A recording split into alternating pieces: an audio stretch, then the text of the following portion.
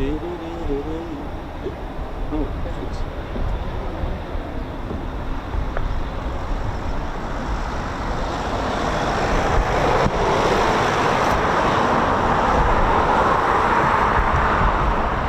good morning, ladies, gents and teddy bears, on this wonderful Friday morning here at Coningsby, and we're back here to finish off the week at Ted's home, so it'd be a lot easier for Ted to finish up the weekend. Welcome to the Ted Coningsby channel. Welcome to Ted's home as well. He lives over there at 29, so he hasn't got far to go. You know, I feel like, you know, his dad dropping him off at work, you know, or school or whatever, after a weekend. Normally we finish up on a Friday and I've got to drive him to Coningsby, and he makes his way and waves goodbye, and poetic license for those just don't ruin a good story, you know how it is. Oh, cheers, buddy. Thank you. Yeah, that's great, thank you. Thank you, mate. Cheers, buddy. Okay, you started now, right? See you in a bit.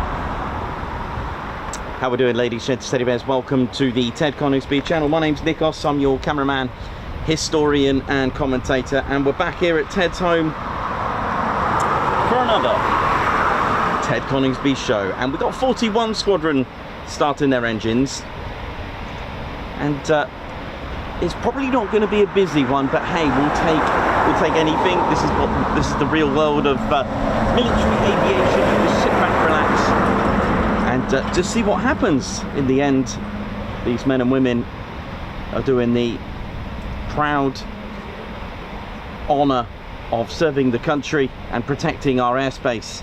So we need to owe that. We're ever in their debts, because this is a QRA station. It's one of two in the United Kingdom, the other one being in Lossiemouth, and there is a third, but that's all the way in the British Islands of the Falklands. You know how it is with 1435 flight, protecting the airspace there. They're a little bit wilder over there because there's not much traffic, so it's kind of like a, well, if Maverick flew a Typhoon, if you know what I'm getting. They've got a lot more freedom over there.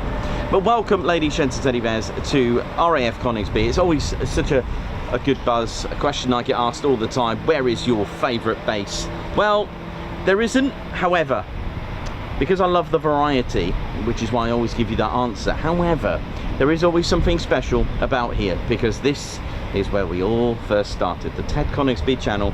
Me, Ted, and a mobile phone.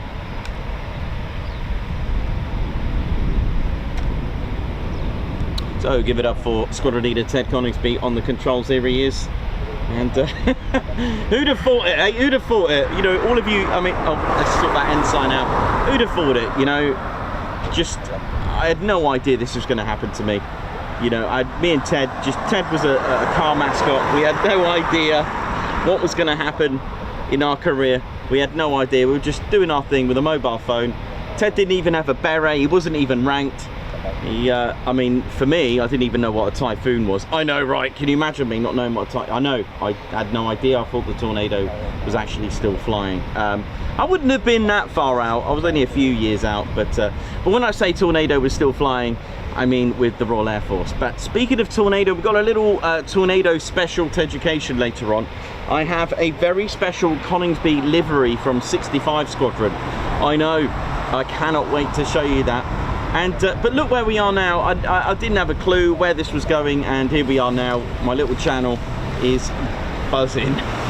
Here we go. And I've made such wonderful, wonderful friends. I've met so many wonderful people through this channel, and when I say people, I do mean you as well. You know, just amazing. There's so many. You know, the community that the channel has opened out, and so many amazing, wonderful men and women of our Royal Air Force and other air forces as well. Of course, we do go to Lakenheath, and we also go to exercise such as Cobra Warrior, for example. So we get to meet some amazing people. Really is, and they are quite special. No worries, no worries. bless. Feel free if you want to take a photo, it's no problem. I really don't have an issue. Do what you want with it. Just make me look good. Well, actually, don't worry about me. Just make sure you got Ted in there as well. But yes, I've got some limited merchandise with me today. I've got some special patches with me today. If you want to come and if you're interested to have a look after the show, I'll put them on the show in a little bit later on as well. Steve here, the burger van, he's here as well, so get yourself some breakfast, brunch and lunch. The car park is quite big actually. When I think about it, when I go to Lakenheath, I do admire how large the car park is here. So this is, we're in the official Spotters car park.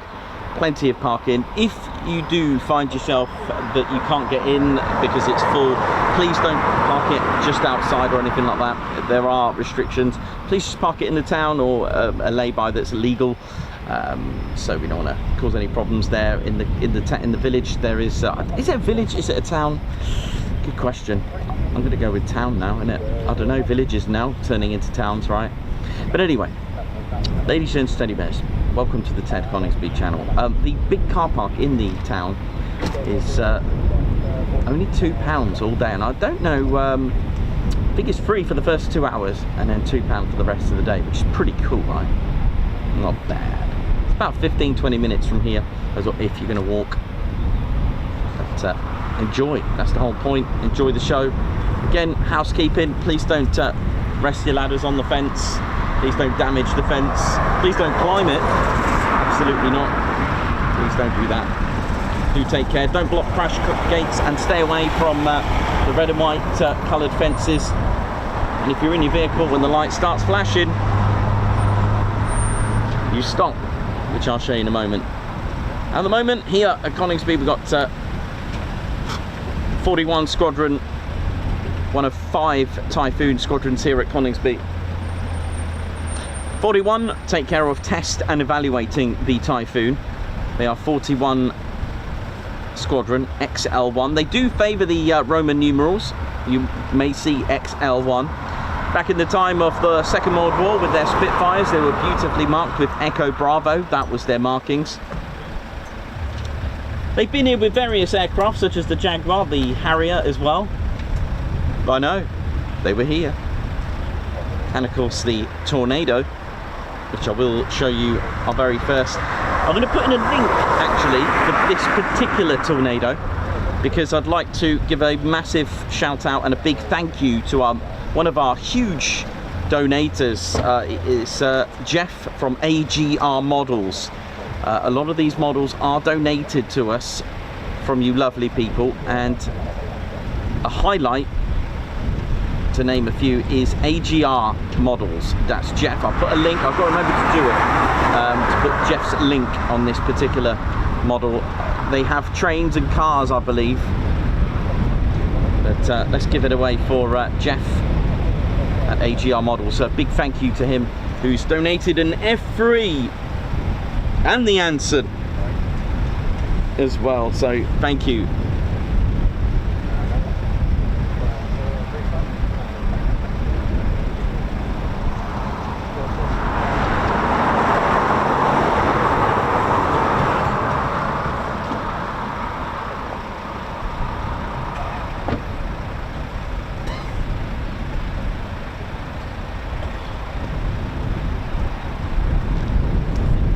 Once again, as the pilots are doing their checks, don't forget to do yours by giving us a thumbs up. Hit the like button, ladies and teddy bears. It does help the stream get out there.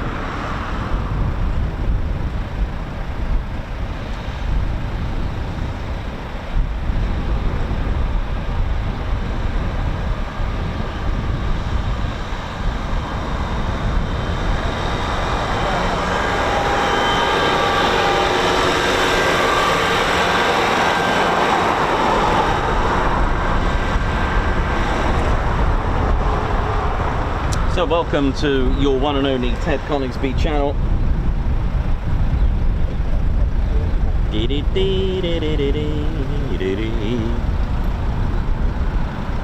So 41 Squadron, the Test and Evaluation Squadron. The other 4, we've got 29 Squadron.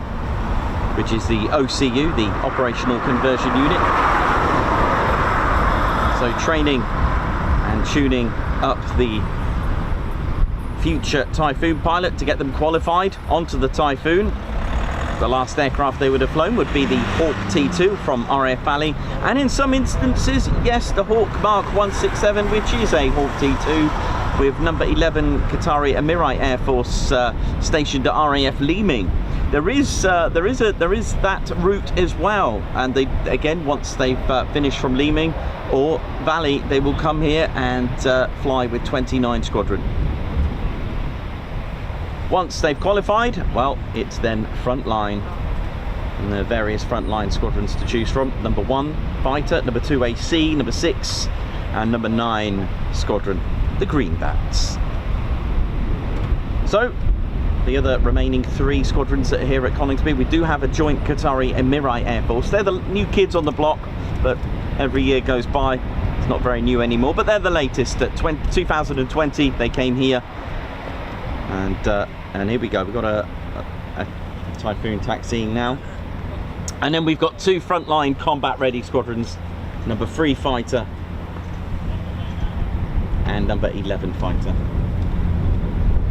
Wonder if we've got a Voyager above us, probably.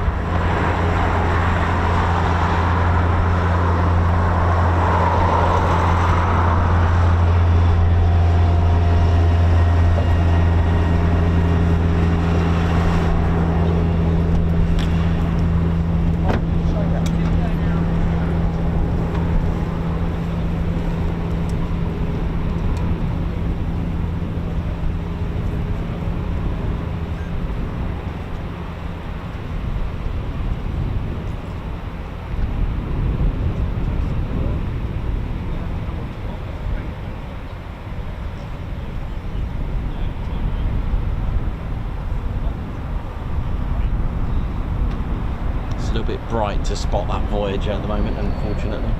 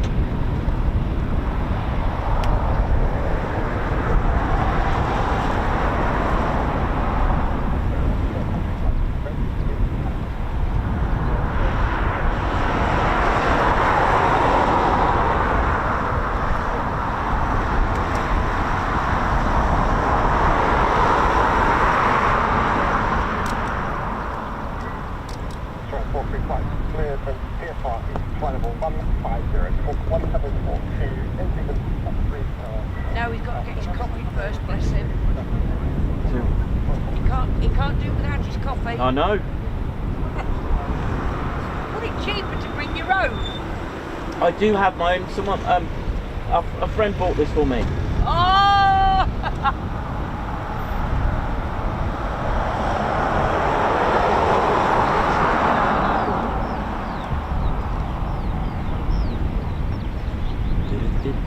Right, there is another Typhoon on startup, so we're going to get at least 4 today then. But even if we just get the 1, you know, it's still not a blank, and it's all good. And where else would we be rather, eh? And today, on a beautiful day like this, certainly would be TED HQ.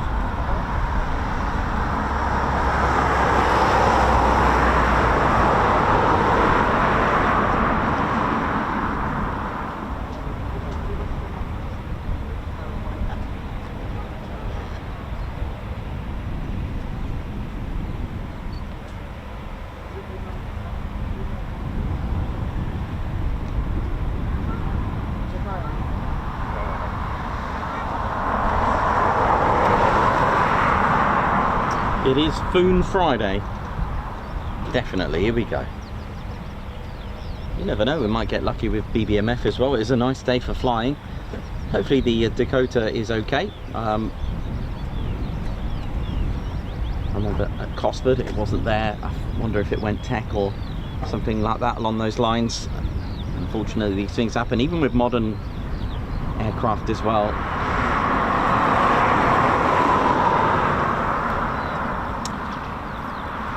Pretty sure, actually I've got a way to remember Coningsby. I believe that it's Coningsby Town Football Club, so that's one way to remember. Big shout out to them as well. Yes, that's how I'm going to remember this, Coningsby Town Football Club. Also, speaking of which, home here we've also got number 17 Coningsby Air Cadets as well, so a big shout out to them. And also we've got various roles such as the Royal Air Force Police as well, and MPGS as well, elements of the British Army through the guard room looking after the station.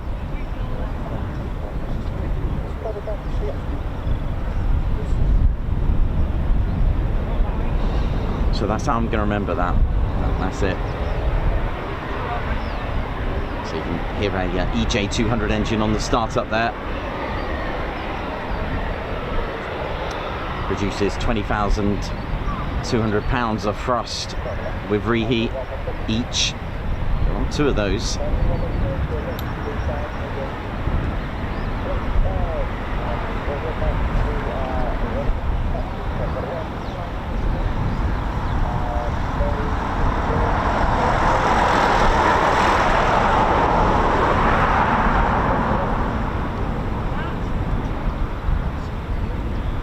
So welcome to the Ted Coningsby channel. If we're tuned in, don't forget to give us a thumbs up, hit the like button, ladies, gents and teddy bears, hit that like button.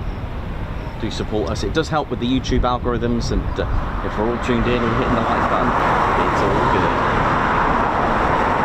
And of course, if you haven't done so already, don't forget that you can subscribe to your one and only Ted Coningsby channel. It is free. You just click subscribe. That's all you got to do, as long as you've got a form of Google account or an account through the YouTube platform, you're good to go.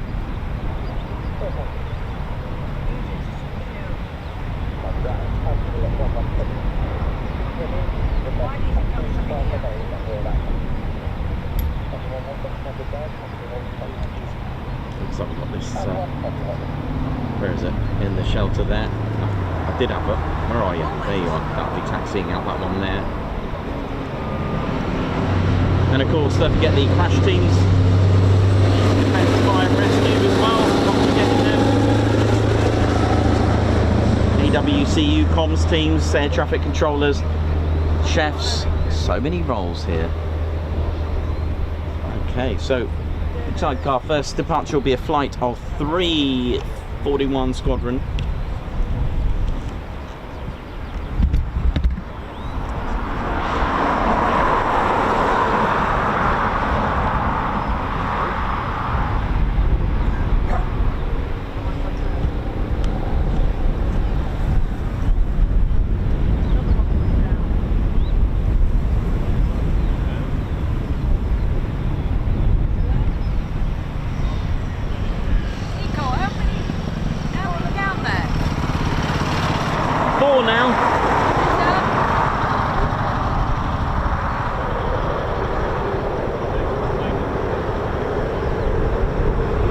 You know how it is. Look at this.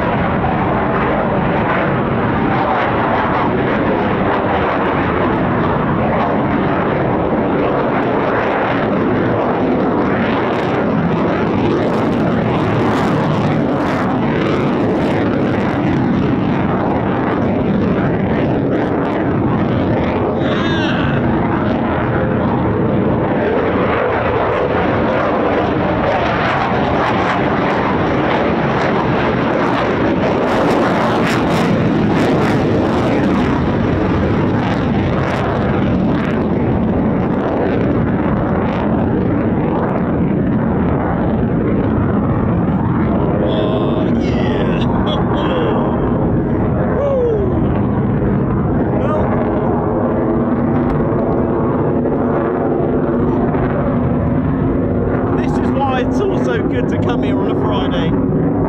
You don't see that often. Due to the thrust to weight ratio of the Typhoon being just 24,000 pounds empty weight, delivering 40,400 pounds of thrust. Even if you top that up with fuel at 11,000 pounds of fuel, you are still pushing out more thrust in pounds than you weigh, which is why you can do that. And not many aircraft can do that. From brakes release in just 8 seconds, it can pull in to a vertical climb, 50 degrees, 60 degrees, straight into a vertical. Now, yes, I get a lot of people saying, oh, but you know, a lot of aircraft can rotate from 8 seconds. Yeah, but it can't accelerate from 8 seconds straight up. And that's all to do with thrust to weight. Now, thrust to weight is affected by your weight. Depends what you're carrying. Typhoons will perform differently, just like any other aircraft. You take an F-35A, which is not a 1-1 thrust to weight ratio. However, you put in 50% of fuel, you've now got a 1.07 thrust to 1 thrust to weight ratio, which means you probably could do something like that. So again, always remember thrust to weight, and thrust to weight gets better and better as you're flying, because you're getting less and less heavier. Does that make sense?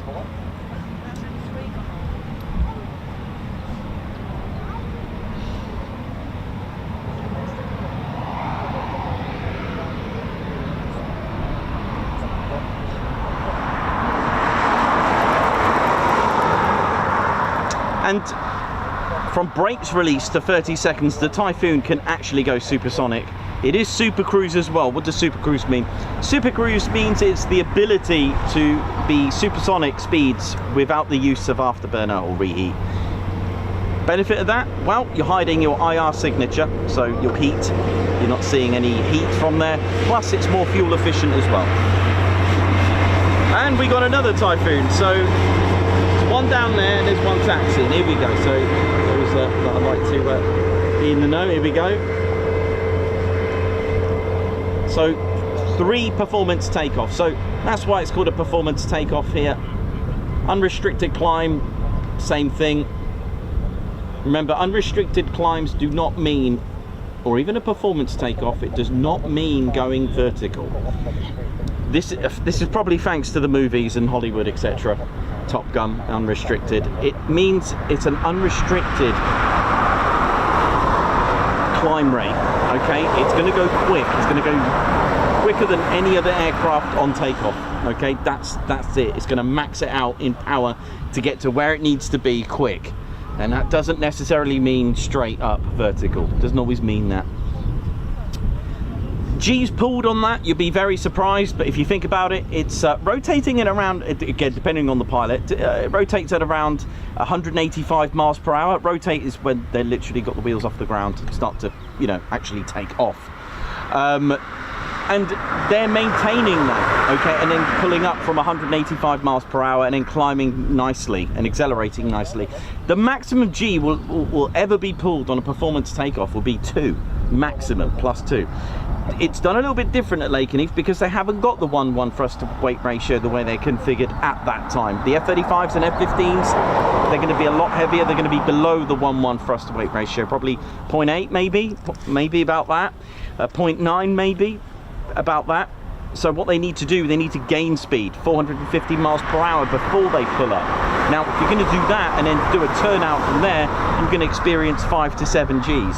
So that's the difference, and that's why they have to take off, go as fast as they can, because they haven't got the thrust to weight ratio. Like I said, thrust to weight ratio, don't be confused as a set figure, because that gets affected by how you have loaded and configured your aircraft. So if the Typhoon was completely laden with 3 drop tanks, completely armed, the thrust to weight ratio isn't going to be as good as if it was just with max fuel and maybe just a 1 AMRAAM or something. Do you know?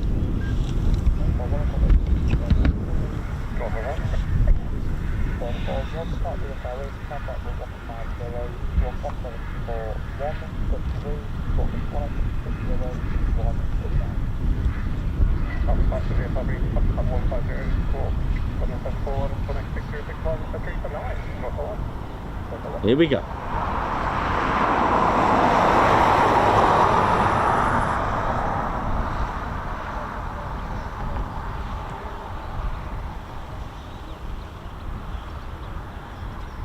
Here we go, PTO I think. Let's have a look. Yeah, it's PTO. Look at the thrust coming out the back from that jelly. Let me zoom out so you can appreciate the climb. Look at this. Yeah.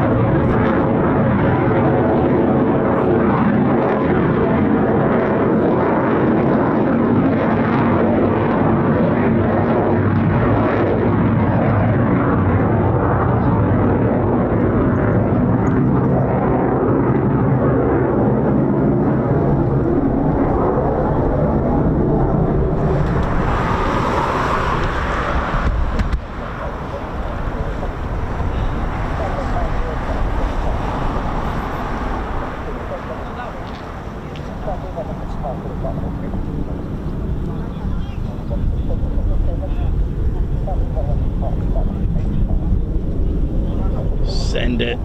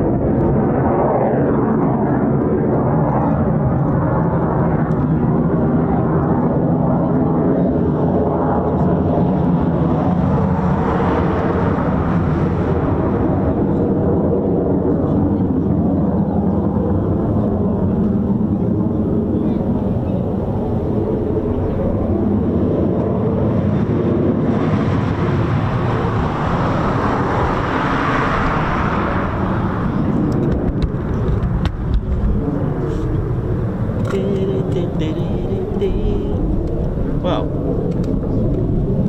now it's just a waiting game for when they come back. So there we go, this is Performance Takeoff Friday, Foon Friday today.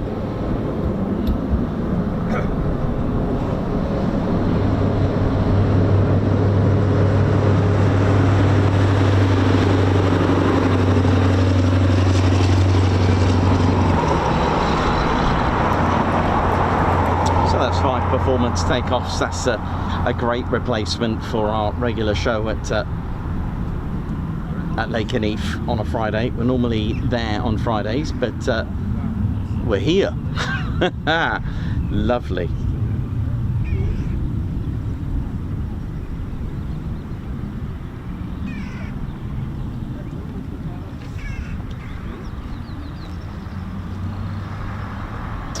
So one of those was a T3, the trainer, the two-seater family version trainer. I think there's about 4 or 5 here, trainers knocking about. Now the single-seater, the Fighter Ground Attack Reconnaissance Mark IV. Now you may notice the numbers. Typhoon, when they first started out, was configured in the Tranche 1 block as a natural intercepting fighter. That's what it was designed to do, to take on the role of a fighter. Hence, they were designated as an F2. The two-seater Tranche 1 was actually a T1, Typhoon. But when all the armament got good and better, with better range, it was then given a different role. In fact, that's why the Typhoon here is called the FGR4, and then mark a T3 for the trainer. Not to be confused with the tranche. Tranche is the actual airframe body type. So the original airframes from the very first manufactured Foons were tranche 1. So they then made tranche 2, which was an uprated airframe to take on the additional multi-role. So it was kind of like an F2 when it first started, and now it's an FGR4. But not, like I said, not to be confused with tranche 4. The latest and greatest mark that we've tranche that we've got here is actually a tranche 3, which can be denominated by the two ports here and here, so that in the future they could have had a conformal fuel tanks on them. But I don't think the tranche 4s have this anymore. I think they've gone away with ever thinking about having the conformal fuel tanks on them. But the Typhoon, a design concept that was even thought about as a replacement for the Tornado, something to intercept, something to take on the role. It was a project which started off with 5 countries originally, and the 4 countries remained. And in fact, you could say the airframes from the Tornado, well, it was already there for them for the taking, and the Typhoon was born. And we'll talk to you a little bit about the Tornado a little bit later on, but at the moment we'll talk Foon. If there's anything you need to know about the Typhoon, like I normally do, give you the full show. It's quite bright actually here, isn't it? Let me turn that around over this way a little bit there now. There we go. Happy days. So yeah, the Typhoon made in 4 different countries. And the left wing Italy, right wing Spain. Now when I say made in 4 different countries, I mean the airframe itself and the engine as well. The left wing Italy, right wing Spain. The centre fuselage made in Germany. The front section, the cockpit, made in Britain. And rear sections, I think the tail, all of it, I think it's all Britain. But the rear parts as well is made of a mixture of Italy and Britain. You've got Leonardo, you've got Airbus from Germany, Spain, Leonardo, Italy. And there's quite a lot going on with the Typhoon for me to talk about and show you as well. Empty, like I said, it's £24,000. In fact, should we have a quick look at a diagram? Let's break it down a little bit. Typhoon before we talk Foon.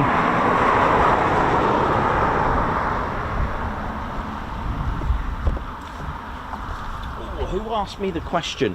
I haven't finished it yet. I know this is going a little bit off topic, but someone asked me a question about was it QNH? I'm getting there. I don't know if this can make, I don't know if you can see that very well, it's a bit harsh light.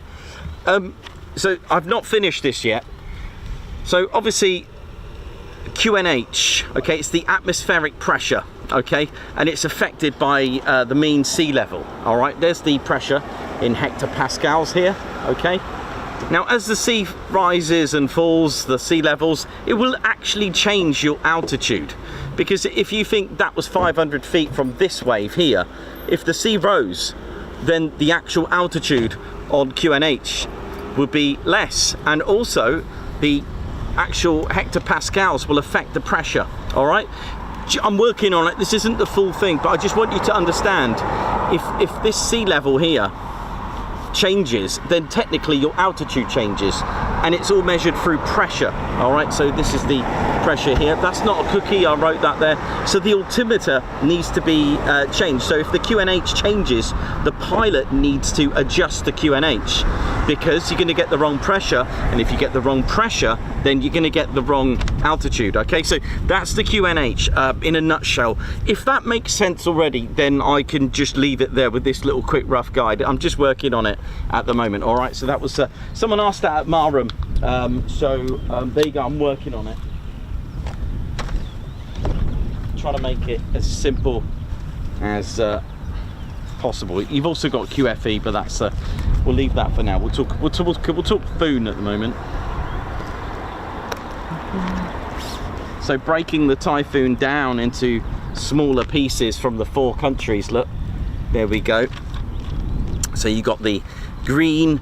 You can take a screenshot of that if you want. I don't mind. Little takeaway there. So green is anything Italy. I've striped the rear bit because it's made. There's parts from Italy and Britain. The yellow being Germany, red. So the right wing Spain. They've also made the leading edge slats here as well. So yeah, there's bits and pieces. Britain making pretty much the front section, Germany making that centre fuselage. You've got 30 kilometres of cable going through here. I mean, if you thought back of your TV and your flight simulator and PC was bad, well, try having 30 kilometres. Again, very, very different cabling. It's not your usual type of cabling that you have, that you buy from you know, Curry's or something, or some electrical store. These are to cope with various temperatures. They're to cope with various Gs, but also so that data doesn't get stolen, because the Typhoon does data transfer as well. So these cables have to cope with not being compromised through data sucking. I don't know if that's data theft. Oh my word. 6 bolts actually connect to the fuselage. So the wings are connected by 6 bolts, okay, each. Only 15% or thereabouts of the outer surface is actually metal.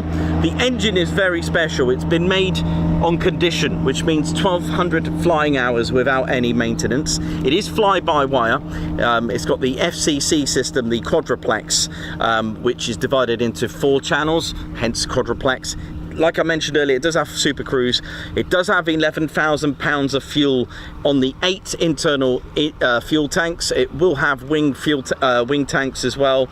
The EJ200 engines, they weigh 1 ton each, and it's got a thruster ratio of 1.2 to 1, which is amazing, and 13 hard points for various goodies. If we break that down even more so you can see these components, I've left it white where it's made with carbon fiber composites.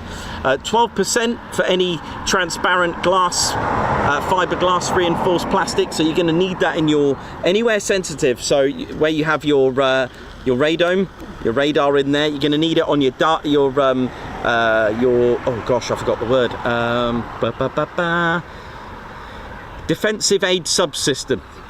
Yes, that one. The MAWS, basically, missile approach warnings, all the the Praetorian, that's the word, I haven't said that in ages. So the very high frequency antenna here, anywhere where you need your antenna, any radar, any warning equipment, it's going to need to have some transparency. The actual canopy is made of acrylic. You can see a bit of aluminium on the Typhoon as well. That's there. Titanium, of course, you're going to need titanium where it matters the most. So the 4 planes where they experience lots of Gs, the leading edge slats, they're going to definitely need to be made. And the fairing flaps, or the nozzle flaps there, the petals, if you want to call them that as well. So there we go. There's an EJ200 engine. Again, the 4 countries making up the EJ, the Eurojet engine. This is the EJ200 engine. You got Rolls-Royce there, you got MTU Germany, ITP Aero, and Avio Aero LTP. So it's pretty cool stuff, and they all make different things. If you want to take a screenshot of exactly what they make, each company. Let's pick on Rolls-Royce today. They make the combustion system, the high pressure turbine, which is here. And they also make the engine health management system, which I always forget it's one of these two, because one of them's the gearbox. I know, I'm going to go with that one. Let's go with that. I think it's there. I don't know. It's 50-50. I've probably got it wrong. It's somewhere here, I think, anyway. Yeah, so, I mean, the airflow for this is about 75 to 77 kilos of air per second. It squashes air and compresses it to 26 times. So if we're all walking around now having a good time, we're all experiencing, unless you're, I don't know, somewhere in the sea, we're all experiencing 1 bar of pressure. The Typhoon's pressure is now 26 times. That's quite savage, really. You know, if you think about it, it's like orange juice cartons that claim to have 4,000 oranges squeezed in there. Scuba diving tanks as well. Think how much oxygen is actually compressed in there. So reason for compressed air, 2 things. 1, economical. 2, is very combustible. And it's a good mix with fuel, so it can, you know, ignite it and combust it. So for those that don't know, the Typhoon's got a 3-stage low pressure compressor. These are blisks. These are very cool blisks of titanium very light, they're all in one. Now, traditionally you have a disc and then blades that you attach that go all the way around. Okay, bit like this. Just so happens I have something like this. This is off a Tornado. So this is a titanium low pressure compressor. See, these discs, they have play and they're meant to have play, but they're quite heavier like that, whereas Blisk is made with one whole thing. This is made into various certain parts. And but the Typhoon does have a traditional disc and blade system, which I'll show you in a moment. So this is one complete unit, so less weight and less things to go wrong and experience fatigue. Then you've got the so this is the 5-stage high pressure compressor.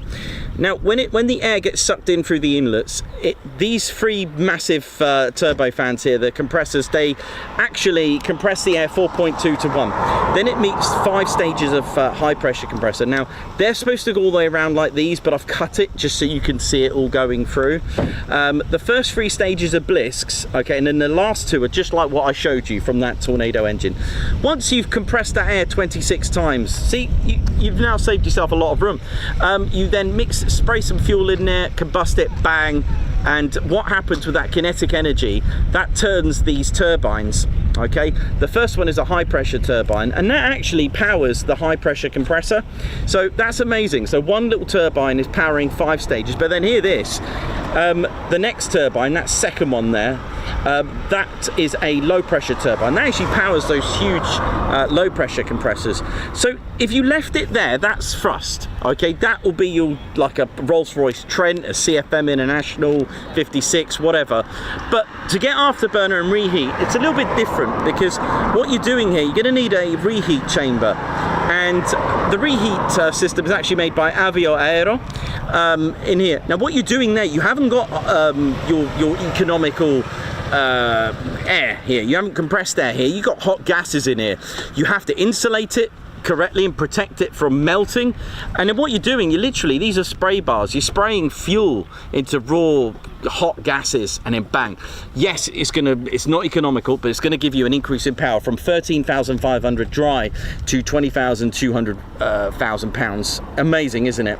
Bypass ratio, the air that doesn't get used for compression and combustion, it's 0.4. So 0.4 as a ratio will avoid and go around. So cooling, better airflow, it does affect it. So it's it's pretty low bypass, isn't it? Oh, look at that.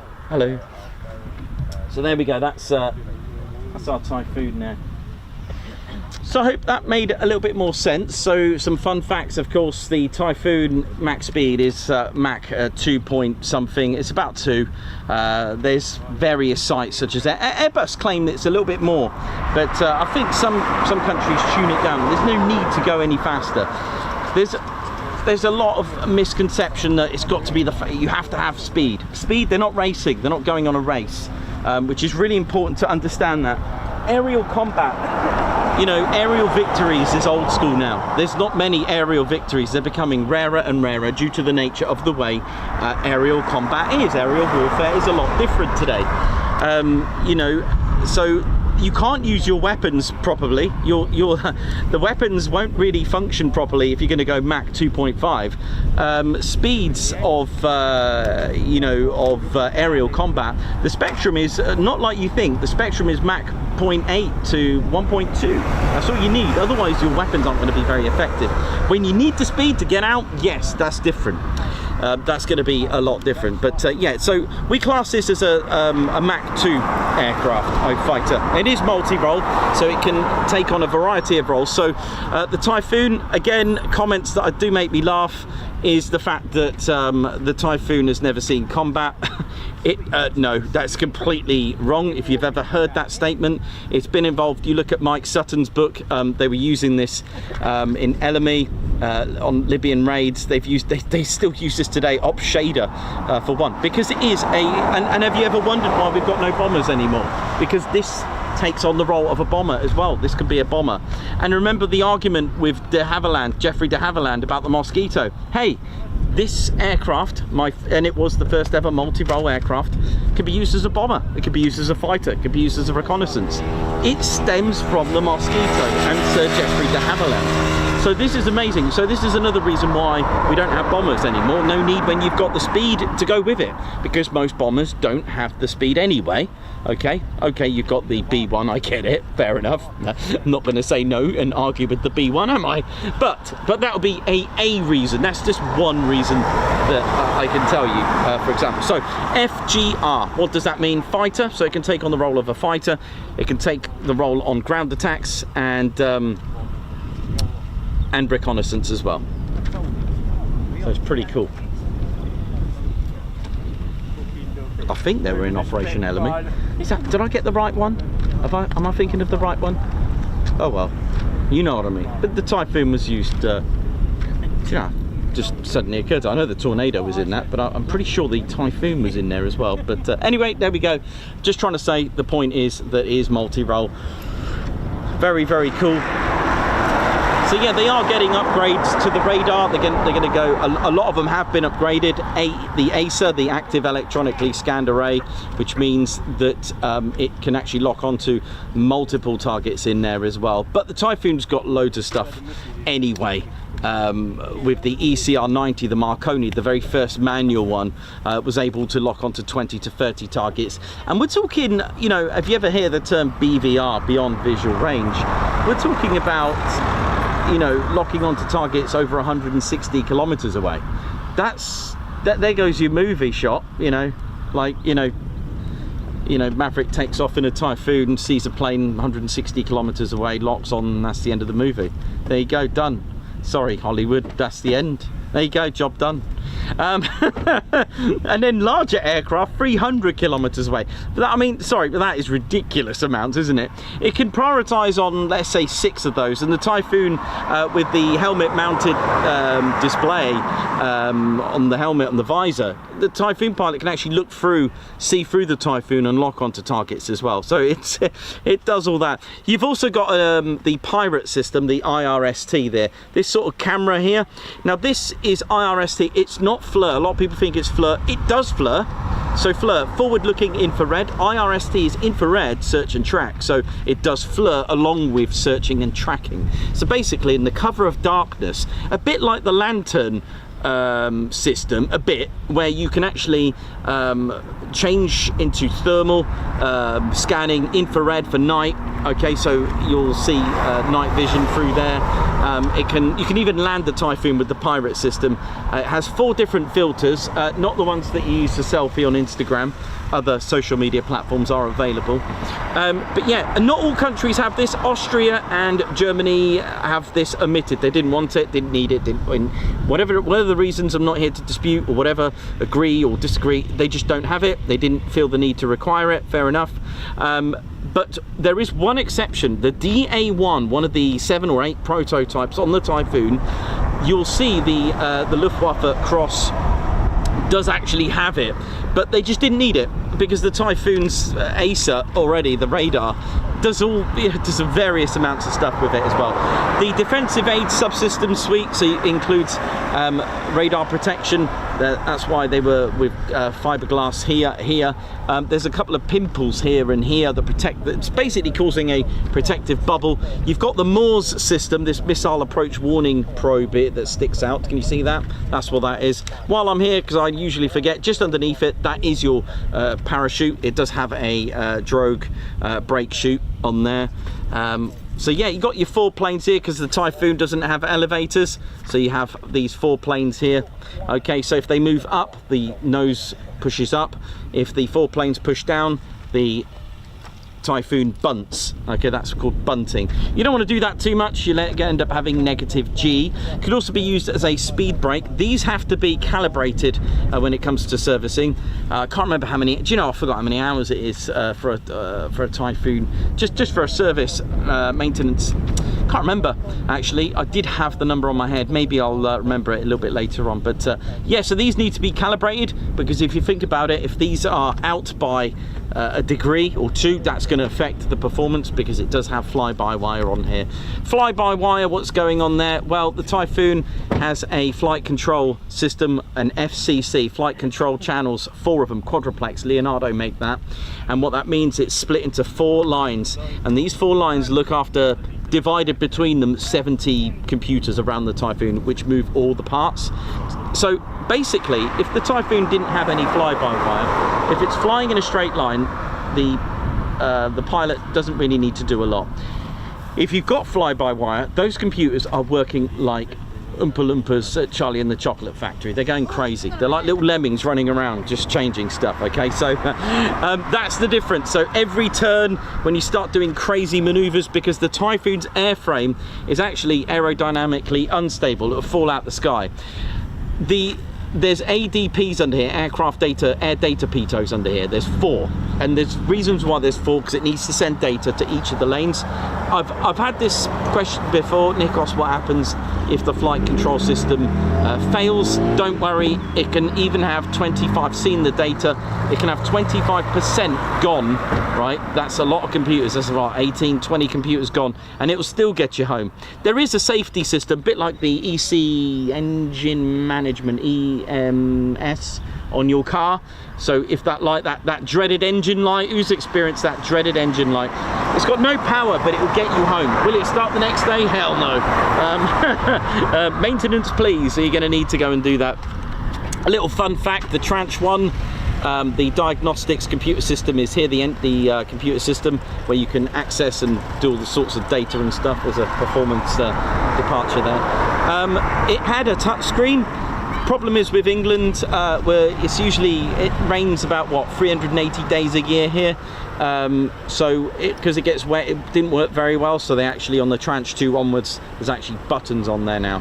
I know, they had to actually have physical push buttons, but it works in the rain, so that'll do. There we go. So what else can we tell you about the Typhoon? Right, so you've got the inlets here. This is a shape of an S duct. Now, I know I've said this before, but the Typhoon does have a low RCS. Now, one of the worst places that you could have your intakes is underneath. Okay, however, there is a lot of radar absorbing material. It does have RAM, okay, on the Typhoon. It's not a natural stealth fighter, don't get me wrong. It's not a 4th gen, it's not a 5th gen, it's a 4.5. It's right in the middle. It's got a little bit of some stealth attributes in here. One of them being the S duct system. What's an S duct? Shaped like a letter S. Your engine is up here, your intake's here. What that means is if radar goes in and bounces around, it's going to return back that heat. Your infrared signature is going to come. There are 2, maybe 3 worst places for radar to radio waves to bounce around. What you don't want is radar returning back. That's how you get detected. The worst places are in here and in the cockpit, and for infrared purposes, the back. But there is a cooling system. They have thought about cooling systems, and I know that the F-35 has an amazing cooling system on the back of the engine. I know, right? How cool is that? You've got a splitter here. This is the diverter for the boundary layer. You can't have, okay, so the Typhoon can go over the speed of sound, but you can't have supersonic air going in there. It will damage your engine. It's spinning around happily.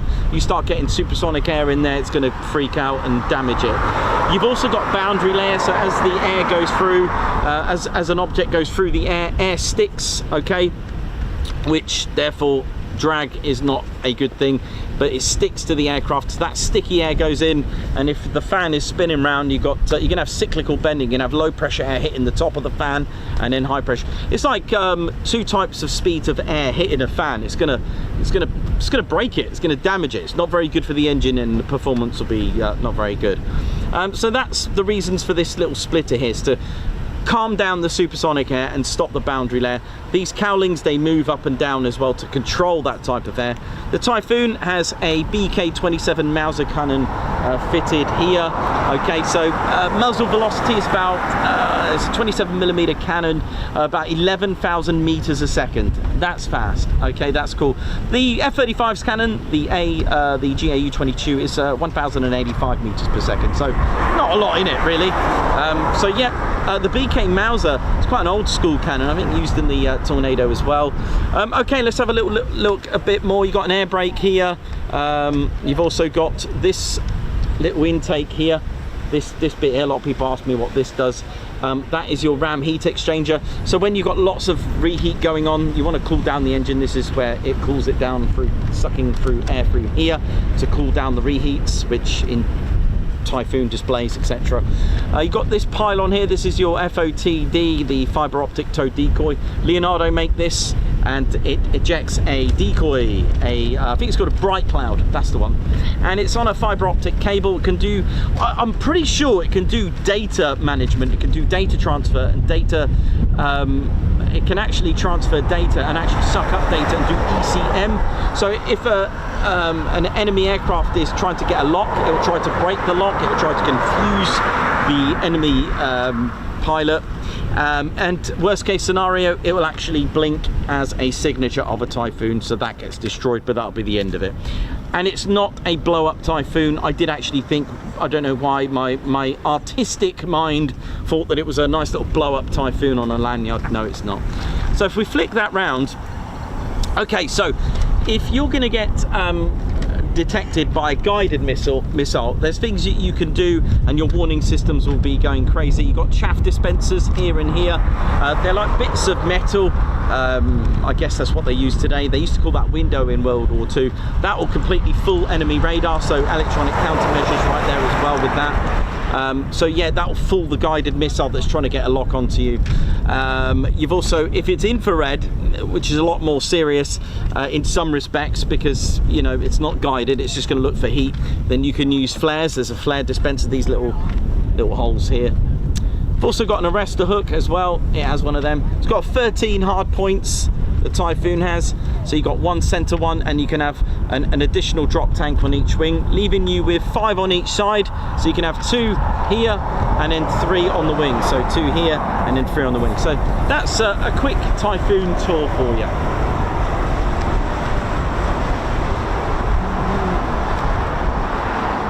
Right, now it's time to find the Typhoons. Where are you?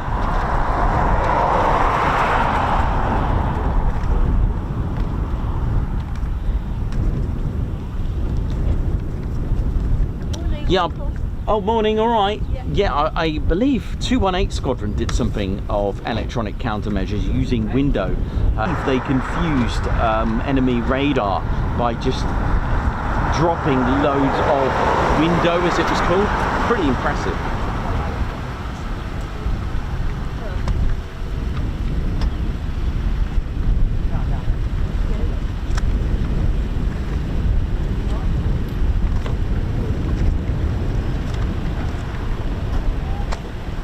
Morning, how you doing, Wendy? All right? You okay? No, I'm fine. It's nice and cool up there because it's always windy.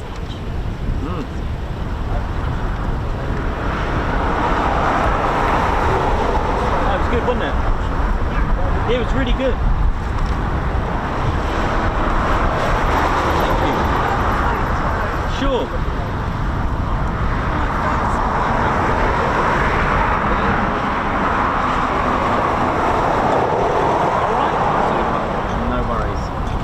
Up at East Kirkby yesterday doing taxi rides in the Mosquito. Oh wow! That was awesome. Did you go in? Did you? Yeah. Do it. Oh wow! Congratulations. Good.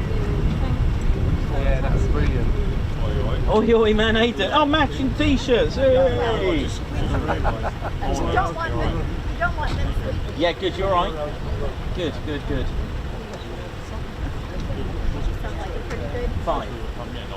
Five in total. All PTOs as well. So it's a nice.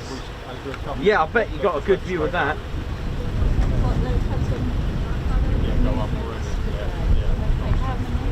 5 in total, so that's all we've got. Oh, you never know. You never know.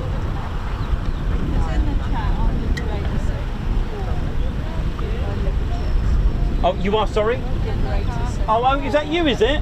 Oh, right, okay. Nice. Nice one. Thank you very much. Actually, let me go and get my battery for... I'm all right for a minute, buddy. Thank you. I'm just going to get my water up here. Just keep hydrated. Oh, thank you.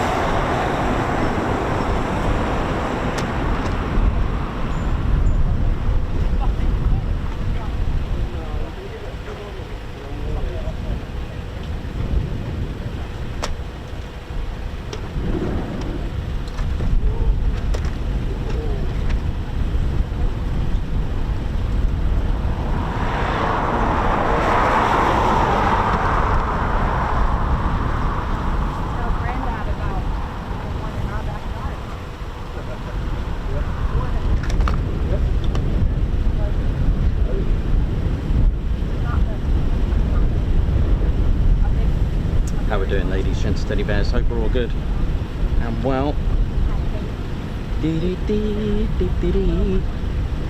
Noticed a question about drop tanks. Sure, give me 1 second.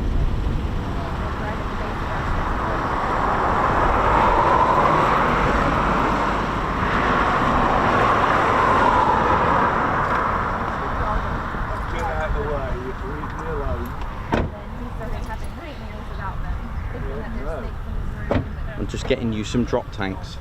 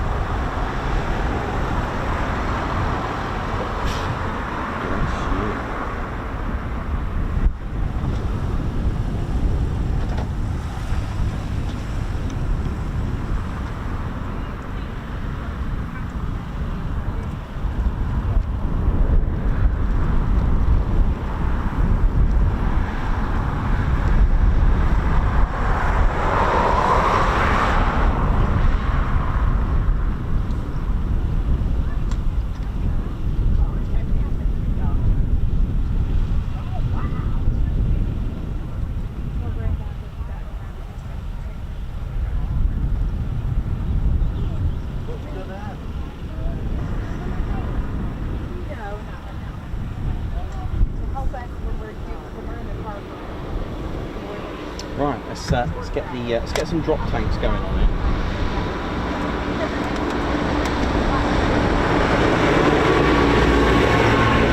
So someone's asked about the drop tank. So on the Typhoon display, by the way, you noticed that Tom and actually most sorry, there's some drop tanks here I found earlier, you know, just lying around. But I'll talk to you about them in a minute. It does actually have each aircraft has a hang on a minute, let me just move that over here.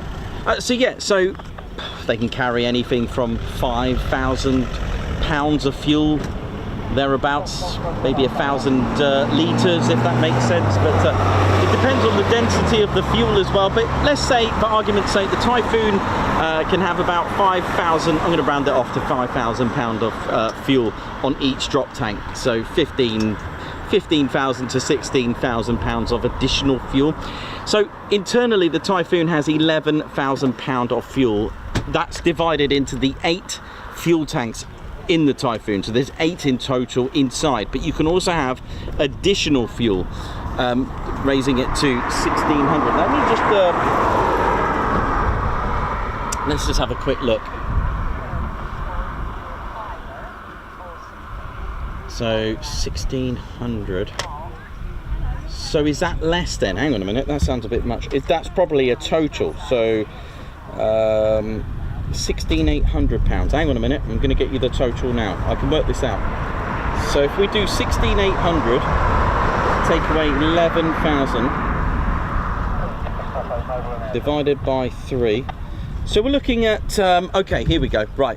So we're looking at, I'm going to round this off to 1,900 pounds of fuel in each drop tank, okay? So the Typhoon can have 3 drop tanks. So I've got, these are off a Tornado, by the way, these ones. So you can have these big uns here and here. So in total, the Typhoon can have a total additional of 5,800 pounds of fuel divided into the 3 drop tanks, which I've worked out about 1,900 pounds of fuel in each drop tank. The pilot can select with the drop tanks. Now here's the thing, you may notice Tom doing his display, and amongst other Typhoon pilots from the Royal Air Force, display with the centre drop tank. On a personal level, I love it, I like it there. I don't know why, I'm just used to it, I just like it there. It's just something for the eye additionally, right?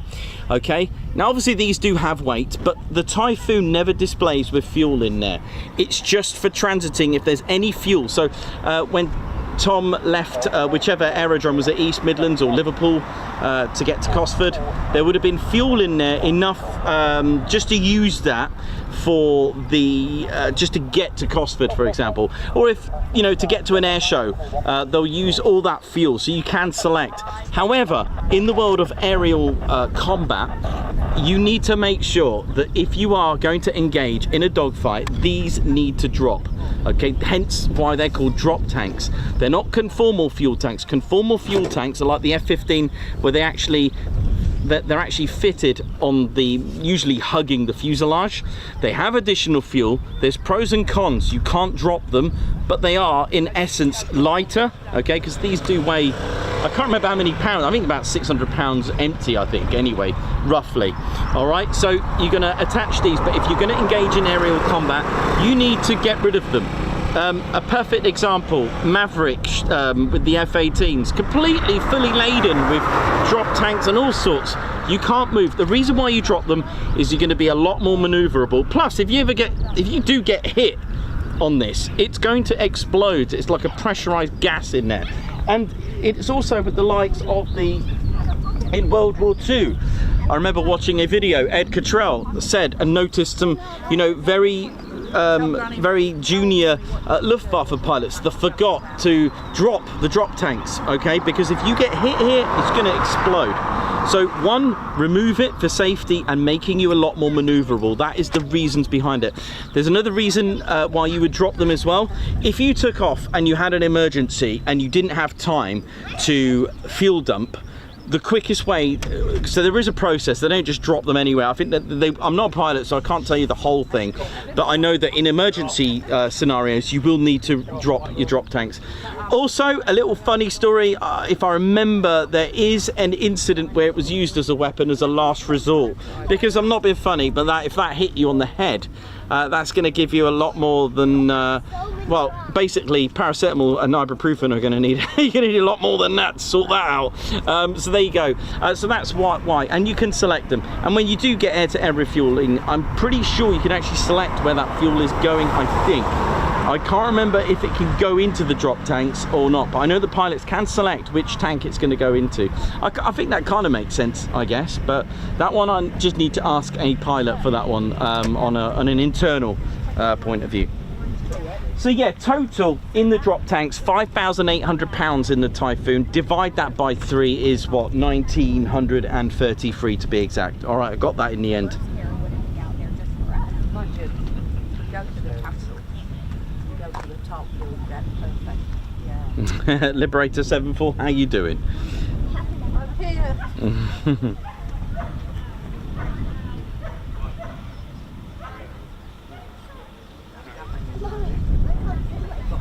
You sitting down there?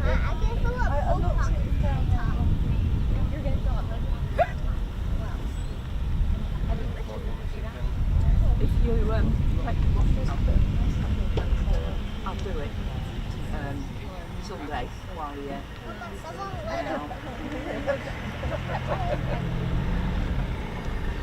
don't pick them, they're only stones, alright.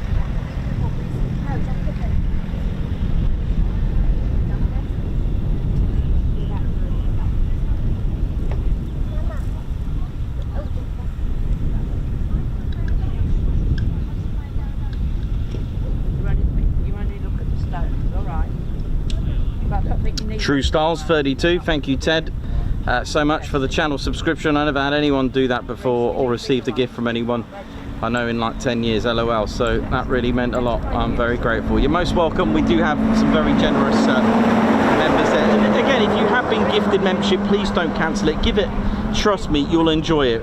We've got so many members, and you may notice a lot of them have been a member for in way double digits. We've got some that are over 3 years of membership, which is a true testament to how fun and good the channel membership is, because it does help the channel grow, because it will feed the van to get me around the country. A lot of people notice how many miles I do, and you know, they do need service in vehicles. Okay, you do need to change your tires, you need to keep them legal, the whole van needs to be serviced. Fuel isn't cheap, we know that, not going to go into details, but it is, regardless of the world, whatever the world's doing at the minute, fuel still isn't and never has been cheap, apart from when I was in Greece in 1998. That was pretty cool. 10 euros used to keep my moped happy for a month, I think. Oh, those were the days. Anyway, but yeah, so thank you, and you get a lot of YouTube perks and some external fun as well, because you can have access to our Discord server, which is members only. You can also get members only discount, priority tickets to our events as well. Right. Well, I found like kind of rainbow. See?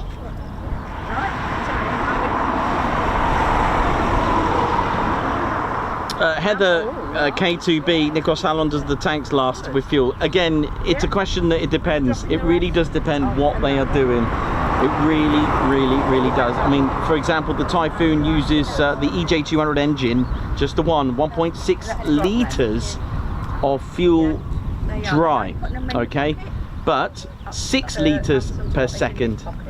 Sorry, yeah, 6 litres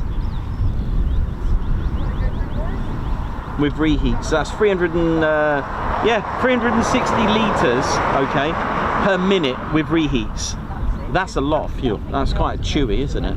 So there you go, 1.6 per second or 6 per second.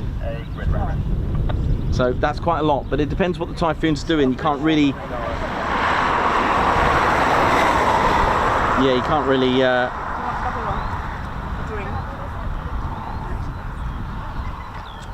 you can't really give you an answer for that. Karen Glenn, how you doing? Hope you're good. Lots of members, if you're there, give us a shout. Let me know how you're experiencing the membership. If you're enjoying it, let me know. Well, there's Karen Glenn here, who's been a member for a very long time.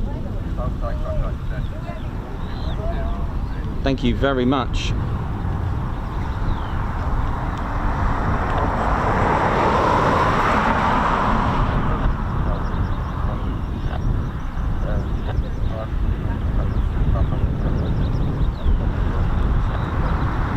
Sharon Chapman, thank you very much as well. Thank you to the TCS for your kind wishes for our anniversary yesterday. Woo-hoo! Got a Nigel Edwards there. Hi Ted, can you give a supporter of the channel named Julie, who's sitting to your left? Cheers Ted. who's there with us. Hello, Julie. How you doing? All right. There we go. At your service. Wibbs, how you doing?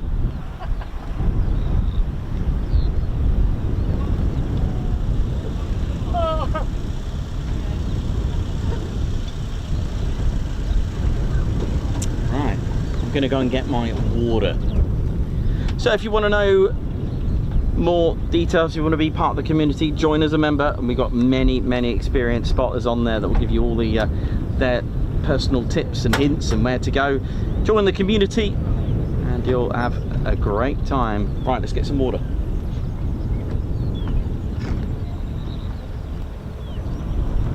Don't forget to sign off.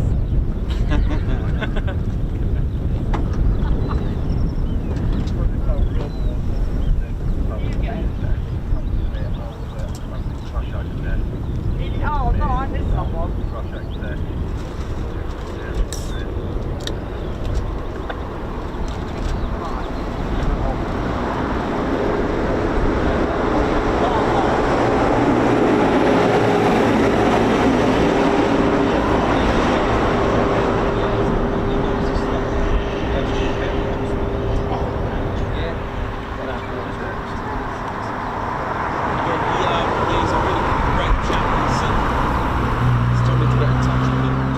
Videos together and stuff, so that'd be nice. Yeah, that'd be cool.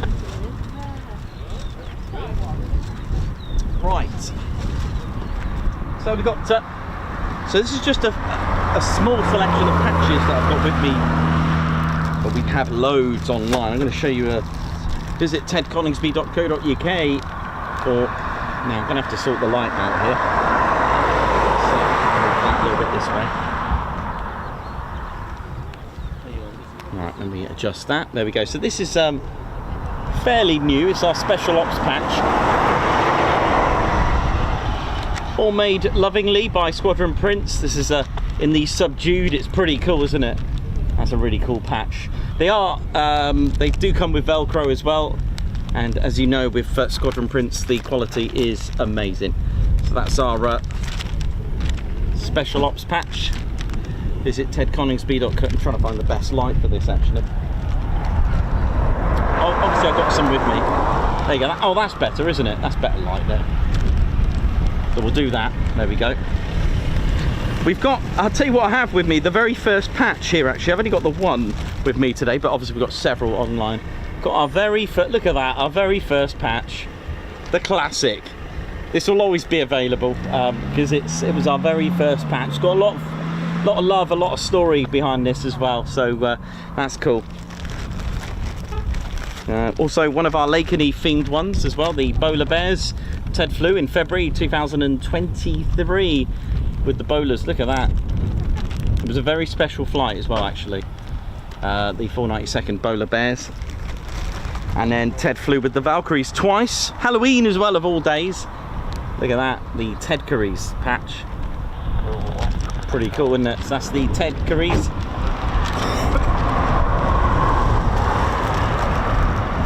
And also with me I have the because Ted does lose his beret from time to time through excitement, the Beret Recovery Team patch. I know, again made by Squadron Prints, and it does come with Velcro as well. So there you go. You can visit tedconingsby.co.uk. If you are a member, you'll be able to get discount on that as well, on all our items, excluding any sale items, by the way. You may notice if you try to use your discount code on something that's on sale, it won't work.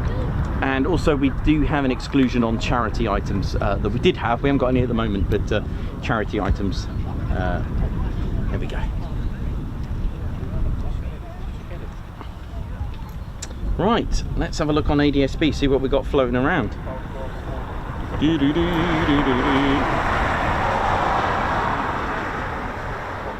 Okay, so, right.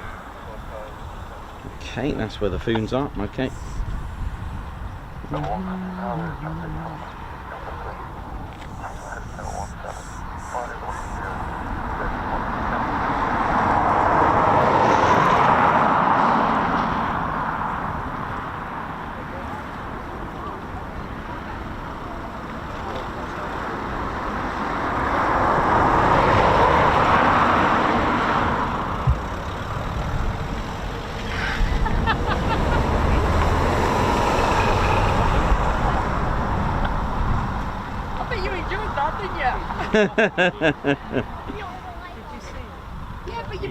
but you've only got half your head in.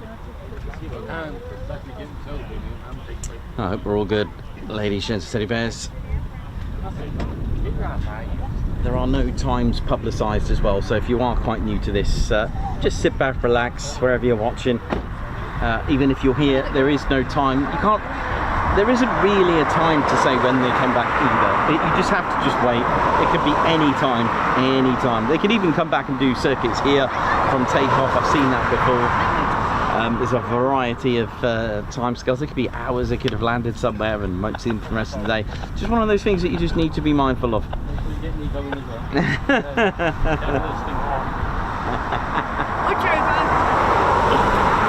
Feel free to have photos with me on the van. Well, not on the van, but you know. while I'm on the van. Time. Nice one. Thumbs up this time. Thanks, Rainbird. Hope you're all good and enjoyed the PTOs. Yeah, it's a nice. Again, we've come here regularly. I think every Friday we've come here, we've had PTOs, which is kind of telling me something. So when they come back, what we'll do, we'll talk Tornado, because that was like Marham, like Lossiemouth. It had a bit of a legacy with the Tornadoes here, and it's nice to show you a new model that I've got. It is an F3 as well.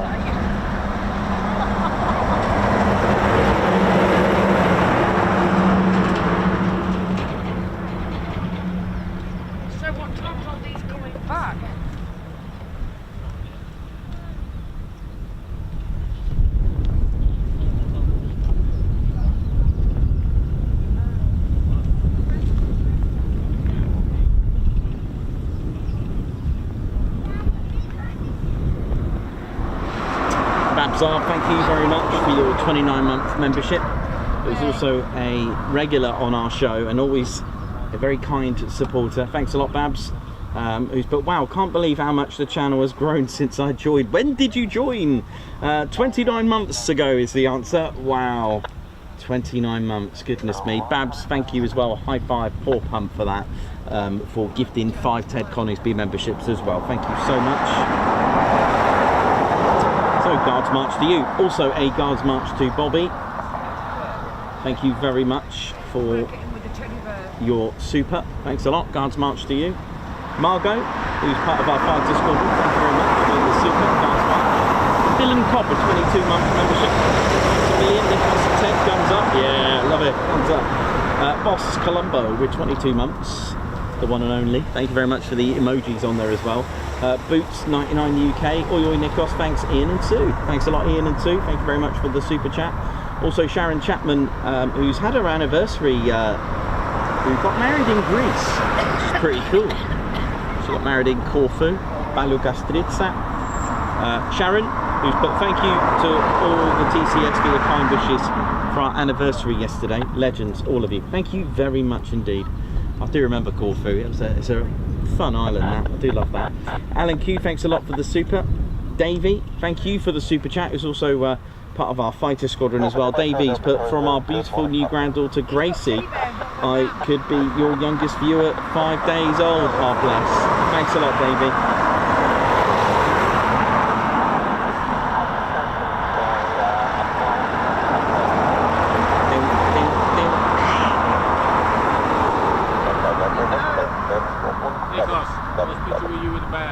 Oh, okay. Yeah. What's the little flag? There's a flag as well. You right? There's a flag as well. Oh, yeah, sure. You want to shoot the bear in the flag? Well, you told me to get one, but the one shoots you too quick for me. I want to take that. That's even better still.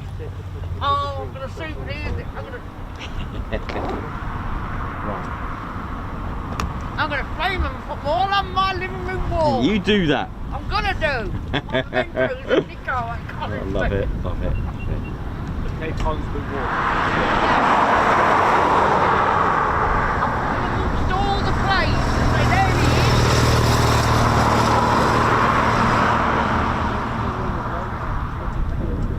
Right, I think we're fine.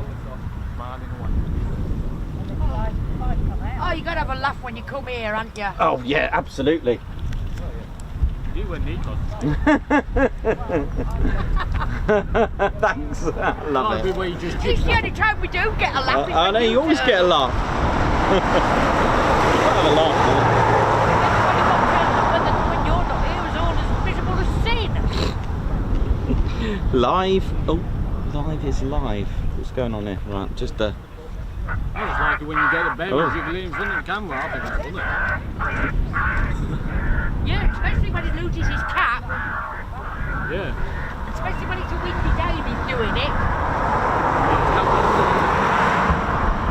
He's sitting on his lap. What? Has lost his cap.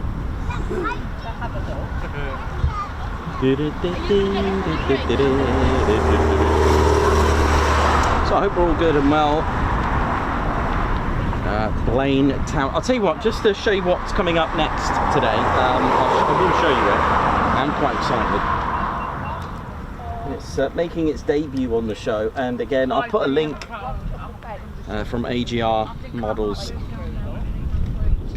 and you're gonna love this. It's a Coningsby jet. It is Zulu Echo 907 65 Squadron, and I just want you to enjoy this. Look at this. Yeah, it's getting a bit Isn't that just delicious?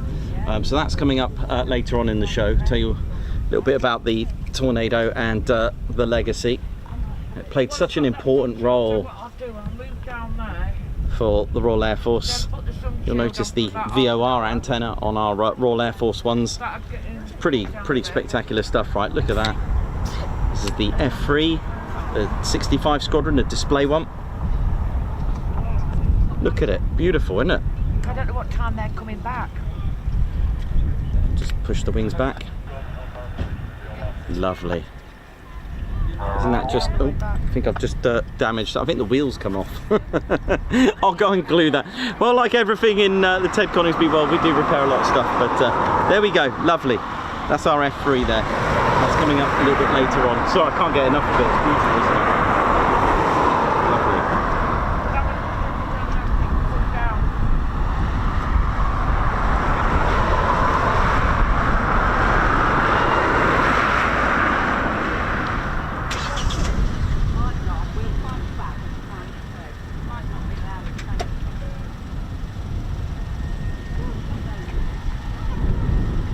Just realised I need to put the tyres on. I actually don't have the tyres on here.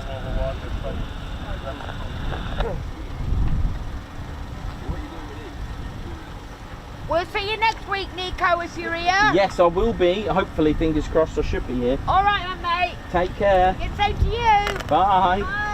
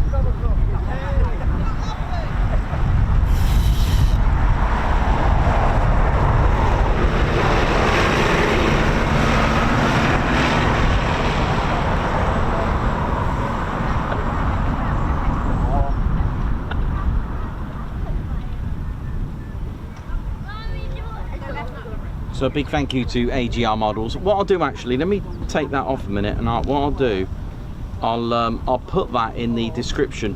Actually, I'll leave it there. It doesn't really matter. I'll put it in the description of the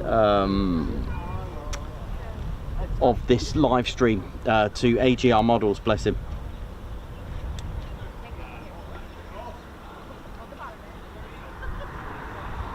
And that that very jet, that very tornado was stationed here at Coningsby, that 65 Squadron.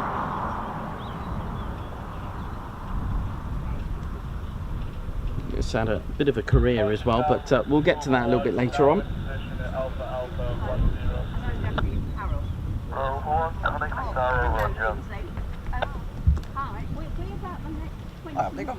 How you doing? All right. Not too bad. Good. Recognise me? Yeah, how's it going? Okay? Not too bad. Yeah. Not too bad. Down at, well, stopped at Tatchell Lake. Yeah. We were down there for a few nights. Nice. Enjoy. Been up there once or Yeah. twice. Oh, it's lovely. Yeah, it's good. It's a nice day as well today. Beautiful. Yeah, it's lovely.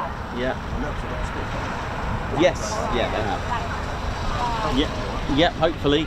Hopefully, it's a nice day for it.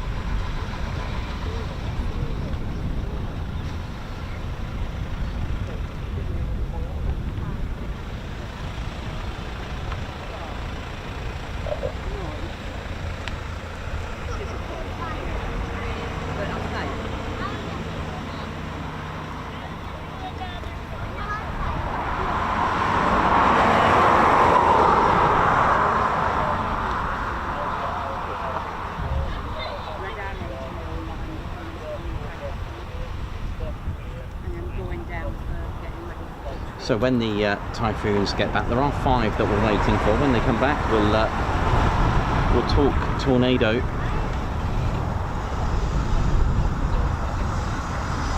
Which that particular one was, did have a bit of a nickname, the red and white zebra or zebra.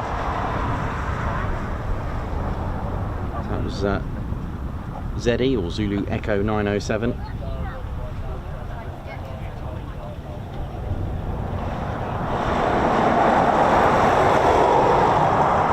It even had Raspberry Ripple, if I remember, off the box.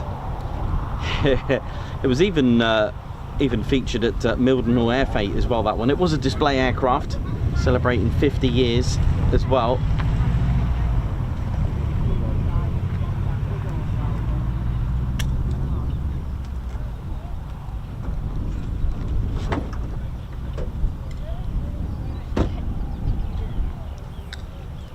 So at the time it was Flight Lieutenant Fred Grundy and Flight Lieutenant Martin Parker, whose names are on that cockpit as well.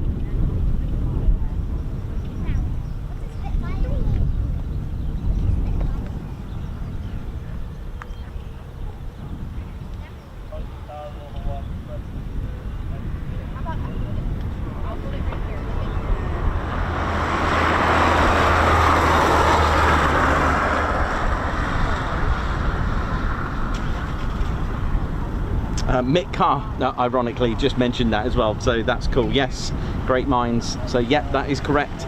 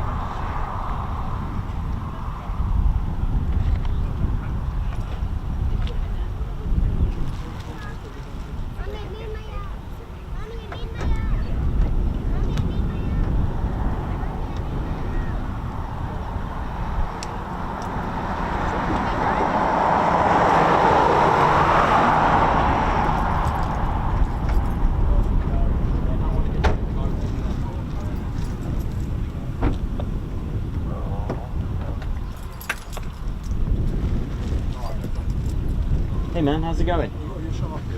I should have.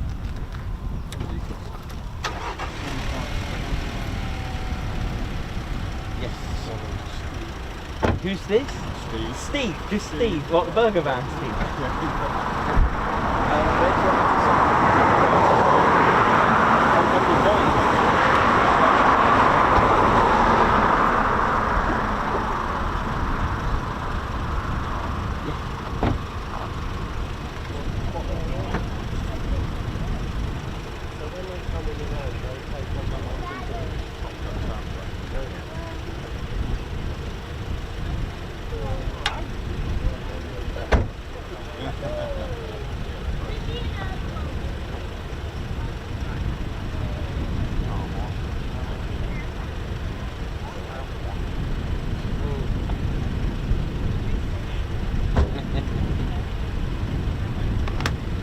Best I can do because it does bleed a little bit. And Alex, cool. It's in there, tucked in aside. No worries. Oh yeah, sure. Yeah, no worries. That's fine.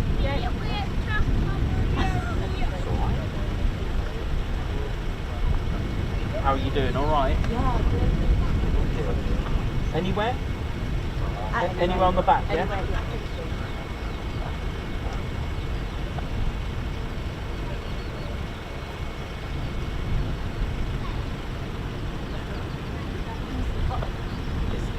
Because it's always windy up here, it's got a nice breeze. It's quite nice. Good. No problem at all.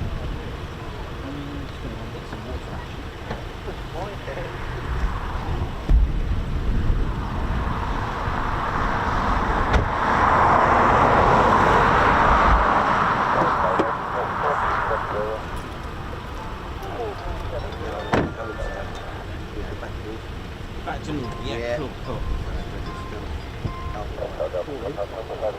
Nice. Say hi and Yeah, no worries. see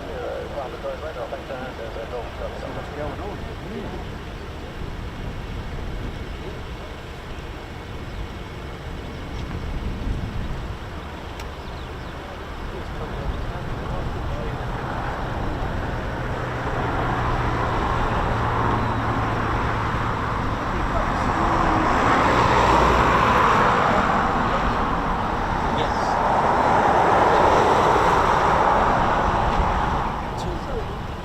No, no, it's just here.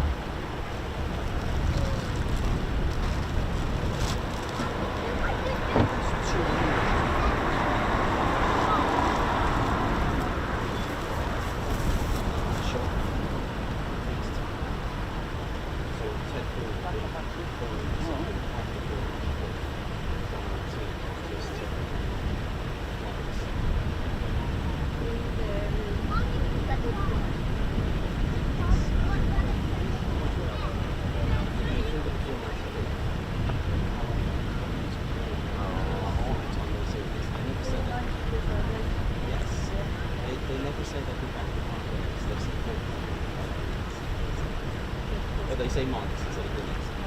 It always cracks me up because it's very precise. Just basically, we'll be there in under 5 minutes. So I thought that was quite a nice little touch. The bowler bears. Yeah, because they're the bowlers, the front and the second.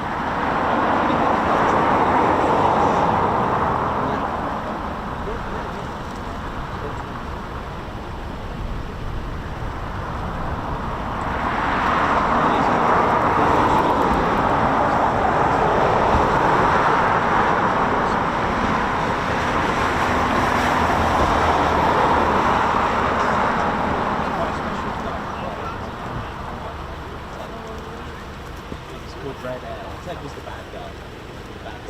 He was in the red team. Yes, lovely photos. Yeah, no problem. Yeah, it's fine. Thank you. Okay, 3 comments.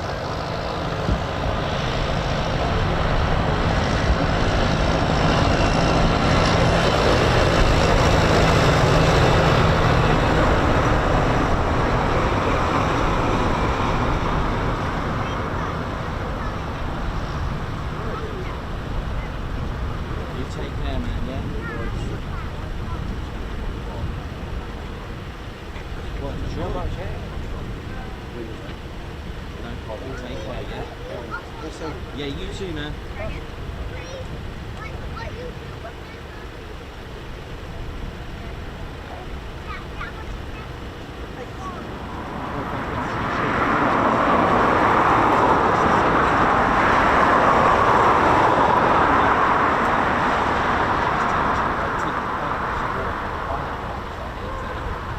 they were allowed to wear red caps as the bad guys. So Ted's getting ready, so that's his flight. See, yeah. And that's the certificate to prove that they flew. I mean, that's great, isn't it? Yeah, I know. Have you got video of that? There's no video of it. No, but Ted went on a NATO mission. He's floating around out there. I think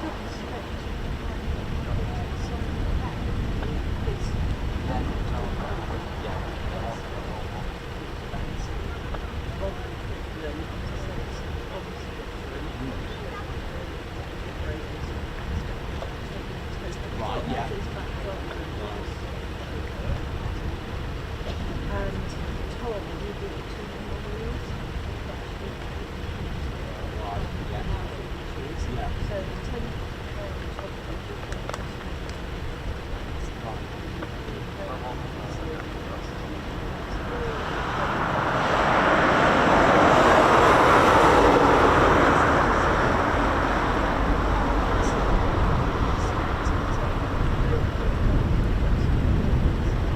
Yeah, fair enough. Yeah, I get that. we did everything, but it was arranged all overnight by our friend Tom Moore and War, so we took that time to get license and passport. We could take photos inside the building, but not outside the building. Because we were up in a 36 Well, I do collect Army Air Force pendant. Oh, I collect Yeah.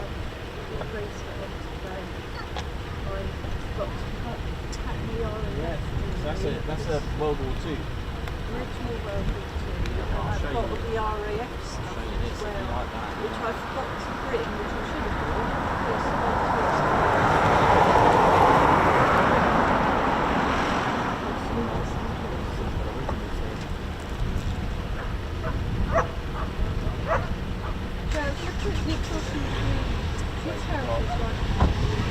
Yeah, so you've got that's a quite special enlisted one. These are, I think that one's probably my oldest. Oh yeah. That one is enlisted, so that would indicate that that's World War II.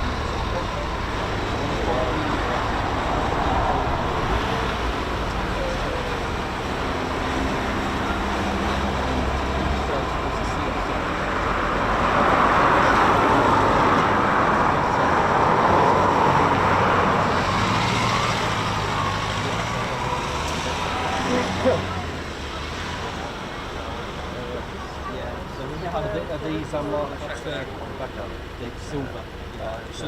Yeah, They're all marked. They're all Join. These all have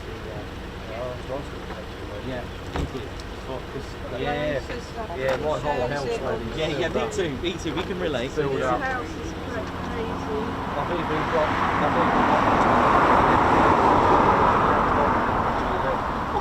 We worked in film clubs. So Nice. We get to make That's great. museums, guys, and you should have a quick look. Well, why not? When to get We to see? brought it up to these the guys up there. Wow. Great customers.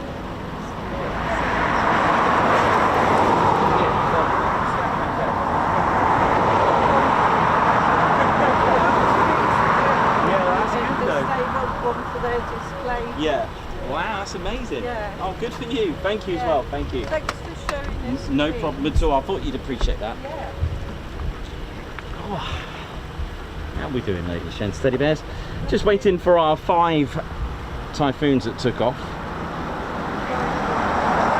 And they were all performance takeoffs as well.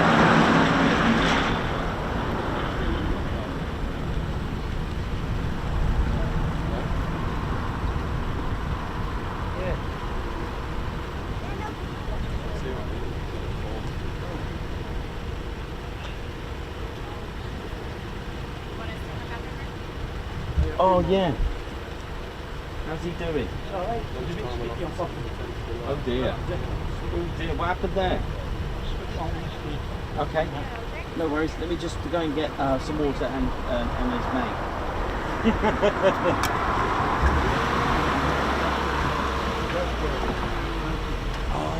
gosh, really? I used to live in Boston.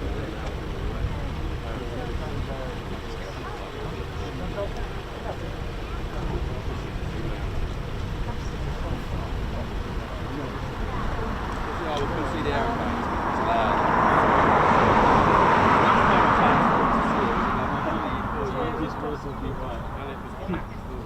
In and out like an airport.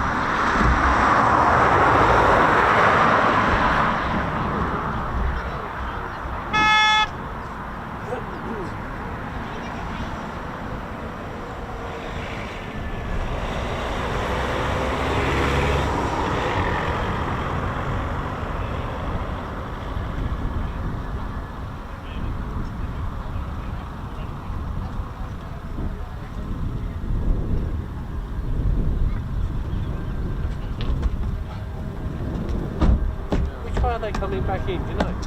They'll be coming towards us. Oh, they'll come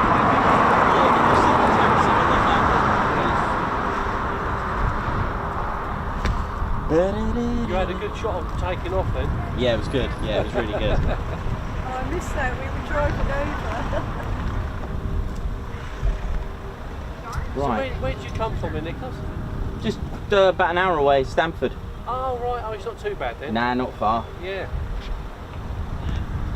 Are you doing the South Coast airshows? Eastbourne. Going to Eastbourne, yeah. If you get a hotel and guaranteed vouchers, I've got one. yeah. I've got one. Remember the other year, Fire in the you little booked wheeze. a room, didn't you? And they said you'd get great view. Oh, it's fine, but last year it was sorted. Last year was mint. It was Go really to good. the same place? Yeah. Yeah. Oh, Yeah. No, they give me the permission to get up there, so fantastic. I've got access on the roof, so that was nice. Yeah. So try and do it all properly, you know. Yeah. When is the air show? I can't remember the date. It's somewhere in mid August. Mid-August, yeah. Right. Good to see if Here we. Masons are doing the trip together. Here we. Right here now. My name's Reggie, part of the RAF regiment here now. Just doing me perimeter checks. Oh, there's Bazza there. He's just Bazza. Here we. All right now. Yeah, I'm all right, Bazza. How you doing? I'm all right here now. Well, what's the deal? What's going on there now? Oh, you know, the usual perimeter checks there now. Yeah. Has it been busy? No, not really, Reggie. It's just doing the usual, you know. Yeah, it's been all right today. Trying to keep an eye on these. Yeah. We're gonna have to look. We're gonna have to have a look at that guy's van. I think he's got something dodgy in there. Yeah, we're gonna have a look there now. Yeah, I think so. Yeah, and the only thing about this time of year, Reggie, is that we got all these bugs flying around.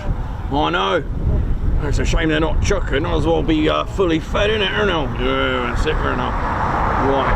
Oh, that's it. It's been a pleasure, mate. Yeah, you too, Reggie. Right, I'm off to do me patrols. All right, Reggie. All right, Reggie. Take care, Reggie. Yeah. Things with these type of days there now, you get all these bugs and that there now. But yeah. Don't know what to do about these bugs.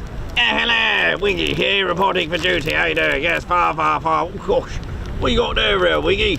It's me, Citronella. Citronella, is that your new girlfriend? No, you silly monkey. It's me Citronella. What's a Citronella? What does that do? Is that like type of car or something? No, these sticks. What's a stick gonna do? We're just gonna fight off all the flies there now. You know, I sound like Reggie now, but you know, never mind. Nicholas has got a few problems there. Oh, yeah, but all joking aside there now, what's these sticks gonna do? Well, you light them up, and then, well, children, be careful. You gotta light them up, like adult, you know, guidance and that. Yeah, but they're a bit dangerous, aren't they? Yeah, to the flies. Well, how does that work then? Well, don't like the smell there, you know, it's not very posh for them. Oh, it looks a bit dangerous. Yeah, it is, look, hold it. Oh dear. See, I told you it works.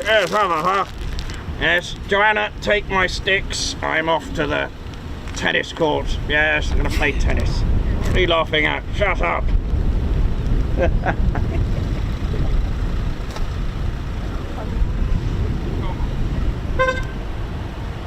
See you, man.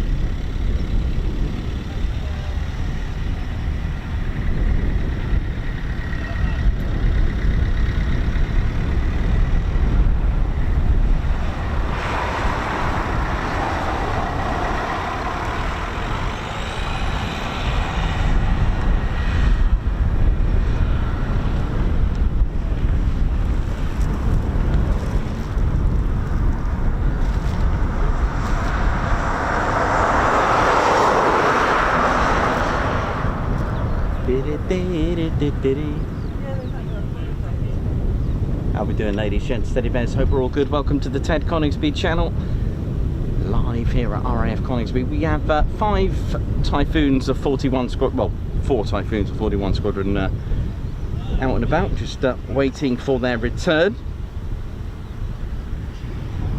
Sandy Bailey, looking forward to meeting you at Eastbourne. We managed to book a hotel for 2 nights. Let's hope for a good one. These takeoffs were epic. They were indeed performance takeoff Foon style.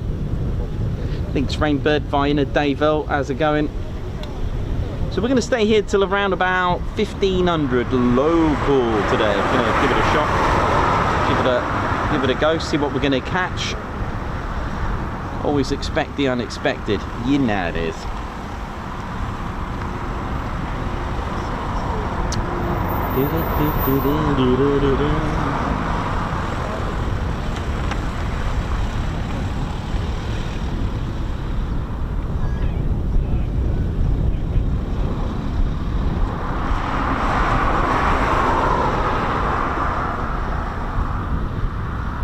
Thanks Rainbird, thank you very much. Lewis Peter, how you doing as well? Welcome. Margot, Christopher Carr.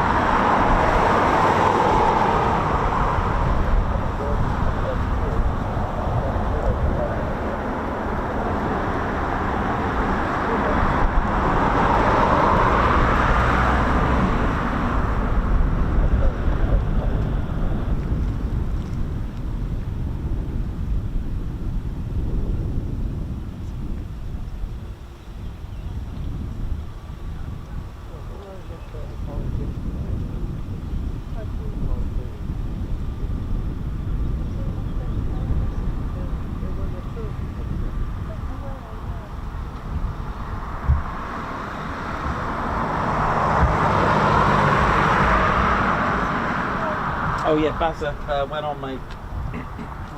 He went on. But, it was a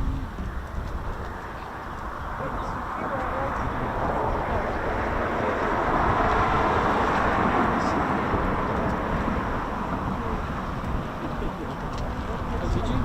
I didn't hear you. Sorry. I didn't hear you.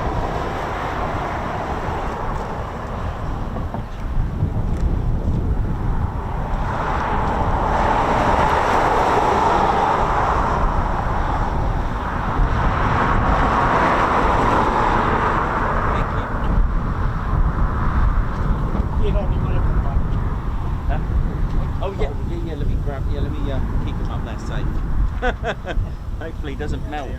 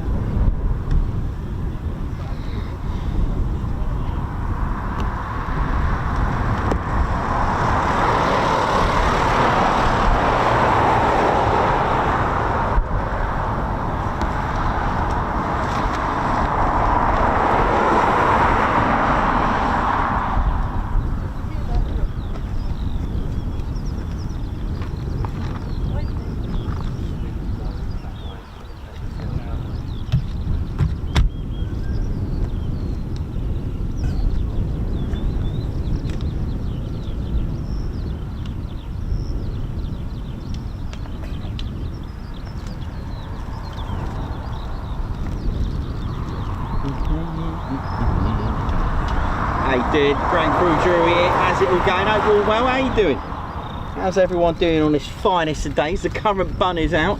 Hope you're all enjoying it. Hope you're all enjoying the rays.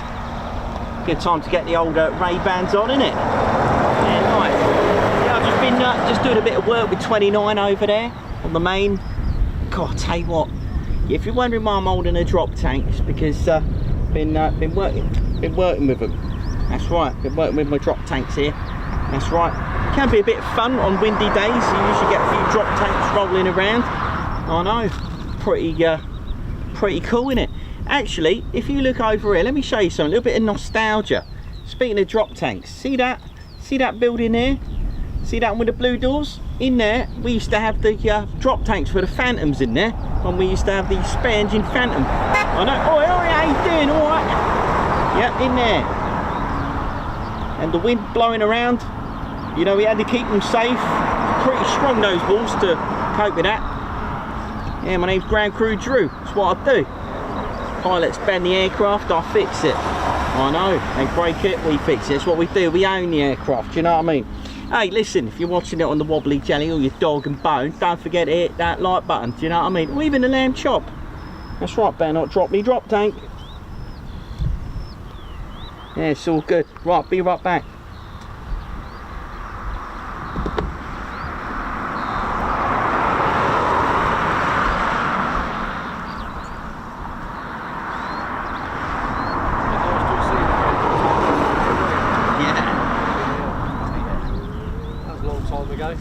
Oh yeah. That's where they used to keep the drop tanks in that building. So that brown, that low brown one.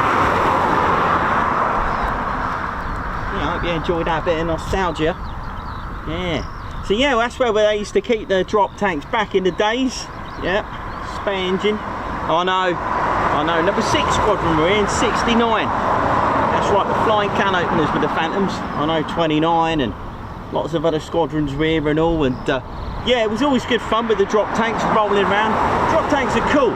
You can fill them up, use them when you want them, and when you don't want, you can get rid of them. Hello, how you doing? Goodness me, you scared the fur out of me. What's up with you? How you doing there, Wingy? You alright there, old pal?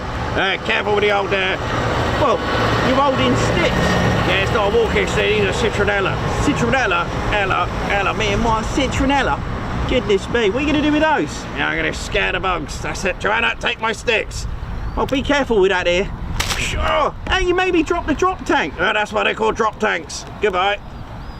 Dearie me, I don't think the son's quite, you know, all right with him. Never mind. See ya. Is that Punch and Judy?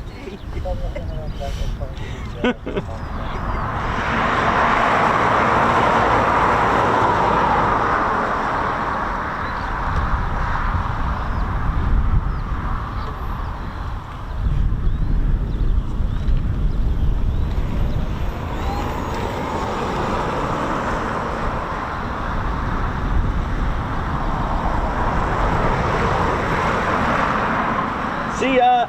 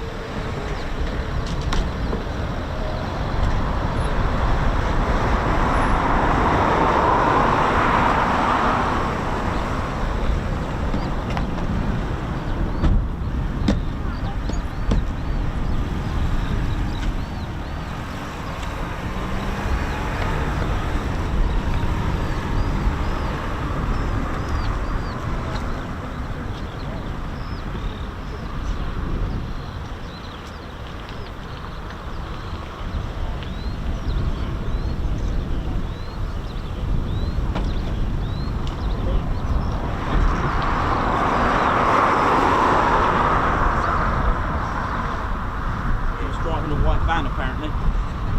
Here he is, buddy. Yeah.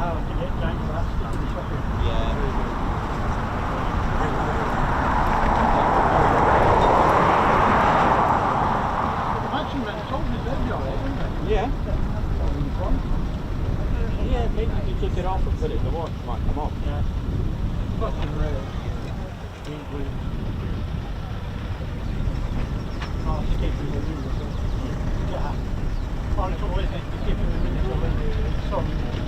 Yeah. Oh, yeah, that's true.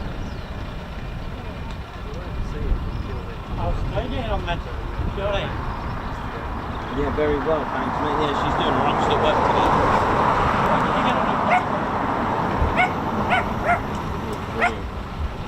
We did it was a brilliant day. Yeah, really good. Yeah, I enjoyed that.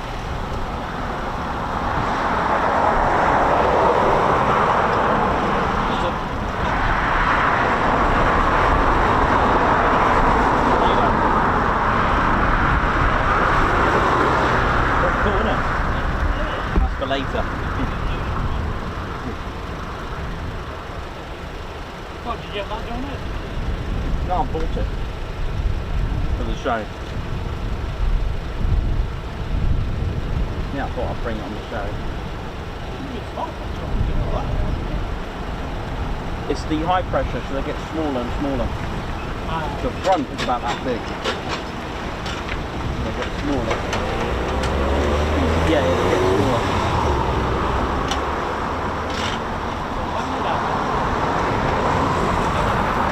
Titanium.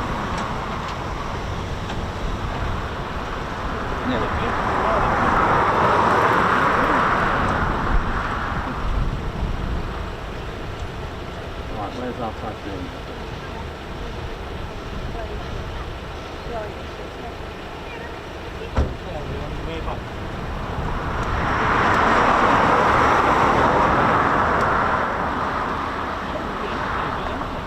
the air-to-air refueling, that's why.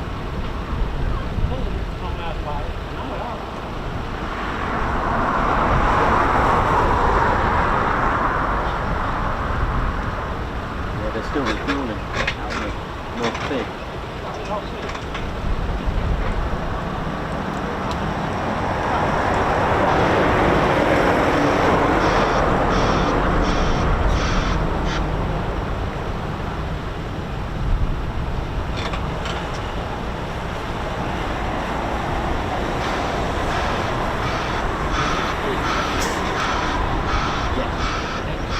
Next weekend, yeah, looking forward to that. I'll be doing both days on the weekend.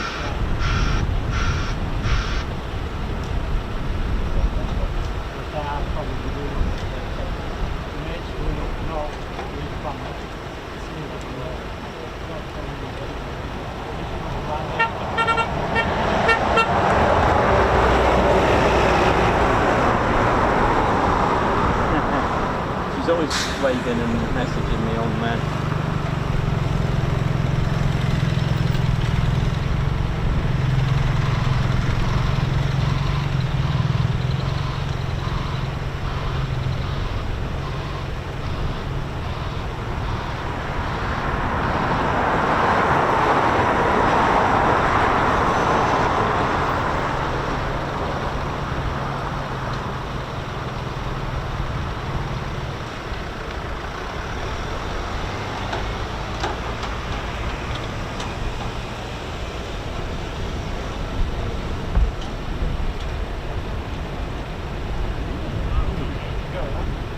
That was great, yeah, thank you.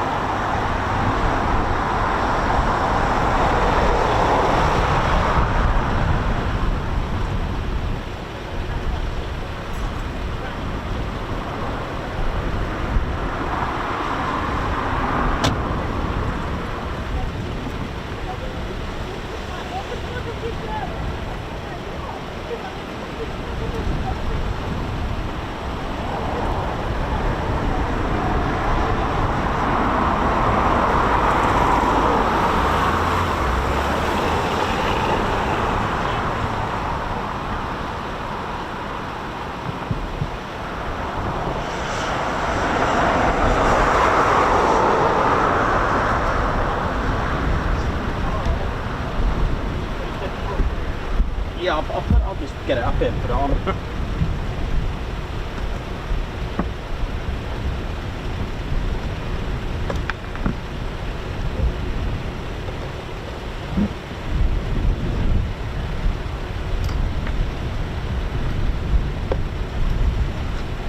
That ladies, gents, teddy bears. On the 29th of November this year, we've still got tickets to our end of year party, infamously known as TIAT, Ted's International Ted's do. Ted do. I love that.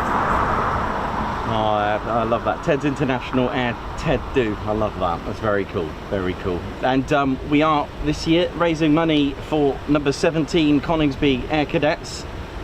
And we've still got tickets available. And I've actually got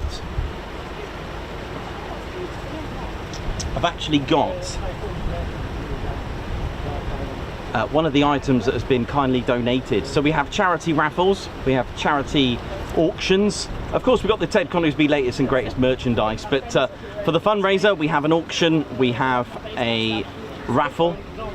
We've also got some, got a live performance, and not always guaranteed, but they've come every past TATs is our VIPs. I can never guarantee them, that's why I don't advertise it, but I do like to say we can get, and have done in previous years, in all of them, VIPs as well, which I'm sure you'll be grateful to see. A live performance there as well, and I'll just show you one of the items that was just recently donated, just today from Daz. Give me a second.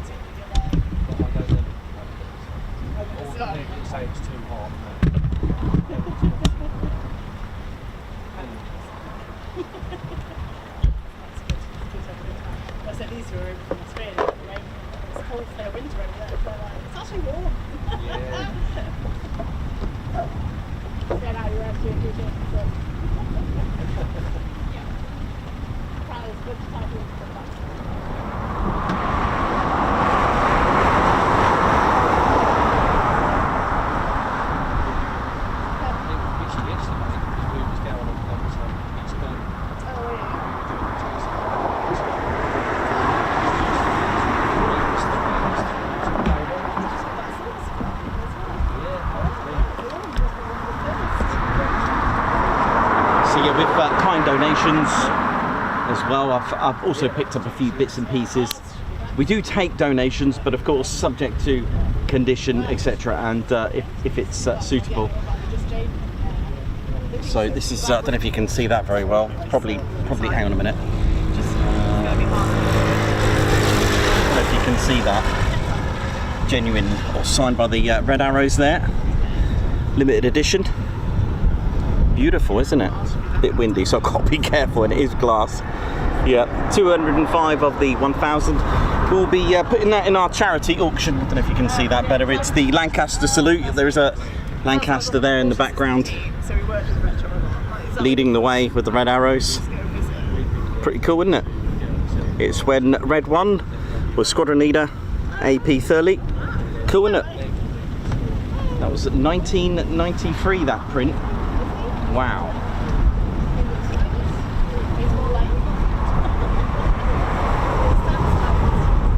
That's one of many items that we will have in the auction, and we've got various items in the raffle as well.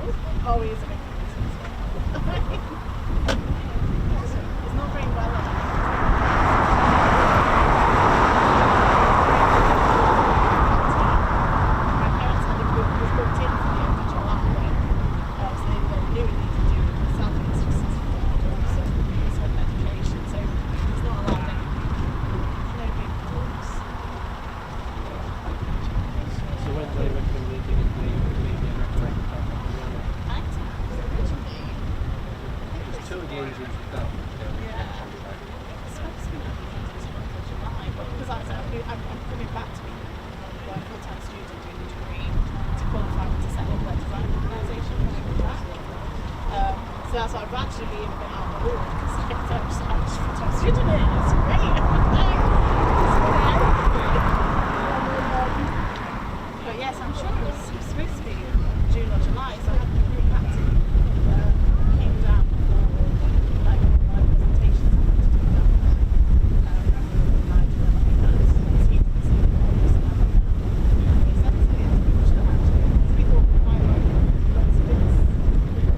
So again, if you tuned in, we're going to be here till about 1500 local today, and seeing what we can catch. We've still got all our arrivals to come back yet, so look forward to that.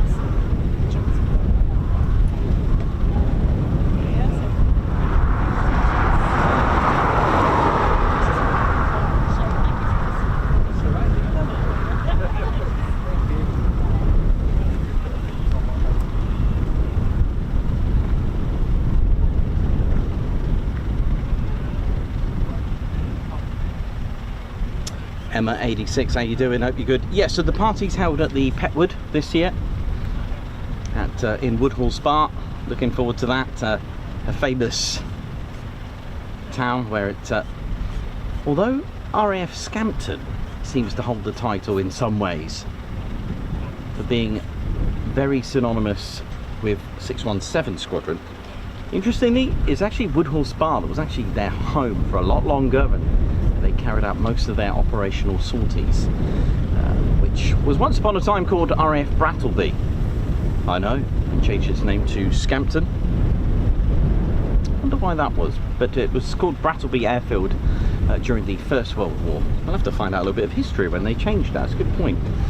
But yeah, so Petwood was once home as well to 617, 619 and 97 squadrons.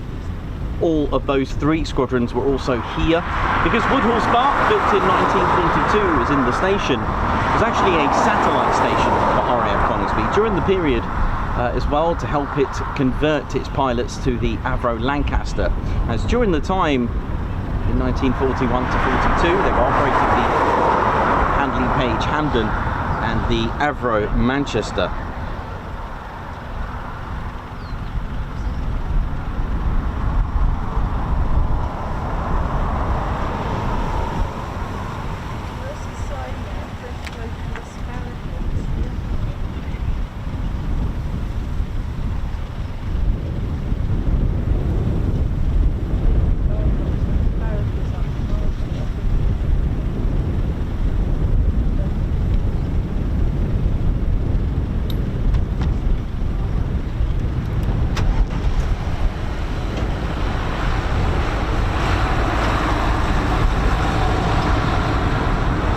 So we spoke about the Typhoon today. We spoke very briefly of what's to come with the Typhoon. Interestingly, the very first aircraft to operate at Coningsby. Coningsby was built in November the 4th, 1940, and just a few months later, on the 23rd of February 1941, it was the Handley Page Hampden that arrived at Coningsby with 106 Squadron, the very first squadron to arrive here. Now, a little bit about, so I'm going to do a then and now. So this arrived on the 23rd of Feb 1941. The Typhoon arrived at Coningsby on the 19th of May 2005. So quite a age gap between the two. So 41, 2005. Which is actually quite amazing. And we're going to do a kind of, not a comparison as in which is better. We're talking about engineering, technology, of how things have changed between the two. So the first ever flight of the Hampden was actually on the 21st of June 1936. And interestingly, we're nearly at its anniversary of its first flight, actually, because it is the 19th. So Sunday then, isn't it? Sunday? Yeah, it'll be Sunday, right? How cool is that? Be an anniversary. 1936, so that's pretty cool. So what's that, 90 years? Amazing. How cool. The Typhoon, 27th of March 1994. First flight was in Germany. The name Typhoon didn't come along until Farnborough Airshow, September 1998. They kept the theme with Tornado. The Hampden was in service in September 1938 with 49 Squadron, and that was at Scampton. The Typhoon, 4th of August 2003 with Jagerschwader 73. Hampden, as we said, arrived 23rd of February 41 with 106 Squadron. Coningsby's Typhoon arrived with 17 Squadron on the 19th of May 2005. That Hampden had a crew of 4. Typhoon does have a trainer. It is predominantly as a fighter ground attack reconnaissance Mark IV is a one-seater, but you do have a trainer as well in the form of a T3. The length of the Hampden is 16 meters, 0.33. That's 53 feet and something like 7 inches. Typhoon, 15.96 meters. That's 52 feet 4 inches. Not that much, really. About a foot longer than the F-35 off the top of my head, about that. Yeah, it's about 51 feet 4 inches. Pretty sure that is right. So there we go. Wingspan, 21 meters, just over 21 meters and 8 centimeters. That's 69 feet 2 inches. The Typhoon half that at 10.95 meters. That's 35 feet 11. Engines on these, on the Hampden, they had the in fact that's all they had was the Bristol Pegasus, a 9-cylinder engine, 1,000 horsepower each, so max about 2,000 horsepower. The Typhoon, however, we're going to have to do a little bit of conversion. This is also a twin engine, so both twin engines, one with 1,000 horsepower in each engine. This one, the EJ200 engines, they produce a maximum 40,400 pounds of thrust, so that's let me think about that. 100,000 to 150,000 150,000 horsepower with reheats. There you go. How's that? Is that good? You like that one? 150,000 horsepower. This one 2,000 horsepower. So major difference with that. Max speed, Mach 0.32 on the Hampden, and Mach 2 on the Typhoon or thereabouts. So 398 kilometers an hour. That's 247 miles per hour on the Hampden. The Typhoon 2,495 kilometers. That's 1,550 miles per hour. Again, ceiling 19,000 feet on the Hampden. The Typhoon 55,000 to a max ceiling altitude at 65,000 feet. Combat range about 1,720 miles. That's with a 2,000 pound bomb load. The Hampden can take 4,000 in total, but on a 2,000 pound configuration you could do 1,720 miles, whereas the Typhoon 863. So there you go. Payload, as we said, 4,000 on the Hampden, 20,000 on the Typhoon. The Hampden did have some guns. It had one fixed in the nose. It did have 3, and then eventually they moved them to 5 of the K .303s. The Typhoon has 1 cannon, and that's the BK-27mm. And I can't remember how many rounds these 303K machine guns took, but the Typhoon can carry 150 rounds. There you go, a little bit of past and present there with the Typhoon and the Hampden. So it's literally, we're not here to compare what's better. We're just comparing technology from a then and now. Pretty cool.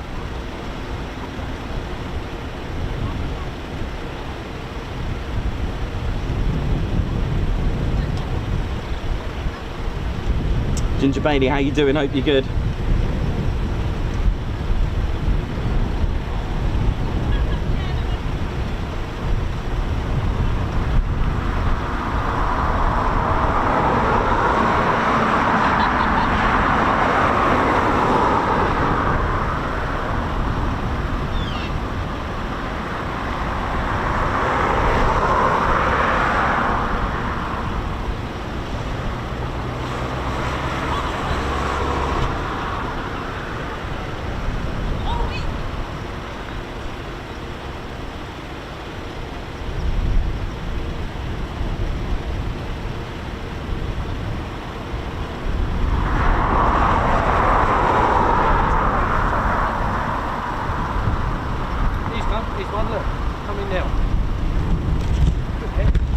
Yep, here we go, our first arrival.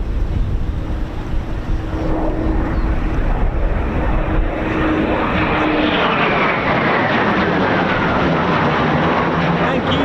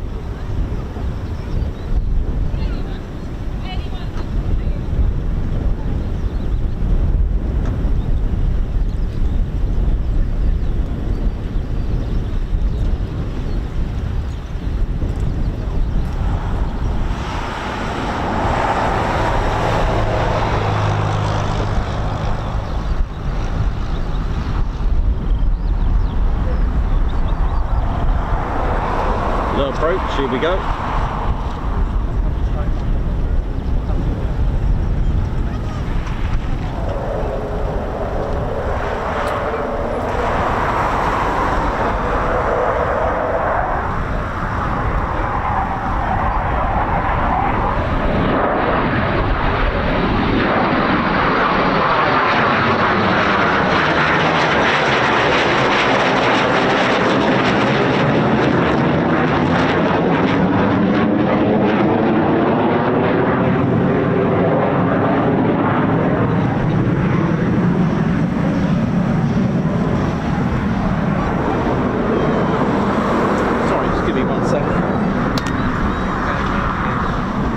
How wires just seem to just go in and not for unknown reasons.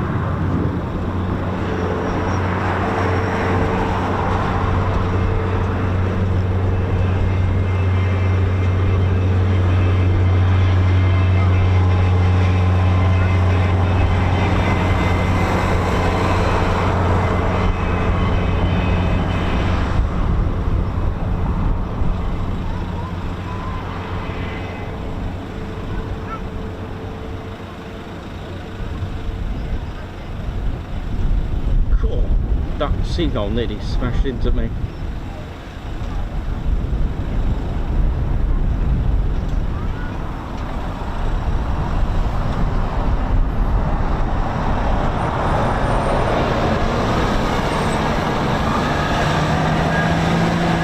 There we go, lovely. Got to have some circuits now to make up for the dry period that we had.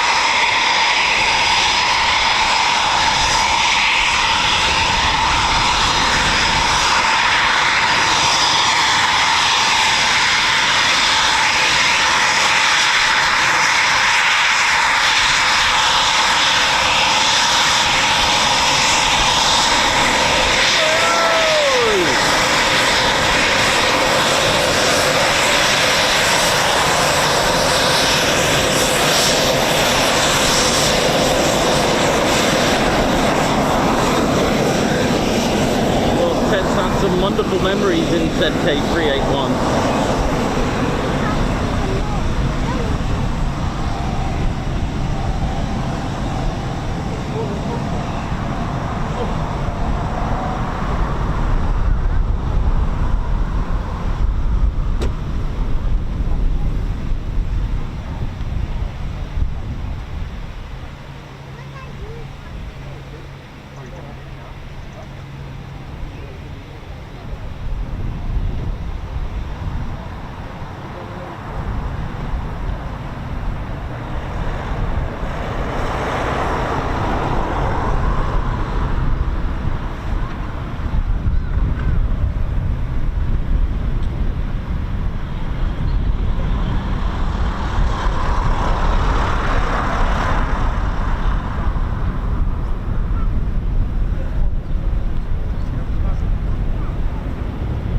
That's our first arrival of the 5.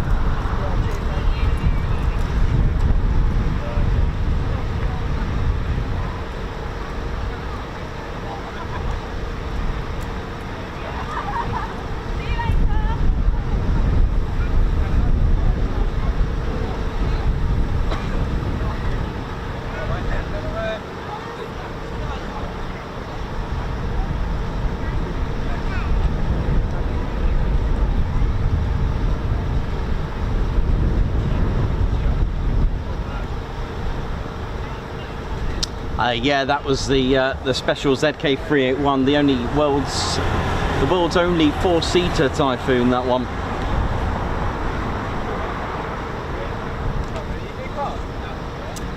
Yeah. So thanks, Davey, for putting the Ted's flight log. I've got to add Ted's Chinook flight.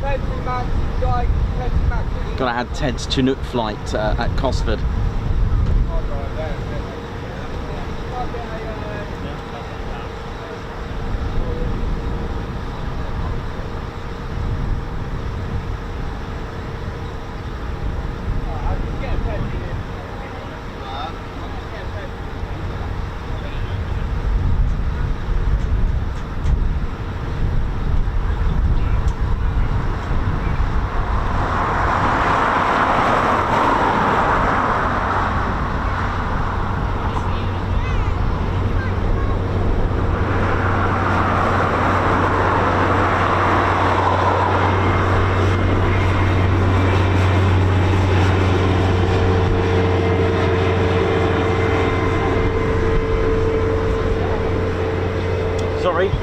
Cosford?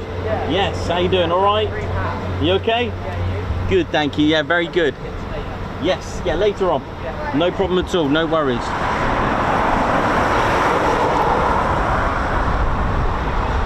So our first Typhoon back. We've got 4 more, well, that we hope are coming back.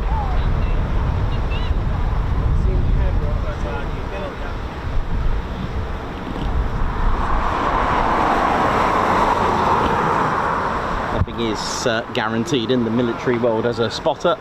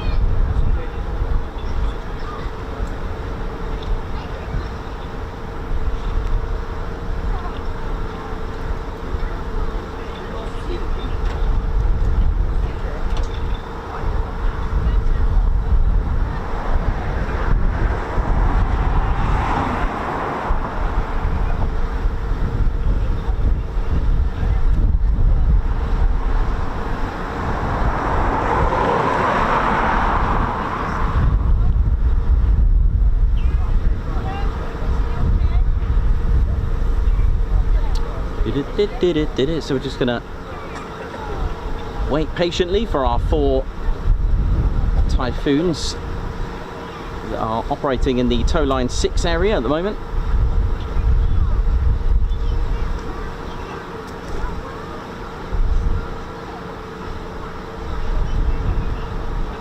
That's our first one back, the T3, the trainer.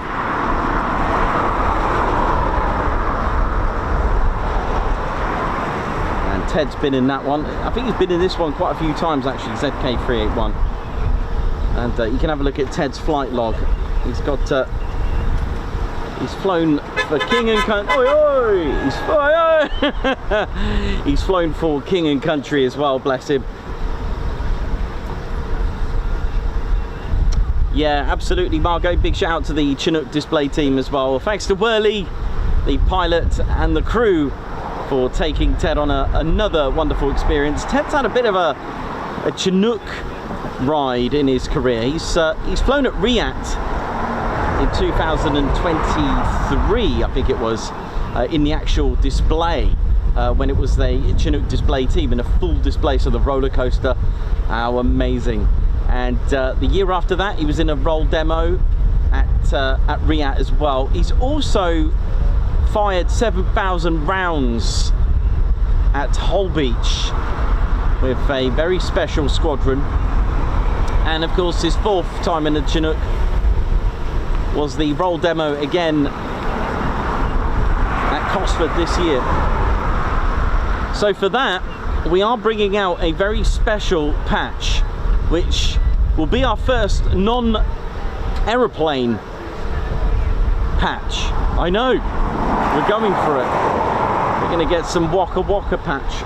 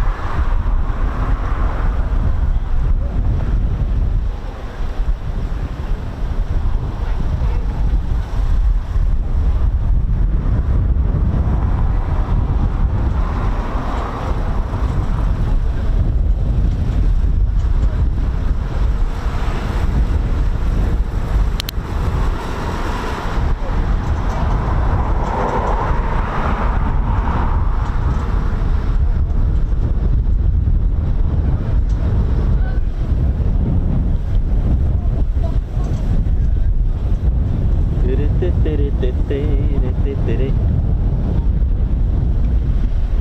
I hope you all have got some good plans for the weekend, or if you're just not doing anything and just chilling out. What are you doing this weekend? Anyone going to any museums, any heritage centres? Let us know in the comments. Surrounding here we've got our very own BBMF, but I don't think that opens on the weekend, unfortunately, but that is an option for a weekday. Also got East Kirkby, the Lincolnshire Aviation Heritage Centre, home of NX611 Just Jane, along with the Mosquito, where you can have a taxi ride in both. Also got some very important aircraft in there, B-25. They've got pieces of Hampden in there as well, actually, which is quite fascinating in that hangar as well. So give a bit of love to them. We've also got Metheringham Airfield Visitor Centre.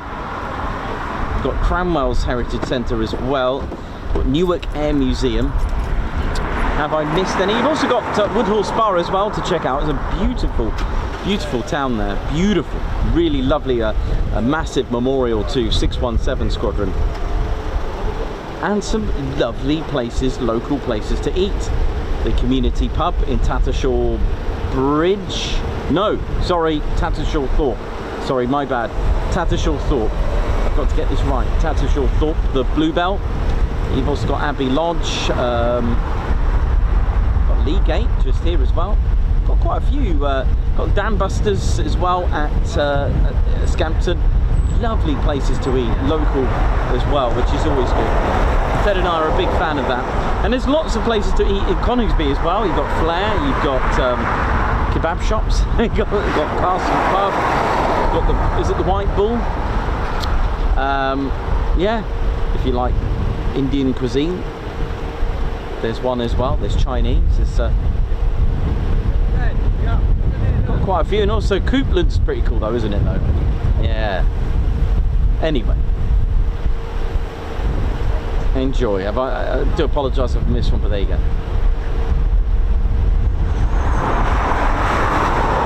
I remember when Flair used to be called Pacini's. Claire and I used to come there, go there quite a lot actually, and just get some pasta and sit here and just sit here and just watch anything. It was out of hours, but you never know, because you can get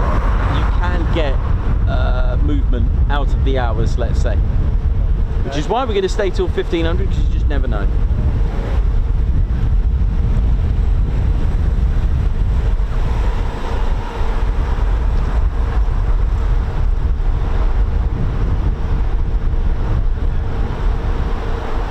Ian's going to be making 20 pizzas, 20 for a friend's birthday party. Cool.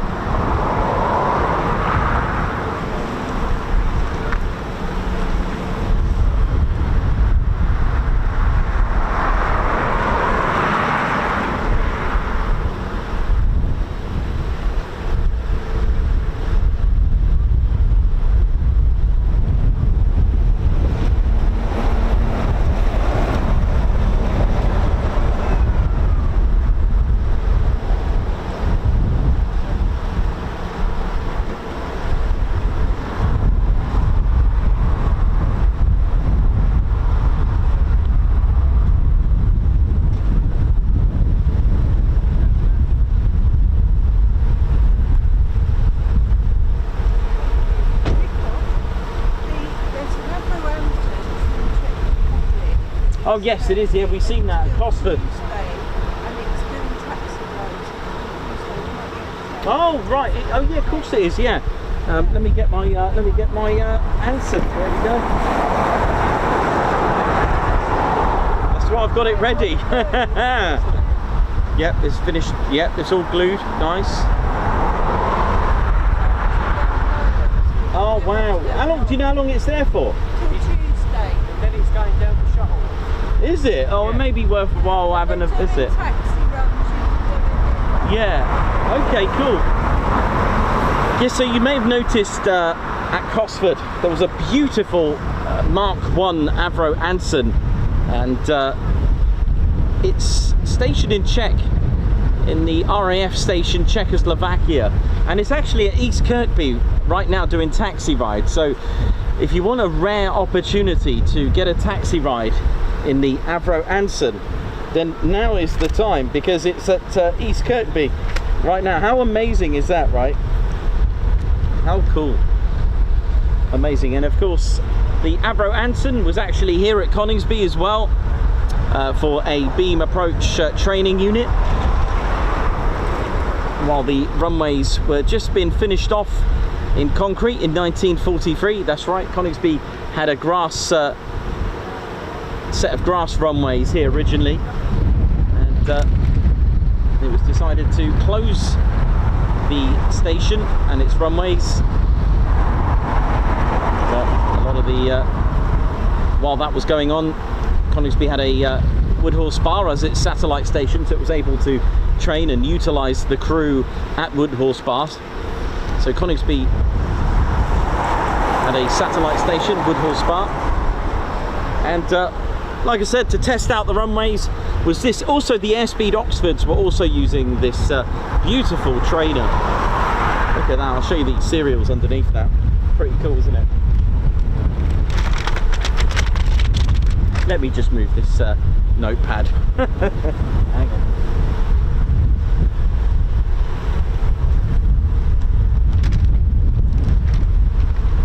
It's getting a bit windy, I think. Let me just move that.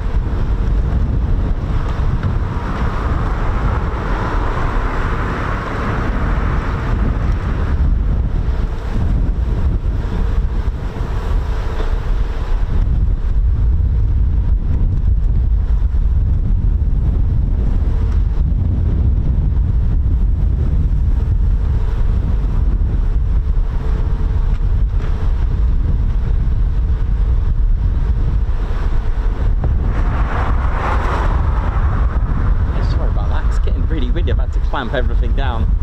Don't know about that Typhoon model that I've got. I think the drop tanks are probably going to go.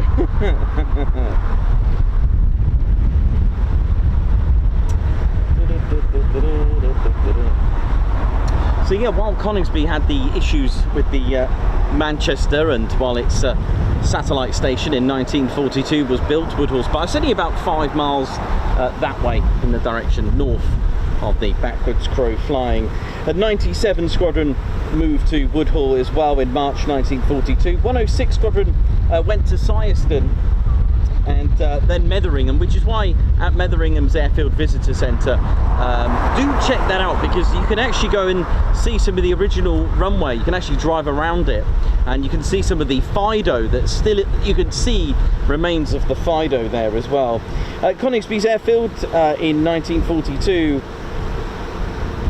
when it closed in September, opened in August 43.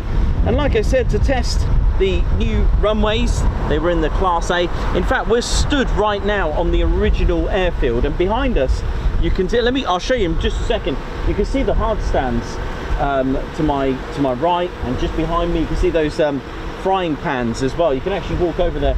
So they're like big circles. There's 1, 2, 3. There's quite a lot of hard stands, and we are on the original old school airfield right now in this car park. So some of the original airfield was actually a lot bigger than what remains today. And the reason why I'm showing you this Avro Anson is because this is what was used with number 1514 beam approach training unit, training flight. With these and the Airspeed Oxford. And yeah, I absolutely love that. The only flying example, the Mark 1 Anson at East Kirkby.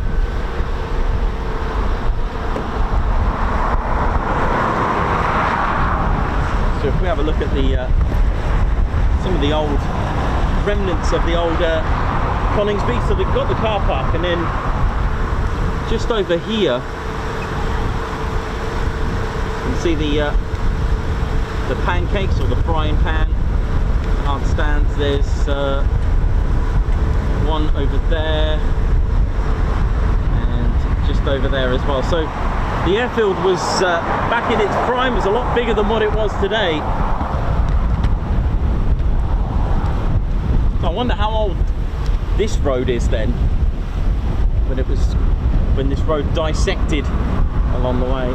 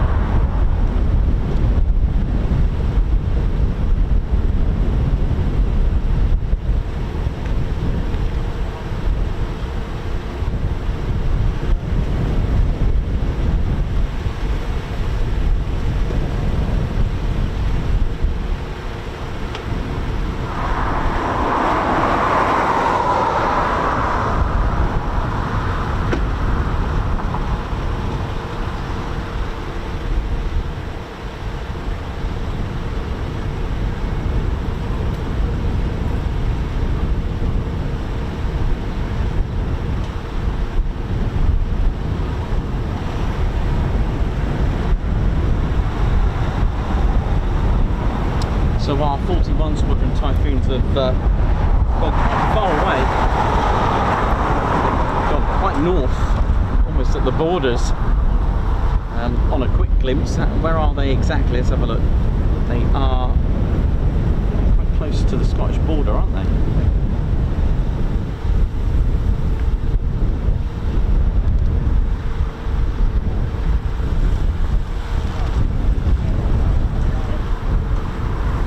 Looks like they're in Northumberland though at the moment. Just gone to pay a visit to Davy.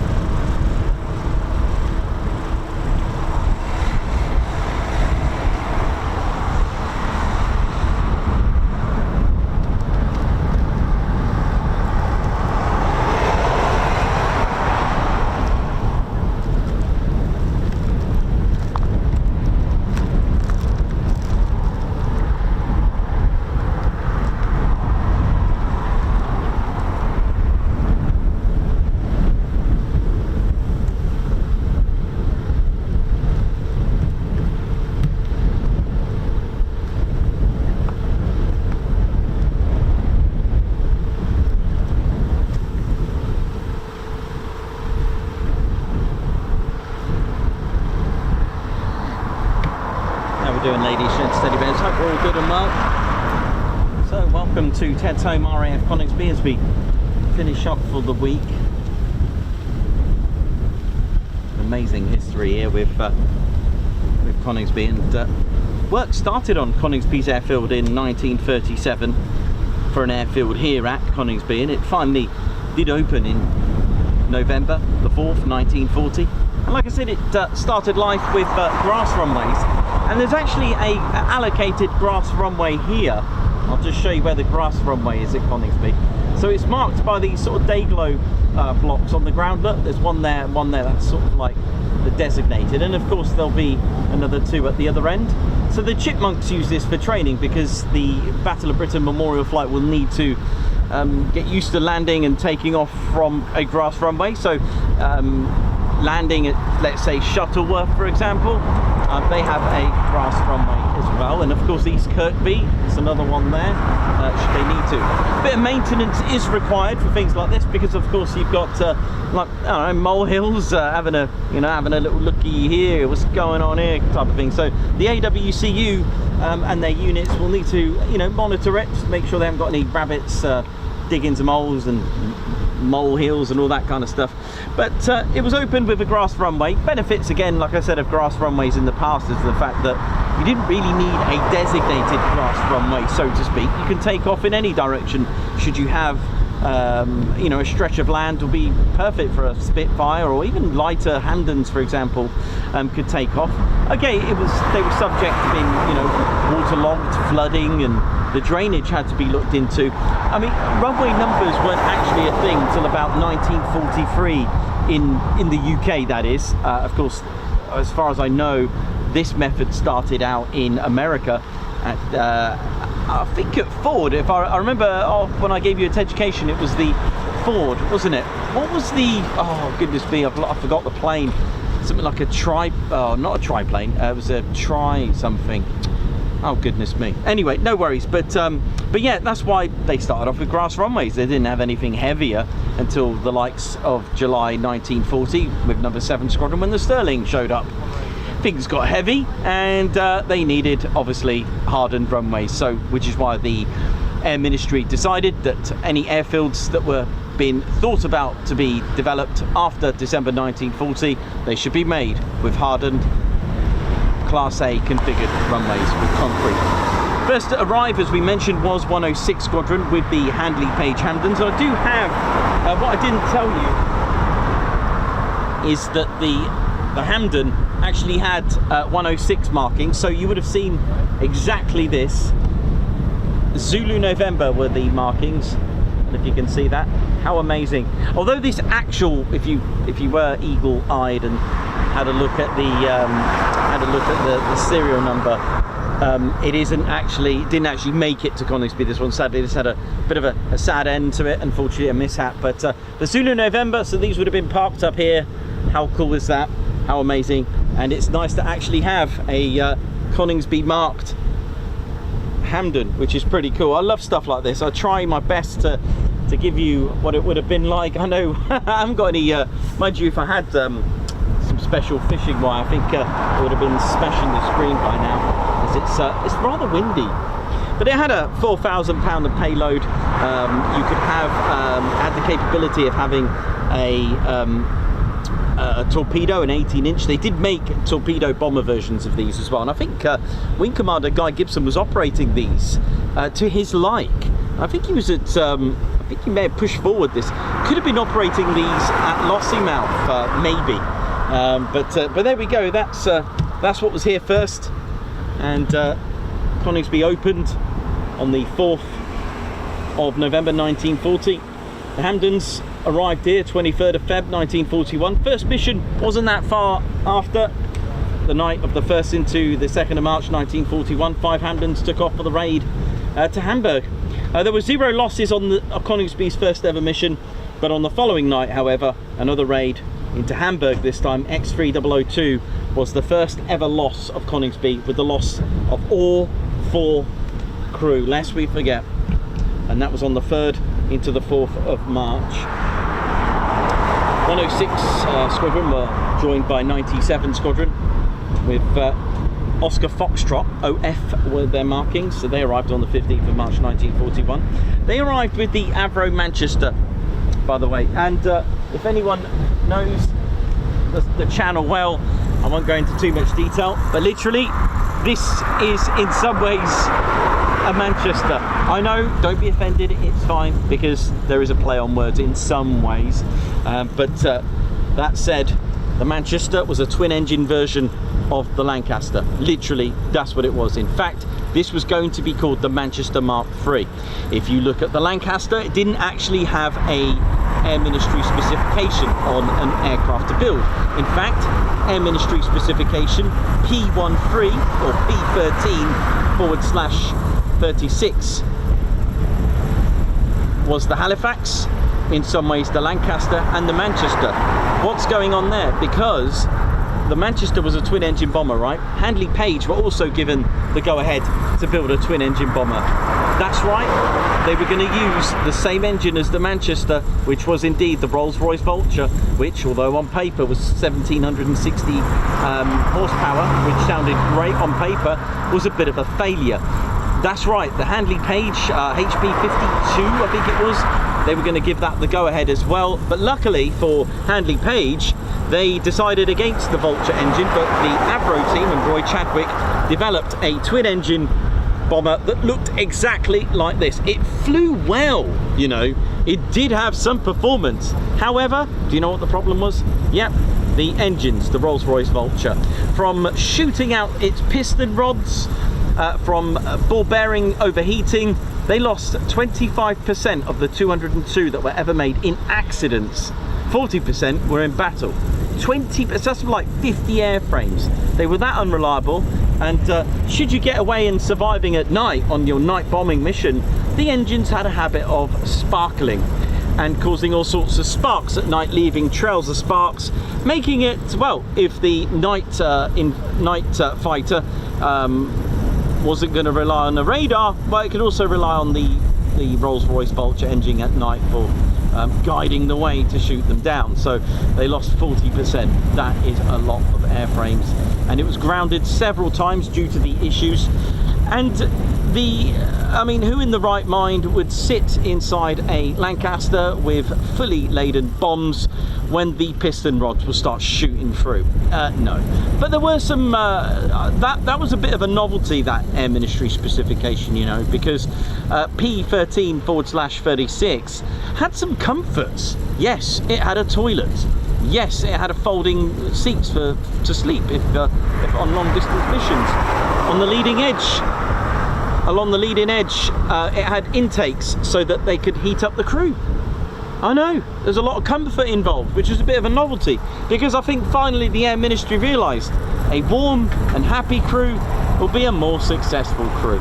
So there we go. So there was quite a few novelties, and the thing is, long story short, in the end, the Vulture engine was a disaster, grounded several times. 106 had to go out on their own. In fact, 106 Squadron were going to convert to this, and both squadrons, when they did convert to the Manchester, actually went on the very aircraft that they were meant to replace. That's right, they decided to use the Hamdens. That were there any left? That is another question, but they did use what they had, and that was Hamdens, which was the very aircraft they were supposed to replace. So that was a bit of a funny one.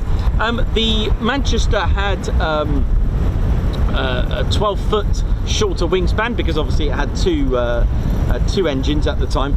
Roy Chadwick increased the H. In fact, the very first Manchester had 3 fins on the tail, like that. I know, how cool is that? But then the 1A came out, got rid of that. They did increase the wingspan a little bit. Okay, it was basically, the Lancaster is an evolution of the Manchester. And in the end, Roy Chadwick scrapped the Vulture engine, got Rolls-Royce 20s, less power, like 1300 horsepower, okay, rather than 1700. And you think, well, what's going on there? However, the fuselages weren't really put to waste, because they were almost identical to the Manchester. BT308 was a prototype Manchester, if you want to put it like that. 8th of January 1941. And it had a third tail, 4 Merlins, a 102-foot wingspan now. This was increased by 1.5 meters either side, the H. But it did have, oh no, it was shorter, sorry, with the third tail, it actually had 3, but they realised, I think it was causing vibrations on the tail, so DG595, I think sometime in May, Boscombe Down, the next prototype, and yes, trust me, they were going to call it the Avro Manchester Mark III. I know. So when did the Lancaster first fly? Probably a lot longer than what's stated, because it evolved from the Manchester, and DG595 scrapped the centre fin and gave birth to this. And Christmas Eve 1941 at Waddington, ladies, gents, teddy bears, 44 Squadron took delivery of the first ever official Lancaster. They changed the name. So you got to owe it in some ways to the Manchester. You've got to owe that, because if it wasn't for that, but luckily for Handley Page, they didn't go with those they did propose a prototype with twin engines, but they didn't in the end, and came out with the Halifax, which came out towards the end of 1940. So by the end of 1940, the Royal Air Force on Bomber Command had a Halifax and a Stirling, and the Stirling was the first ever 4-engine monoplane heavy bomber. It wasn't going to be, it was going to be the Supermarine, which we all know as Supermarine 317, but sadly the 2 prototypes were destroyed in a raid, and sadly the main designer R.J. Mitchell, sadly passed away, so there was no way to catch up. So it was given to the Short brothers. But there we go. So a little bit of background, because I think it's quite important to know a little bit of background with the Manchester, because many of you may not know that at all. But there we go. And but at that time, 106 Squadron were left on their own while 97 were having problems with their Manchesters. But 8th for the 9th of April, 97 Squadron carried out their first raid with 3 of their Manchesters on a raid in Kiel. And a day later, in April 1941, 10th to the 11th of April, 106 lost another 2 Hamdens on a small-scale raid over Dusseldorf, both shot down by night fighters. All 8 men lost their lives. 15 aircraft were lost between July and August, which is the equivalent of a squadron's worth. In fact, 106 Squadron had the worst losses for a Hamden squadron. And 2nd of October 1941, 5 Hamdens were tasked with a bombing raid over Karlsruhe. Due to poor visibility, an order came through to abort the raid. Hamden AD 768, piloted by Sergeant Newby, was just 5 minutes away from target and pressed on to bomb the target, like you do. It's Royal Air Force. They had that press on, lads, we can do this. They dropped the bombs and it was on target. When they returned though for home, managing to avoid the heavy flak from evasive action over France, he was intercepted by 3 Me-110s, shaking them off for about 20 minutes, but 20 minutes is a long time, which put his aircraft way off course. With fuel low, he sent out an SOS order but had no reply. He sighted land at 0130, followed the coastline but could not recognise his location. At 0315 hours, he gave the orders to bail out. They had bailed out over Ireland, which was neutral. They were caught, interned, and they spent 3 years in camp and released in June 1944. This is all at Coningsby. How amazing is that? Now, with the Manchester being the biggest threat to its own self due to the unreliability of the engines, several were lost in accidents, including takeoffs. There's I don't know where, I'm still trying to research where this Manchester crashed. But 25% were lost in this way. That's around 50. Didn't even see the end of the war. 1942. They did use those frames though for training, whether that was a good idea or not, but they did. 106 Squadron acquired a reputation of being the highest loss rate as a Hamden squadron, losing around 45 Hamdens until it was 2. Until it was 2 converted to the Manchesters in early 1942. This would be the Manchester's last few days, luckily, by the time at RAF Waddington. Almost given the name Manchester Mark III, the 4-engine Rolls-Royce Merlin-powered version, the Avro Lancaster was already operational. Now, Coningsby still had brass runways and wasn't really suitable for heavy bomber missions with the Lancaster. And so, 1st of February 1942, Coningsby Satellite Station opened with Class A concrete runways. That's right, and that's at RAF Woodhall Spa. Now, during these periods of waterlogged and flooded runways here at Coningsby, they'd actually utilised Woodhall Spa. So the Lancasters were ready for Coningsby, but they were at Woodhall Spa. All right, they had them, the squadrons 97 and 106. What they did, they made an operational conversion unit, so they sent them over there to train on the Lancasters, but they could also use the airframes of the Manchesters as they were almost identical. Now, during the time of 106's time with the Manchesters, on the 14th of March 1942, aged just 23, the squadron had a new wing commander. I know, a new CO, Wing Commander Guy Gibson, the youngest squadron CO in the Bomber Command, and he was already destined for great things. You know, and Guy Gibson recorded that that he carried out 18 raids, 6 consecutive, and with great results. And he was a CO that wanted to fly. That's the difference with Guy Gibson. He was a commanding officer that wanted to fly, and that's quite rare. And there was no denying his extreme courage, because on August the 27th into the 28th, from Coningsby, Guy Gibson led his 9 aircraft to bomb the aircraft carrier, the Graf Zeppelin, with a capital ship. That's a 5,600 pound anti-shipping bomb. If you know that story about the Graf Zeppelin, the carrier, yes, it happened from Coningsby's runway, and he led it and he tried. It was poor weather, He made 12 runs to try. That's how dedicated and the type of man and pilot and a leader that he was. The Graf Zeppelin survived, but never used after the raids. 106 became the first to the new 8,000 bombs. And Gibson's track record and his time at Coningsby had been recognised by analysts of Bomber Command, and he wanted to be seen sharing the risk.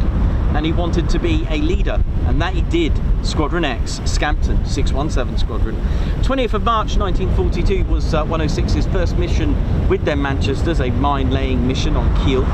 22nd into the 23rd of April, Gibson's first mission was in L7418. This was one of the 14 operations he flew from Coningsby. Lancasters began to arrive now for Coningsby, but was to be operated at Woodhall Spa. So heavy conversion units were formed from the flights of 97 and 106. On the 30th of May into the 31st of May, Operation Millennium, if you know that, that's the first of the 1,000 bomber raids into Essen. 1,047 bombers were used. Coningsby squadrons, Manchesters and Lancasters were used on this. 25th into the 26th of June, the second raid. By this time the Manchesters were retired. 97 Squadron moved to Woodhall Spa in March 1942. 106 moved to Syston and then Metheringham, and the airfield of Coningsby closed, reopened, as we said, in August of 43 with our beautiful Avro Anson using the runways with 15-14 beam approach.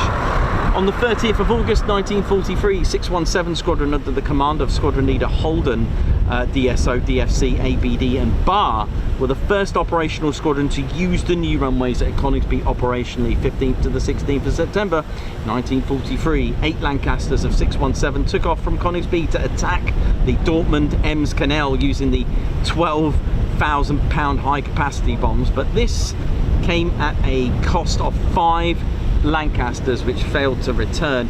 Many of the crew lost included Holden and several of those who took part in the Dam Buster raids. 33 lost their lives, 2 POW and 5 evaded capture. January 1944, 617 Squadron swapped with 619. 61 Squadron also arrived at Coningsby, both operating Lancasters, but their stay was brief and Coningsby became a Pathfinder target marking force with 83 and 97. We all know the Pathfinders, right? Leading the way with the oboe, but they found it that if the Pathfinders were off track, the rest of them would lose track. So there was also a target force as well to drop little flares on the ground to lead the way in that respect. So Coningsby was one of those. How cool was that? Coningsby also suffered the first losses of the Royal Air Force on D-Day. 18 Lancasters took off for this mission, and Wing Commander Edward James Jimmy Carter DFC, he took off, him, his Lancaster and 3 of the other Lancasters never returned. They were all shot down by Ebers Backer, who was on alert, and it was the first ever losses. Now this squadron was SKG-10 with FW-190s, a force to be reckoned with because they were experienced Wilde Sauer. So pretty hardcore unit really. They were experienced at night.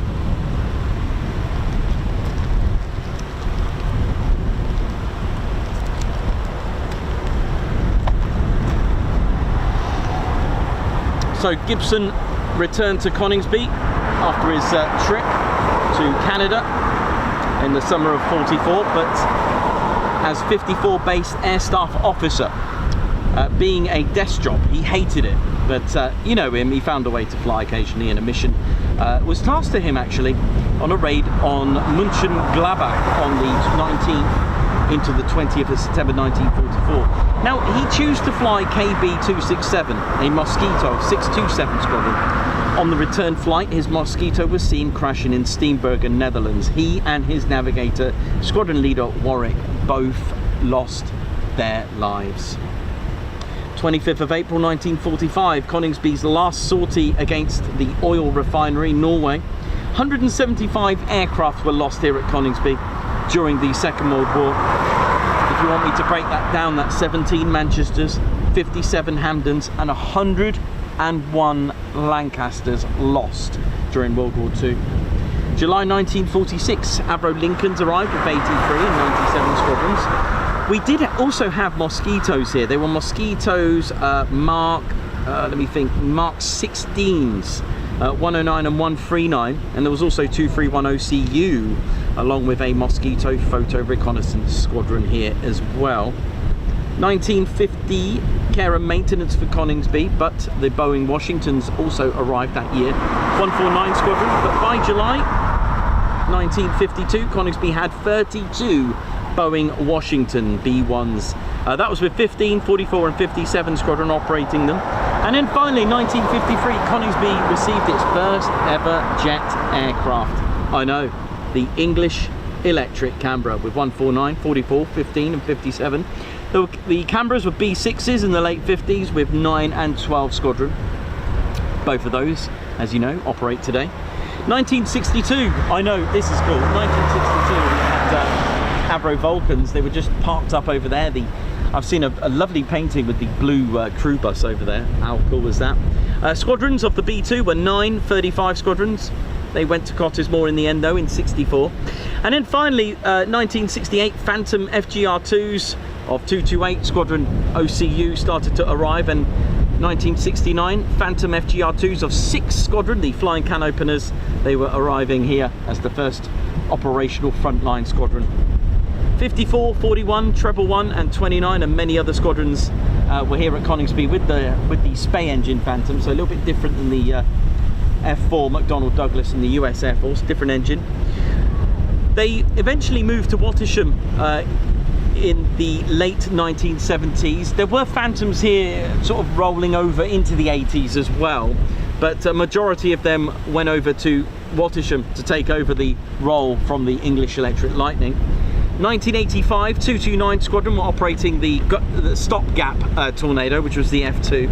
And in 1987, 29 Squadron said goodbye to its Phantoms for the very first ever F3. And here it is. Now, I'm not going to give you the full talk of the Tornado just yet, but here's our F3, 29 Squadron. The first to operate it, right here, Coningsby.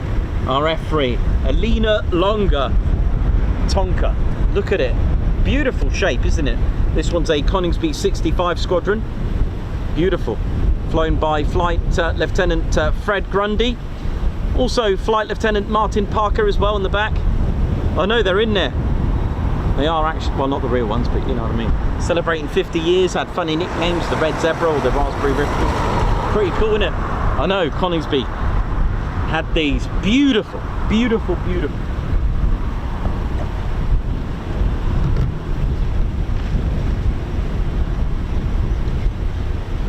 In 1976, the BBMF arrived here at Coningsby from Coltishall.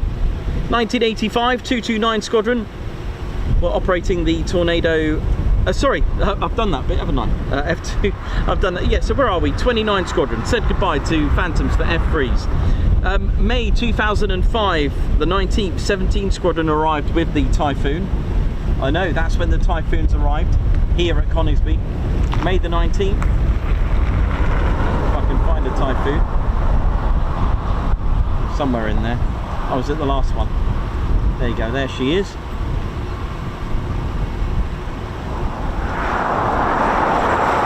And in 2005, Squadron Leader Matthew Elliott made history and a milestone as the first RAF Typhoon display pilot, and debuting at Riyadh. 2006, 41 Squadron had the Harrier GR9 here, and Tornado GR4 and F3. They'd also operated the Jaguars here as well. How cool is that? Also 2006 saw 3 Squadron arrive, 3 fighter. The 2007, 11 Squadron fighter squadron arrived, and 2020 number 12.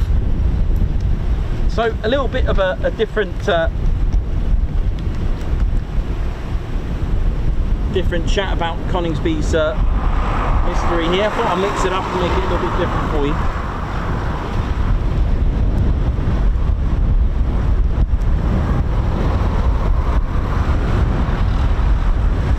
So while 41 Squadron are on their way back, they should be here in about 15 mics.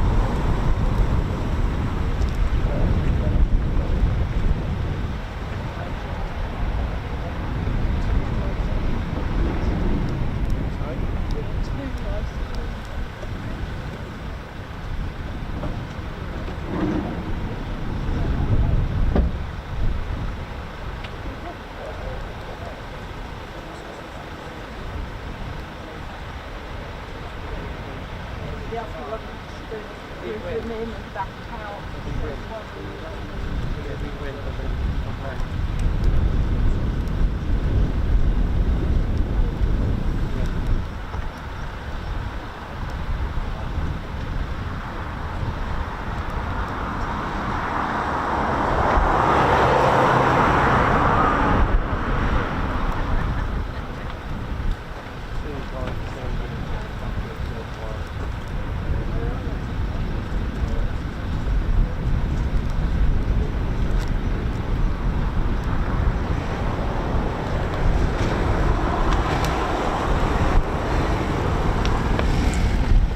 Nice little engine run there.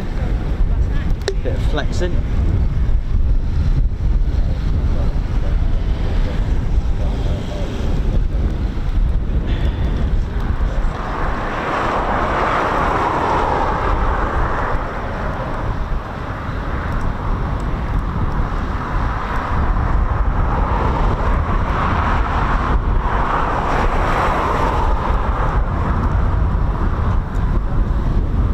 Yeah, so when the remaining Typhoons land, I'll give you a little bit of a background on the Tornado, for those that would like to know a little bit more about the Tornado and how special it was. I've got a GR4 and an F3 here. So Typhoons are not far away now, just approaching Rugby.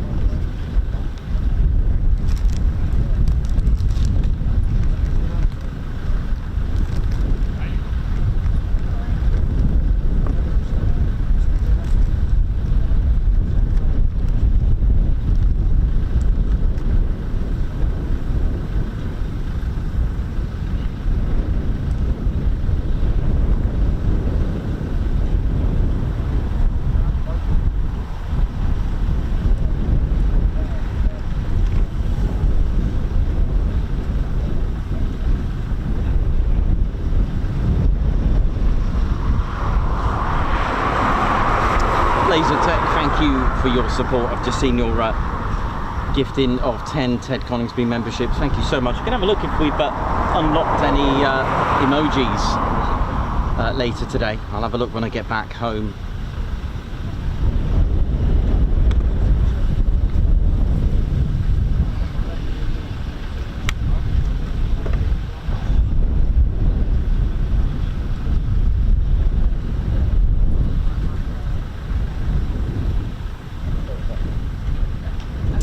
Fritz, how you doing, Fritz? Captain A, Margot, Kevy H, Gary, Davey, Lasertech, Dieter. Welcome to our last show of the week.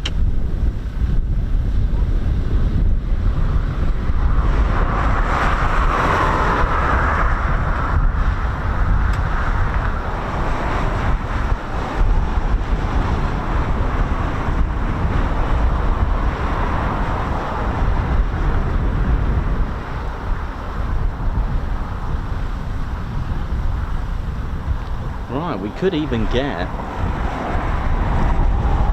might even get a 4 ship at this rate.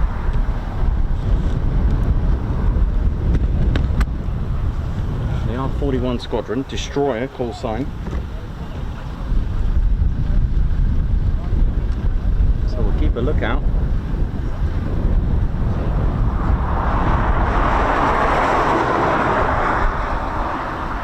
Be nice to get a 4 ship.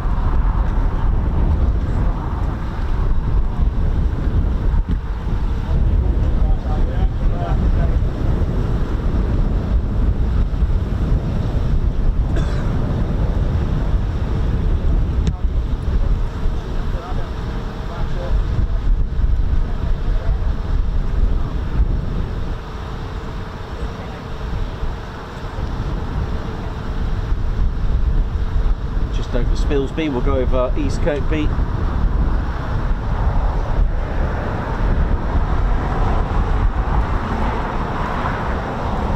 So this is Destroyer 4-1 flight, a flight of 4 41 Squadron Typhoons.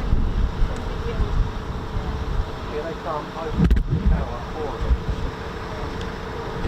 4 straight over the tower. And 4 together. See it? Right over the top of the tower.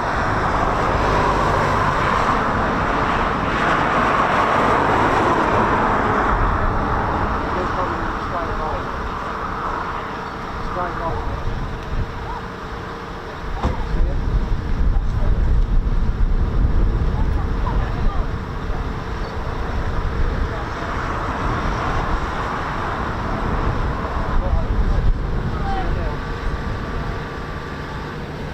Straight line above the tower.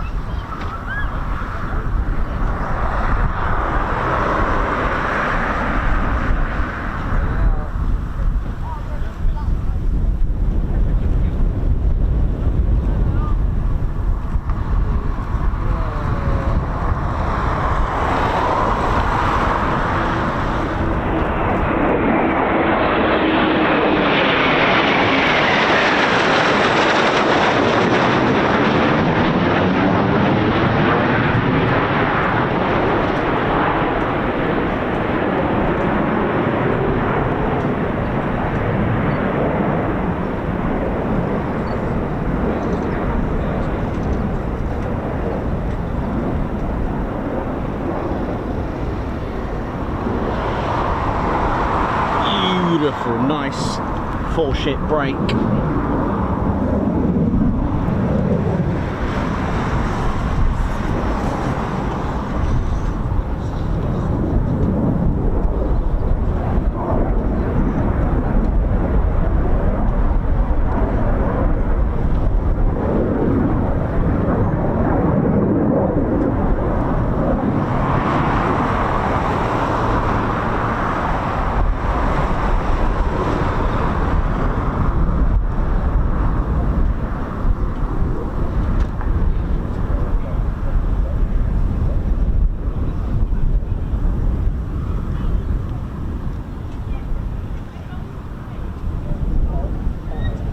There's always something special about a 4-ship formation.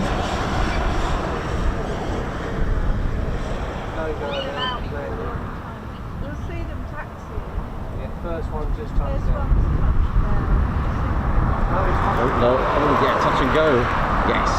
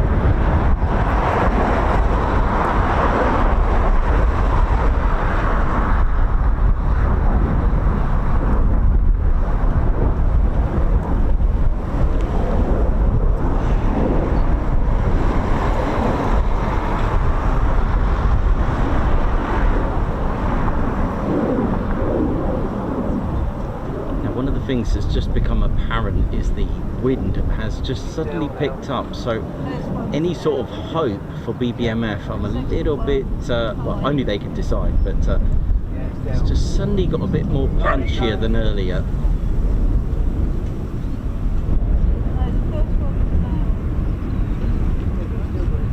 However, the Dakota will be okay.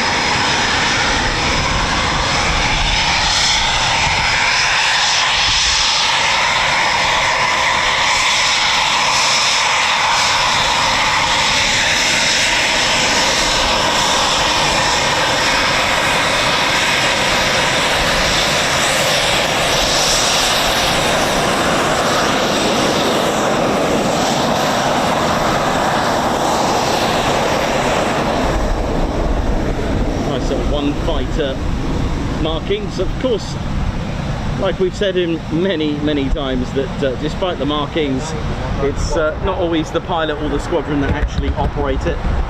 Jets get borrowed around.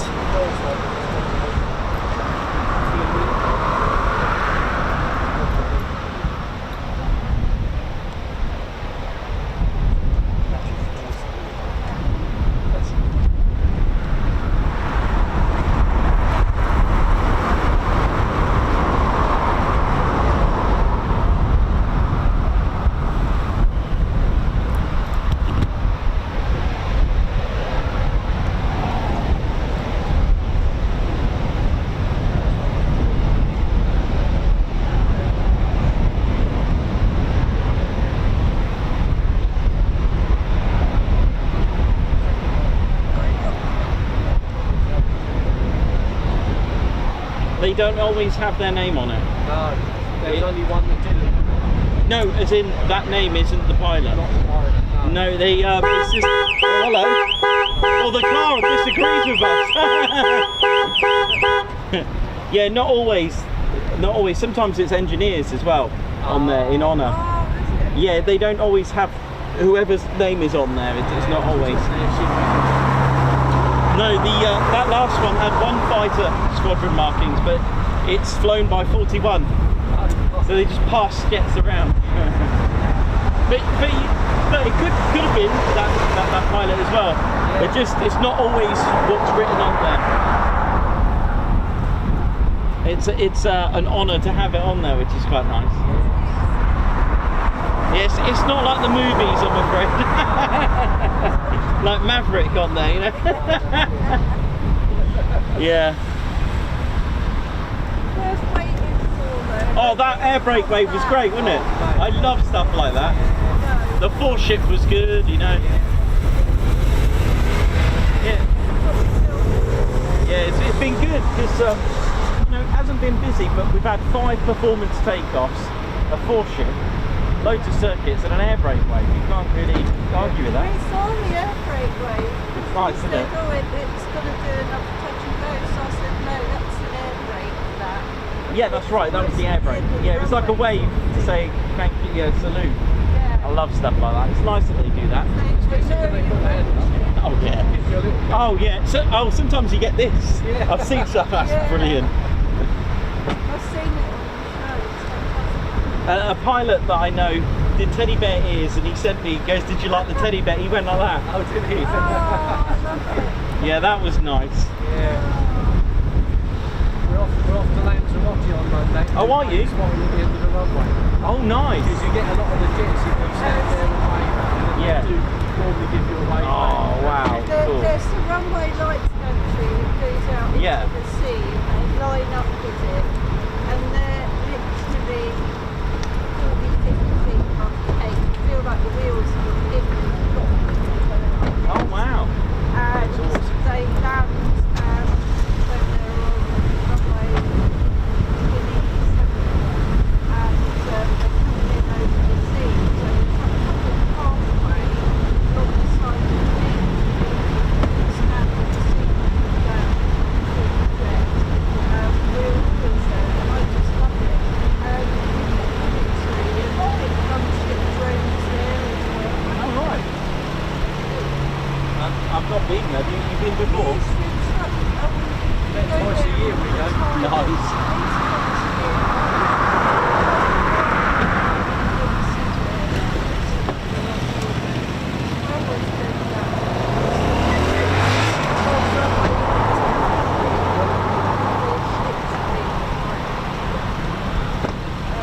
We booked 2 weeks for Christmas as well.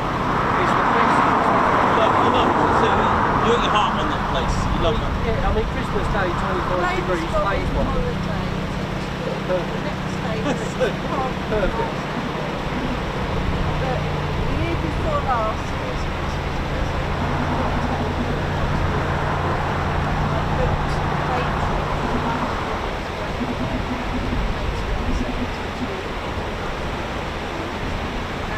I just gave him the plane and said we go into the plane. Oh, that's lovely. I said, well, we go into the mountains. you.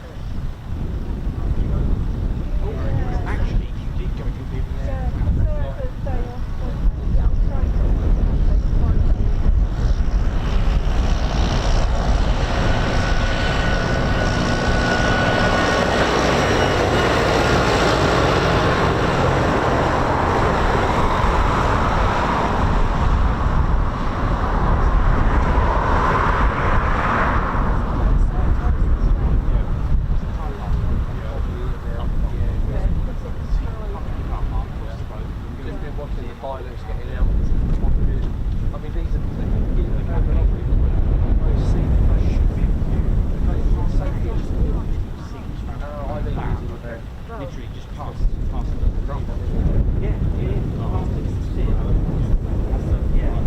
we came up yesterday.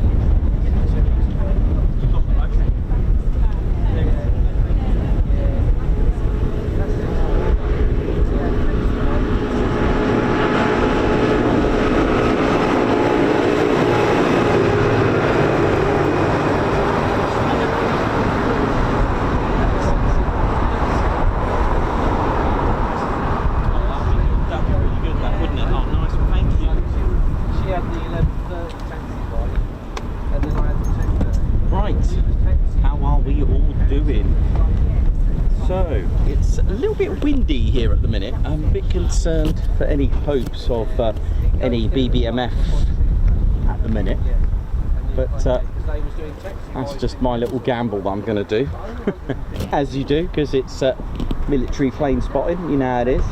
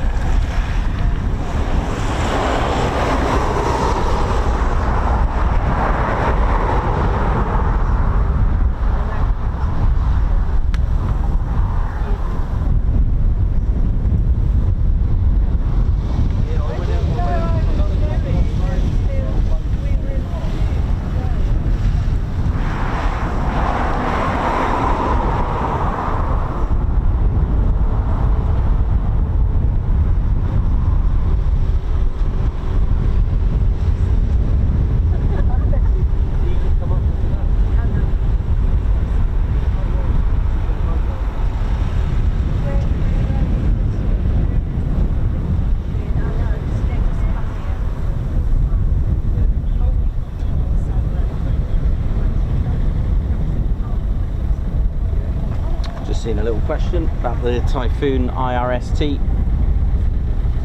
I've just put away the model actually, but let me go and get it.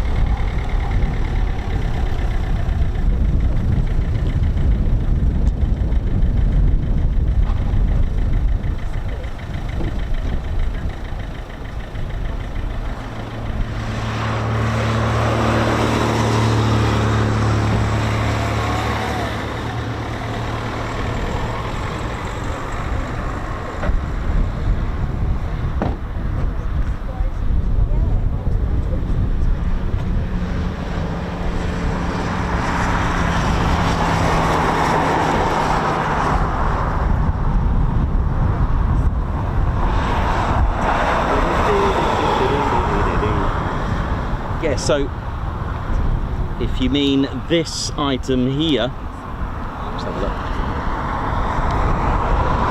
So if you mean this here, which if you look at it there, looks like almost like a CCTV camera, this item here that sticks out. Yep, that is the Pirate IRST. Now, just to let you know that the Austrian Air Force and the Luftwaffe, the German Air Force, do not have the Pirate IRST. They've decided not to have it. It is an optional extra, and it's IRST stands for Infrared Search and Track. Now, it's Eurofirst Pirate, which actually stands for Eurofirst Passive Infrared Airborne Tracking Equipment, or Track Equipment. Pirate, okay? It's a forward-looking, although it does FLIR. You may hear this as FLIR, but it isn't really a sole FLIR. It actually does both, but it's really an IRST, which is an infrared, so basically in the cover of darkness, scanning at night.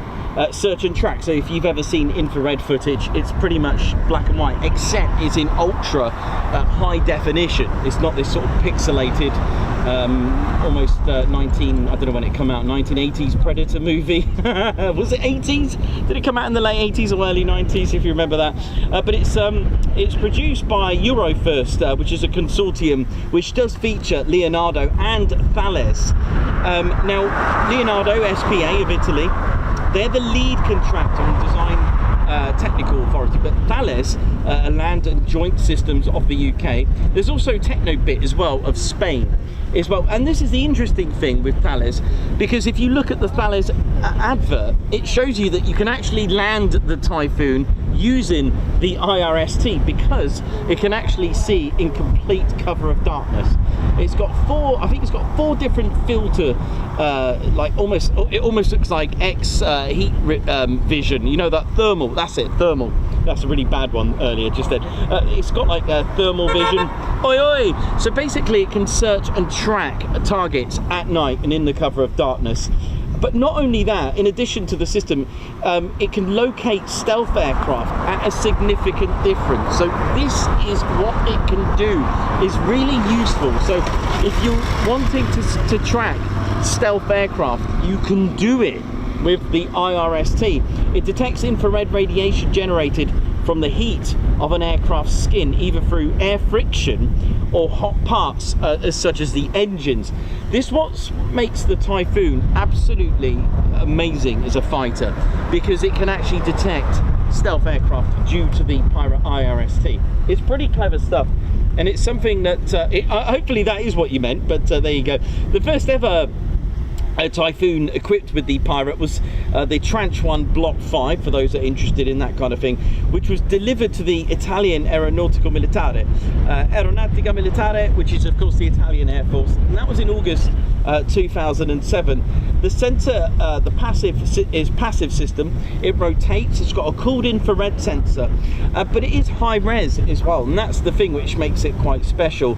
And it can also be referred to as imaging infrared sensor. It operates in 2 infrared bands. The bands, if you'd like to know them, are 3 to 5 and 8 to 11 micrometers. So this is an external visible dome, which you can see, which looks like some sort of CCTV dome. I don't know if you can see that properly. So that's where the dome is. It's like a little, you know, those black CCTV cameras there. So it's a nice little picture of it there, as you can see. So it's pretty amazing. It's also got a track while scan, so it can basically scan and then track and lock. So in fairness, it does have FLIR, but like I said, it's not actually solely FLIR. It can actually, are you ready for this? It can actually lock onto 500 targets simultaneously. In the air-to-air role, the equipment of Pirate can detect passively, tracks. You can class it and prioritize it in multiple airborne targets. It's got look up and look down and co-altitude conditions as well. So it is pretty amazing. So in a nutshell then, multiple target tracking, where engagement detection, tracking and prioritization of multiple targets in air-to-air.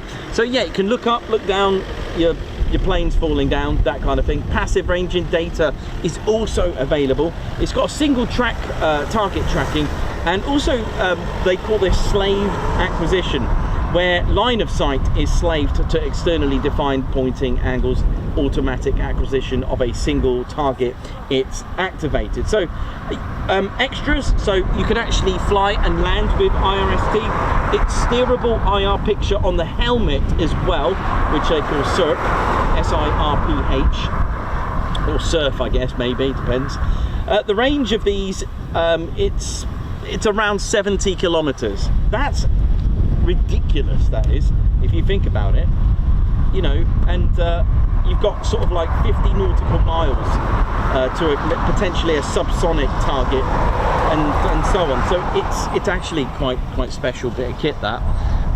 Thank you for pointing that out. If there's anything you'd like to know about the Typhoon, do let me know. Another one I haven't mentioned today is the auxiliary power unit.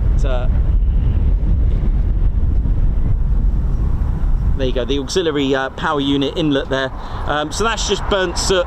You can actually start the Typhoon at a push of a button with an auxiliary power unit. Oi oi! and that's just the burnt circuit. So this is the auxiliary power unit exhaust, so to speak. I can't remember if there's anything I've missed, but do let me know. I will do my best to answer it for you. So thank you very much for pointing that one out.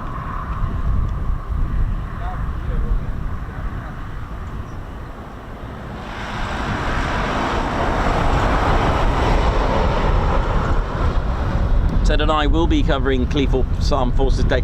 In fact, for those interested, I've updated the NOTEDs now. If you go to our website, tedconingsby.co.uk, click NOTEDs, and it will tell you where we'll be on major events. And Cleethorpes is one of them.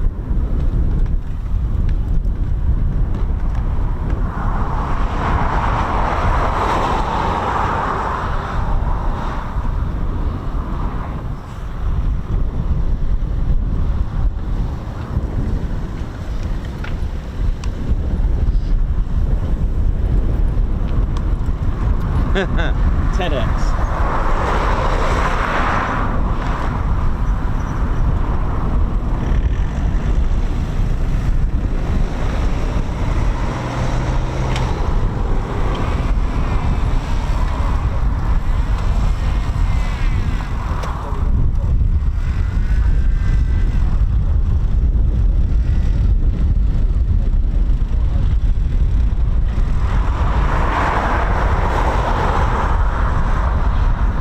Stephen Caller be watching with the cats. How are the cats? Hope they're all well. Regards and a meow to them. It is a pretty little plane there nowhere. So we're going to just stay just for a little bit, because of course there are display teams that operate outside of the training hours. So let's see. So there is it looks like I've just seen the BBMF crew, so we're just going to wait and just see what we're going to get, because it looks like there is a Spitfire out just around the corner. It's out of our sight at the minute. I have seen BBMF crew. Now the only thing against us right now is the wind. It's on and off, so it's up to them. They'll make that judgment, so we'll find out.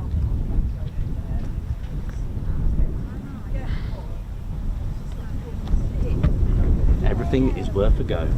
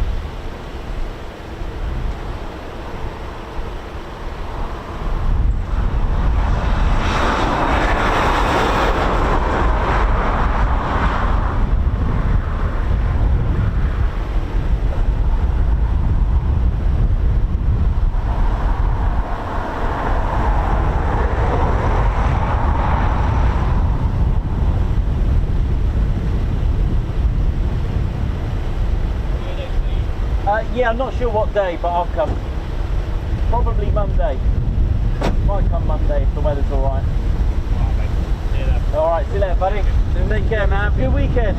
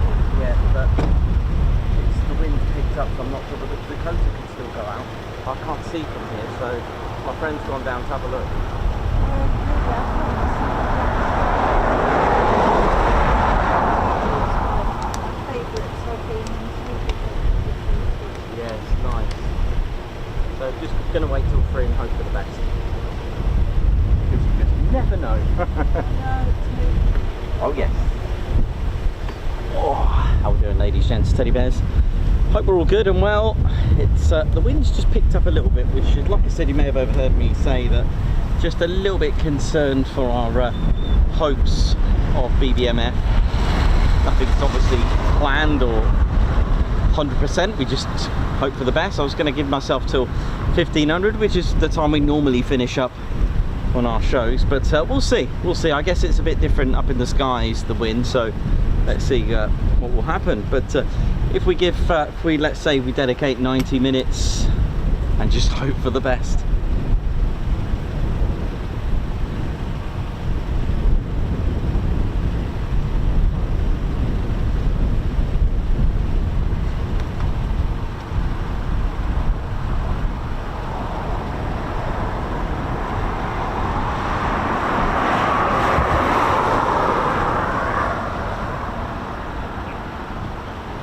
Squadron leader Ted Coningsby on the controls. Hope we're all good and well. Thanks a lot for all the support from everyone. One support here that we've got is from LaserTech02. High five. Guards march to you. Off to attempt a bit of plane spotting. I'll start again, LaserTech. Sorry about that. High five to LaserTech02. Off to attempt a bit of plane spotting myself. Have a great weekend all. Thank you very much. A guards march to you. Danny Hutch 7 with 13 months membership, thank you very much. Brian Billman, high five to you, thank you very much for your super chat. A guards march. Living the dream aviation, congratulations. 36 months membership, congratulations on your 36-month milestone. Oh yeah, simply love the TCS. Thank you very much. And I've just seen Gary has gifted 20 Ted Coningsby memberships. A high five for that. Poor pump. Gary, thank you. A salute there from Ted. And a fly pass. Thank you so much for gifting 20 Ted Coningsby memberships. That is incredible. Dave Holloway, thank you very much for your 13 months membership. Wow, 30 months. Wow, time goes quicker than a PTO. Love that. Also, another massive support here from, this time from Lasertech. Oh, Lasertech02. High five, Paul Pump. A salute and a fly pass for gifting 10 Ted Coningsby memberships. Thank you so much again, Lasertech02, for that. That is incredible. And again, we got another massive support here. Chris White, high five and a Paul Pump. Thank you so much. A Guards March to Chris White for gifting 5 Ted Coningsby memberships. I will certainly have to check if we've unlocked an emoji, definitely. And the question is, what are we going to have? What I'll do, I could quickly claim it, and then I could do a temporary one, right? Steve Evans, thank you very much for the super. Happy anniversary, 44 years to my lovely wife, Pauline. Congratulations to you both, Steve Evans and Pauline. Ginger Bailey, thanks a lot for the super. A Guards March to you. Lynx Rainbird, high five. Thanks a lot for gifting a Ted Coningsby membership as well. Christopher Carr, high five there. Thank you very much, Christopher Carr, number 3. Welcome to the Ted Coningsby Squadron 8 Guards March to you. Thank you very much. My grandson Ruben. Paul Pump to Ruben. There you go. Thanks a lot, Ruben, watching there.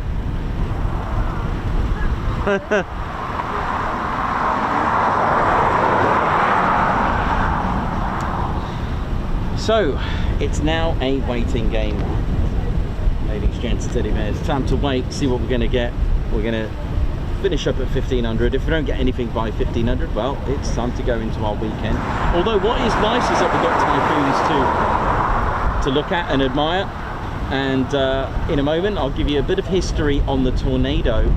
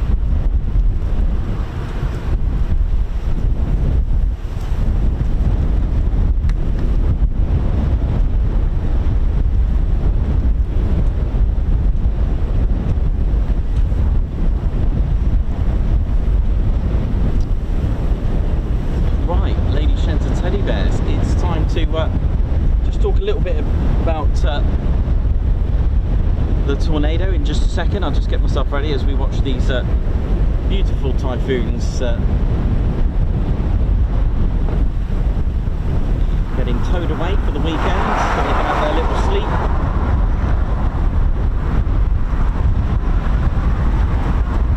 Oh, bye, thank you very much. Take care, have a great time in Lanzarote.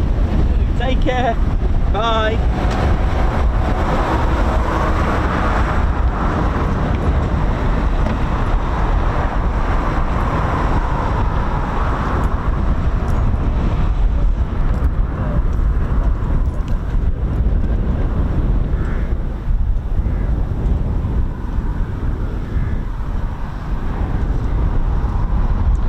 Ladies, gents, teddy bears, as we know, check out this tornado. This is a RAF Coningsby's, one of RAF Coningsby's tornadoes that was here with 65 Squadron. Look at this, and we're going to talk to you a little bit about the tornado and its past, but for me, when I was a kid, this was my absolute favourite.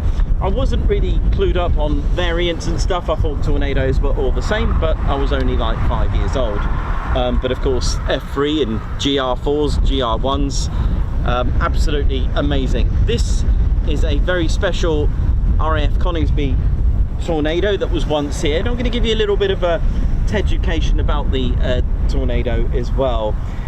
So this is serial number ZE, or Zulu Echo 907, and it is a display aircraft. During the 1990 display season, this actual, well, the real one that is, tornado served the official RAF Tornado F3 solo display team. You can see the names there. It was Flight Lieutenant Fred Grundy, also flew at Mildenhall Air Fleet as well. Also in the back there we got Flight Lieutenant Martin Parker as well. It was operated by number 65 Squadron, which have got their markings there, which you can see. Also number 229 OCU also operated this, and to commemorate the 50th anniversary of the Battle of Britain, it featured, as you can see, the 50 there with a Spitfire. Sorry about my shadow, that's quite annoying actually, isn't it? There you go, look. I'll have a little bit closer. You see a Spitfire in honour of the 50th anniversary of the Battle of Britain. Pretty cool, isn't it? And of course you've got the tornado there. How amazing is that? Really, really cool, isn't it? So that's what that means. It was also nicknamed the Red Zebra, as it, of course, no reasons why they called it that. Mind you, underneath looks pretty cool as well. If we flip that over, underneath we've got some more markings going on underneath, which is pretty cool. Look at that. That is actually quite cool, isn't it? That's really, really excellent stuff. This is the F3 variant, and I'm going to show you the, actually I'll show you both before I go into detail. The more chunkier, this is a GR, for goodness me, this weighs an actual ton. Look at that, how chunky. The longer though, the F3 was slightly longer nosed. You can see the nose, it's a bit stubby on the GR, on the GR4 look, but the sleek, look at that. Shame about the shadow, but look at these two, man, beautiful. But I'm going to give a bit of love to our F3 here, which is making its debut, and I'll put in the comments. Sorry, I'll put a link in the description at the end of the show of AGR Models, whose Jeff there, AGR Models, kindly donated this as well. So absolutely beautiful. Thank you very much for that. So a little bit of history regarding the tornado as such. Let me just put this away for a minute. Let's have a look. You know what? Let's just have a little bit of a. Let's have a little look at some of the detail on the tornado. It is beautiful, isn't it? It is a classic. Like I said, it was my favourite when I was a kid. But we have to go back to 1967, really. We have to kind of go back to 1967 for this. Let me just get, I'll tell you what I'll do. Should we have a bit of sky? But then again, we need a bit of Coningsby, don't we? There we go, that's better. That's nicer. We need to go back to 1967 because there was a design collaboration of the countries of Germany, Belgium, Italy, Holland for a joint production of an aircraft to replace the Starfighter. Now the F-104, a supersonic fighter that was able to carry out low-level attack and reconnaissance, a time when Britain had been finding a replacement for the Canberra, which was the TSR-2, which had been cancelled in 1965. Britain and Canada also joined the plan, but the problem that you're going to get here is that when you have lots and lots of countries involved in a project, they're going to have their own requirements. You have to match each country's needs.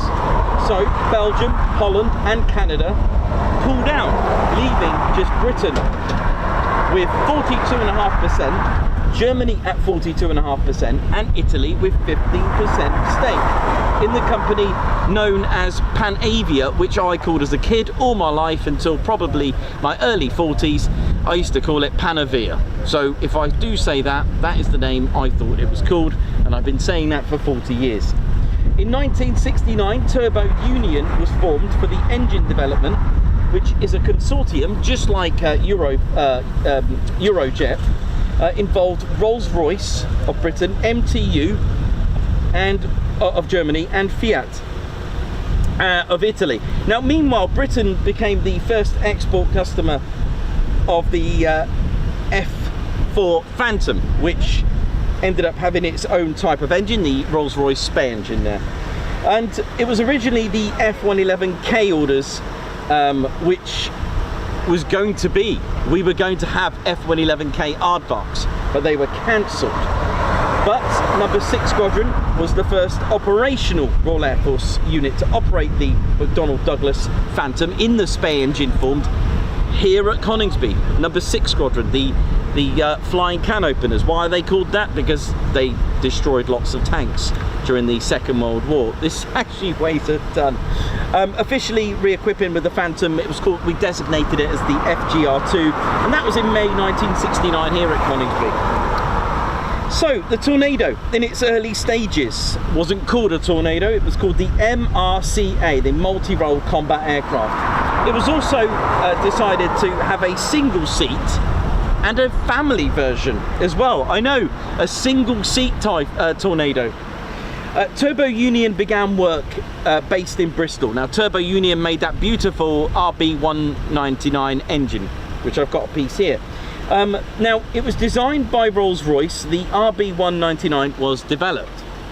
The 4 main clients of the MRCA would be Luftwaffe, the Marineflieger, which is the Luftwaffe's navy, the Italian Air Force and the Royal Air Force. All 4 clients had different requirements which would impact the Tornado's design. The RAF wanted the family version 2-seater.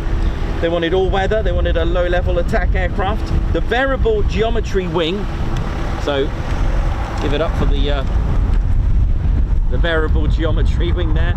Lovely, lovely, lovely. I love the way it does that, but I'll show you a bit more in a moment. My GR4 has a lot more than that. I'll give it that. So a single seat for the MRCA was actually scrapped because of the swing wing layout was chosen.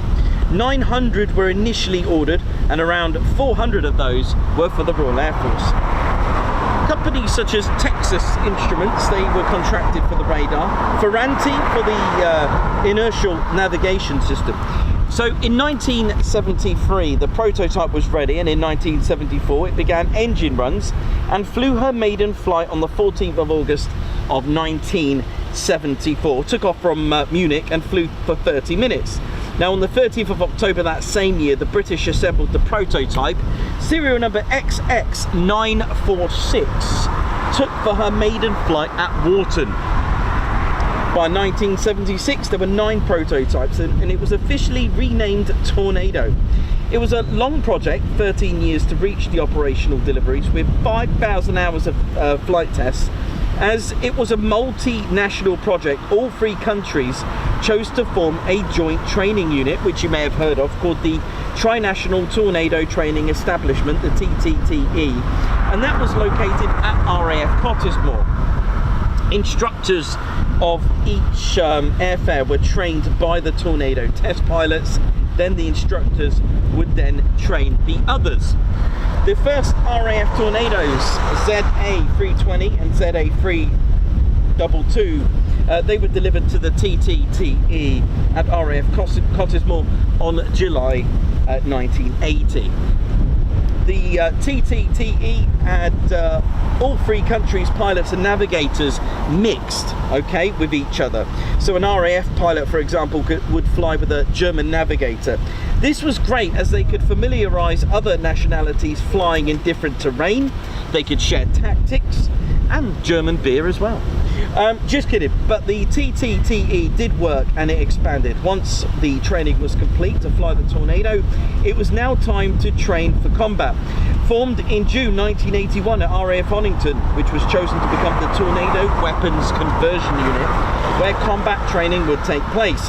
It was number 9 Bomber Squadron, the Greenbacks, became the first frontline squadron in the world to operate the Tornado when it reformed on the 1st of June 1982, having received its first Tornado GR1 ZA586 on the 6th of January 1982.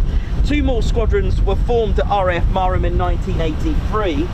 I don't have a GR1, but I do have a GR4 to show you. So 2 more squadrons formed at Marham, 1983, which were indeed, as we mentioned the other day, 617 Squadron on the 1st of January and number 27 Squadron on the 12th of January. I always found it fascinating that 27 Squadron, they fly Chinooks at RAF Odium, but this is a beautiful one as well. Look at that, beautiful. There were other variants, so we had the IDS, the Interdictor Strike version, or GR1 in the Royal Air Force. So IDS was GR1 in Royal Air Force, for those who know. ECR, the Electronic Combat Reconnaissance.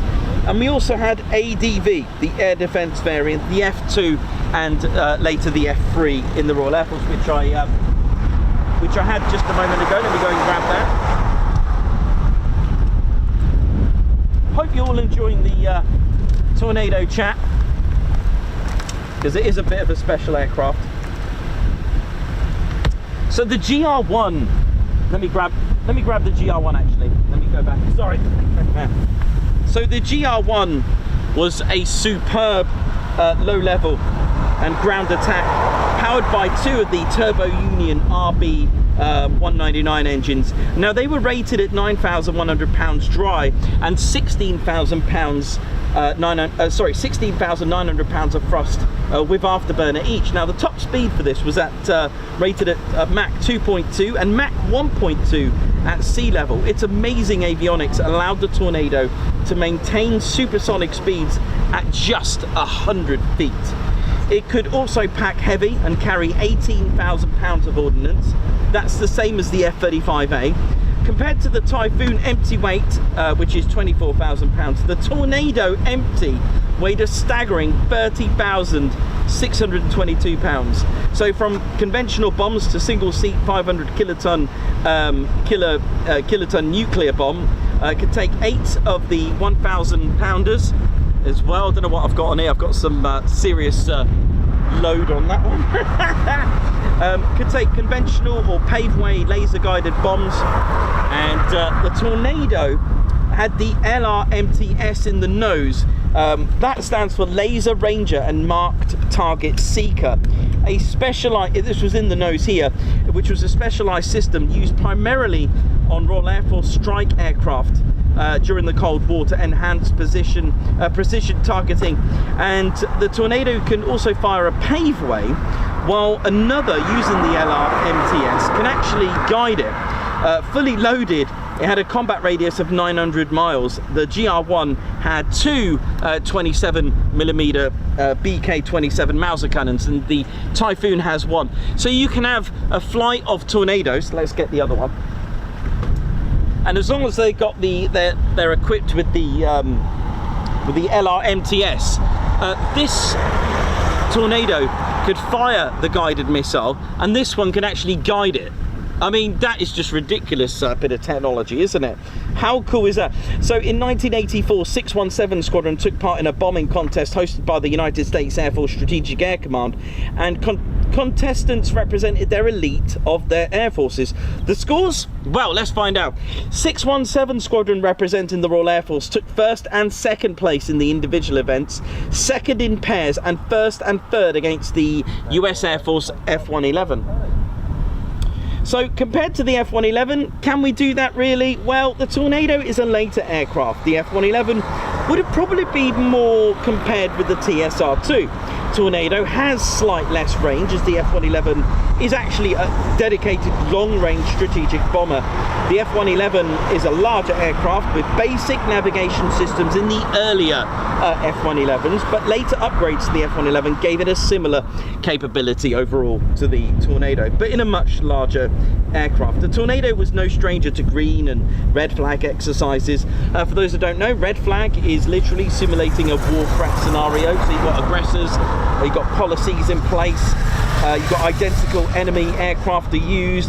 It's basically a real life scenario of war without actually getting shot at, basically. So there we go. So the Tornado, a bit of a legend, and it was here. Now we know that the RAF, you know, with their various sorties from low level to BFM and ACM, during the time of the Tornadoes, you might be surprised to know that the flight plans, are you ready for this? Right, hang on a minute, let's get another prop. So, you know, we've got all this technology. Right, kids, younger viewers, this is a cassette tape. I know, you put it in and you have to get a pencil to rewind it. You put the pencil, this is a cassette tape. Look at it. Yeah, you put it in a cassette recorder and a cassette player, right? The reason why I'm showing you this cassette, are you ready for this? Is because, right, you might be surprised to know that flight plans were actually recorded onto a good old cassette like this. The Tornado, the Tornado, this was done with a cassette preparation ground station. The navigator will enter the route information on the electronic map table, plan the ground speeds, the fuel flow, and other information. They're all typed into a computer which looked like a big giant microwave, and the system is then transferred onto this cassette, which is then loaded into the Tornado's cockpit recorder. I know. So basically what we're saying is waypoints, targets, the full plan would be put on something where you had Mariah Carey's tapes on. I know. And then shown on two screens in the rear of the cockpit. And yes, I'm wondering what would happen if you put your mixtapes of Prodigy on or something. But anyway, and yes, the Tornado also has a horn.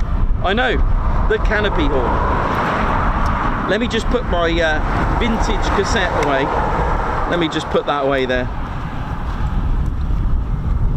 Let me just put that away, sorry. So there we go. Which one? Let's give a bit more love to the F3 for a minute. There's our F3 coming out there. Yeah, so the Typhoon, Tornado, sorry, and the Typhoon actually has a horn, the canopy horn, when that opened as well. So the Tornado was the first European military aircraft designed with a fly-by-wire system as well, which was known as CSAS.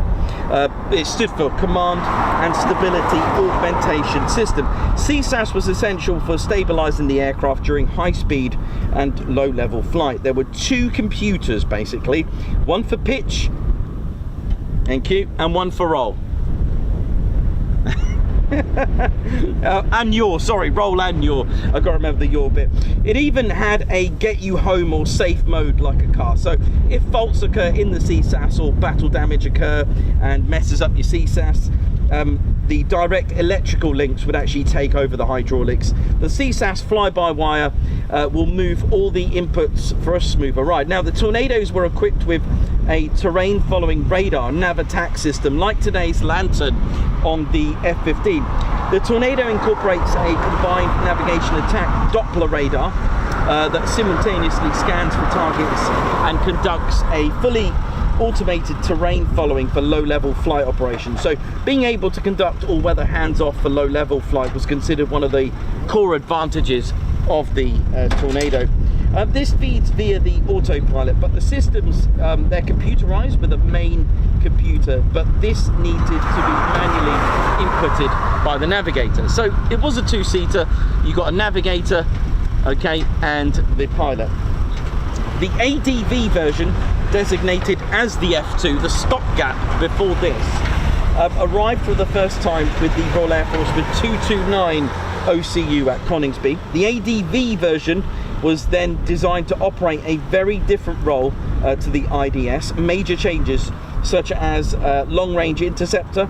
It was fitted with a Marconi Foxhunter air interception radar. This radar worked with the Skyflash air-to-air missile, and it could lock onto targets at 25 miles away. This led to longer nose on the ADV version. So I just want you to appreciate the nose differences. Look at that. Can you see the difference there? It is, look how bigger the nose is on the, this is the F3 and this is the GR4. And yeah, it was, you know, a longer jet. So pretty impressive stuff on that one. So pretty cool, right? So there was also extra fuel tanks as well that basically meant more endurance than the IDS version. So it's pretty. I just love it. Oh, by the way, just quickly, it did actually have twin axle. It had two wheels here. All right, but yeah, mine needs a bit of a yeah, mine needs a bit of a fix there. But it also had one less cannon as well, by the way.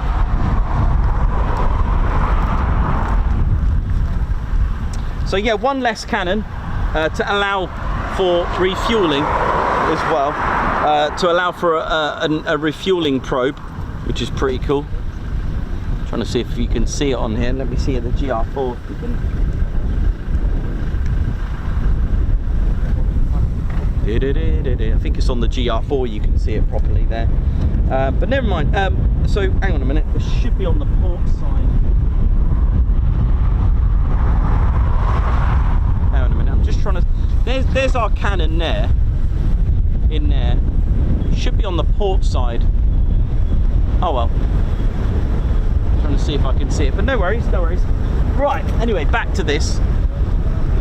So the F2 was a stopgap for the more advanced F3, which is this. And this arrived in April 1987 with TED Squadron 29. They were here. And there was more sidewinders with auto control for the swing wings. Look at that, beautiful, isn't it? Absolutely amazing. So the wings, basically, let me get my GR4. Seems to, look at that. This seems to be a lot tighter on this one. So the wings, for slow speed, low angle increases the surface area, so you open them out for slower speed. So when takeoff, you'd have them fully open like that, because you want more lift, basically. The wings are fully out to provide greater lift for high speeds. Now, for allow lift. Now, for high speeds, the wings are swept back. Sorry, let me get my grammar right. For higher speeds, you sweep them back, okay? That's how you're gonna achieve faster speeds. You don't need the lift anymore. You need, I mean, look how beautiful that looks, right? Look how amazing that is. They're swept back at about an angle of 70 degrees. Less lift is needed for high speeds. Now, the pilot can control the angle of the swept wings manually. The F3 also had an upgraded engine. So let's go back to our, there we go. So the F3 also had an upgraded Mark 104 RB199 engines and increased power output to 19,000 pounds of thrust. I know. I've got a piece of RB199. Let's have a look at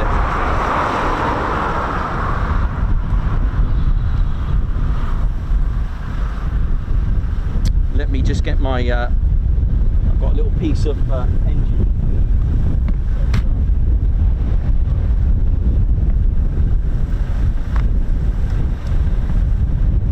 So there's a piece of RB19. This is a high pressure, goodness me. It is extremely heavy, being really windy. Look at that. This is a piece of RB Turbo Union RB199. Amazing, titanium, beautiful. So this will be spinning round, spinning around. Oh yeah. How cool is that, right? The compressor was a 3-stage low pressure. It also had a 3-stage intermediate pressure and a 6-stage high pressure. So this is one of the 6 high pressure compressors. Had a single crystal high pressure turbine and a single IP 2-stage low pressure turbine. Look at that, beautiful, right?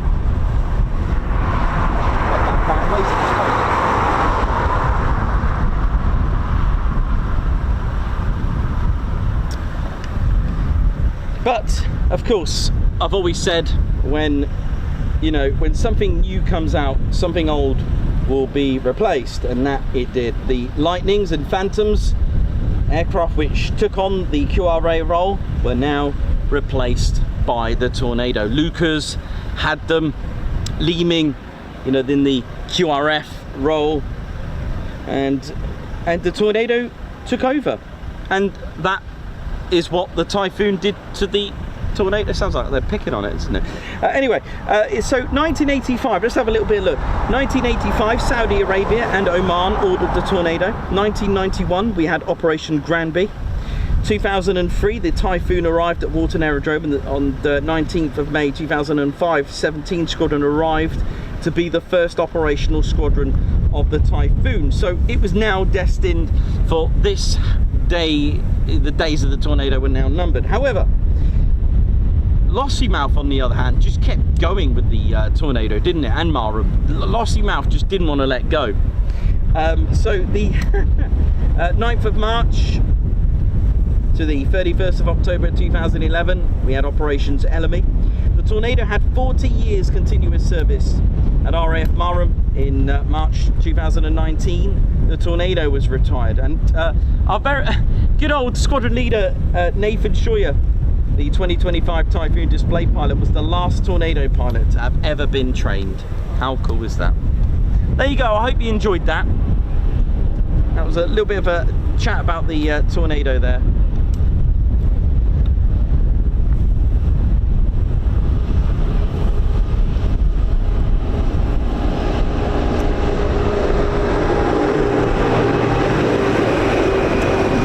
There you go. I wonder how many times I called it the Typhoon just then, but never mind.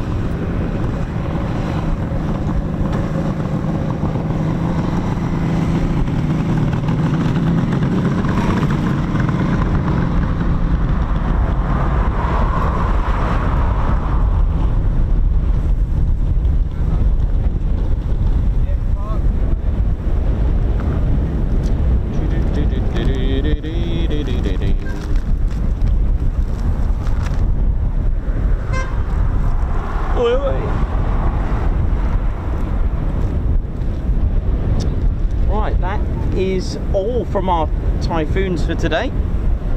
So we're just gonna finish up for a second, and we're just gonna wait and just see if there's gonna be any BBMF movement. You just never know.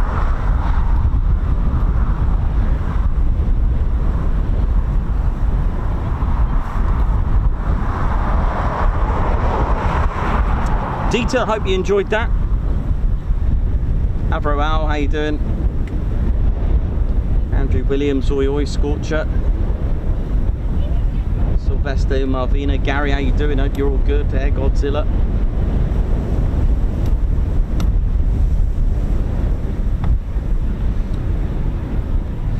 The F3 model has been donated by AGR Models, and I'll put a link in the description after the show.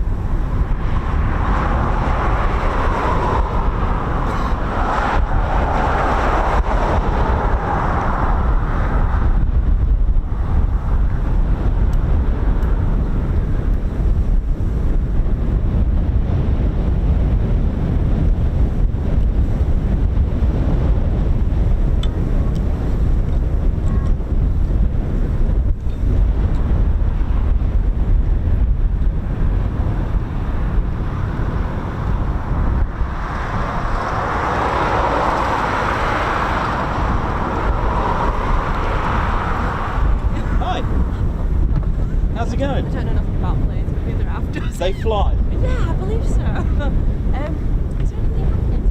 Just so we know when it's flight. What, plane-wise? Yeah. No.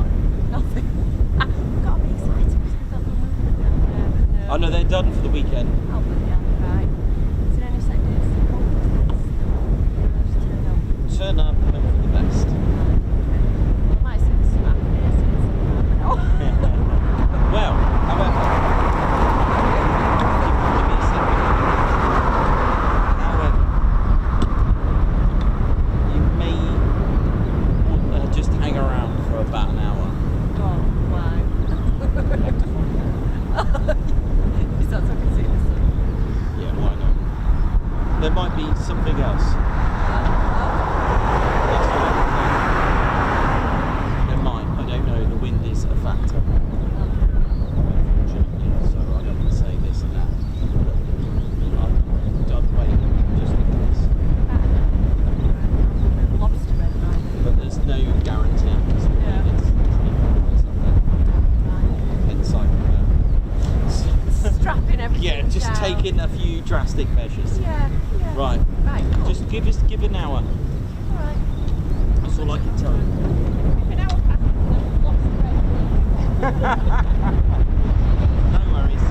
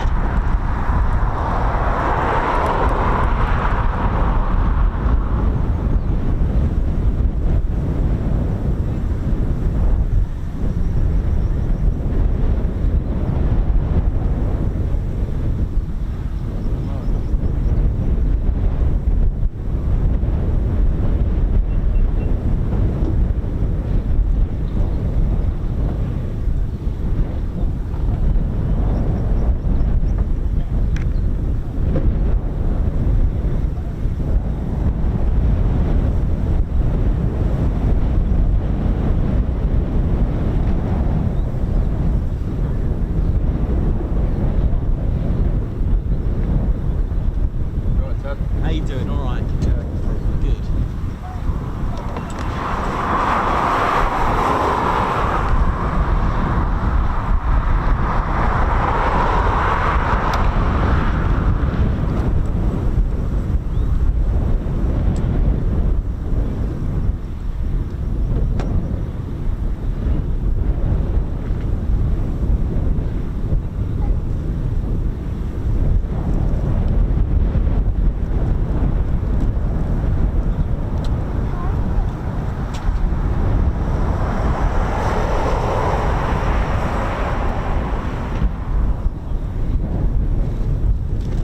Why is he got open the van?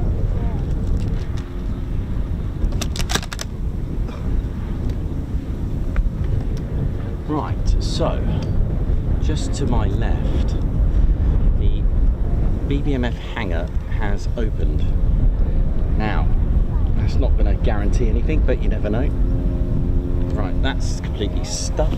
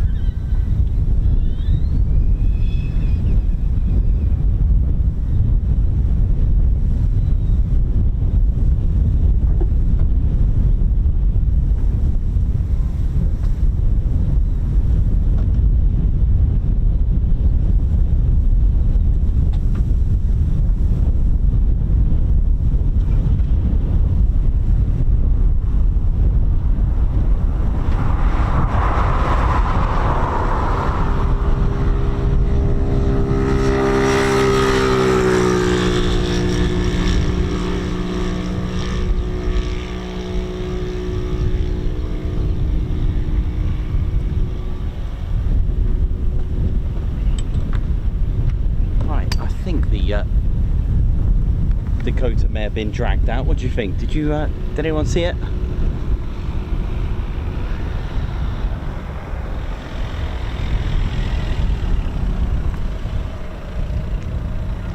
A little bit difficult to see from here, unfortunately. But we'll hope for the best.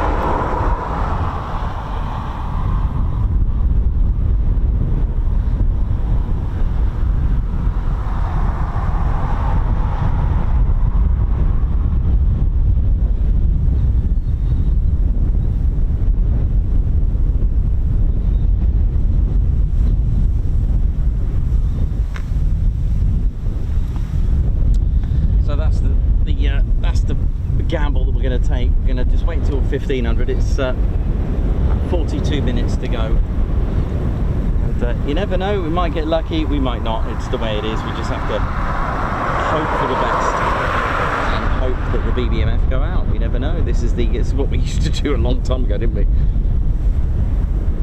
We used to trial these little days where we'd put hopeful BBMF movements. I don't remember the early Ted Coningsby days when we used to do that.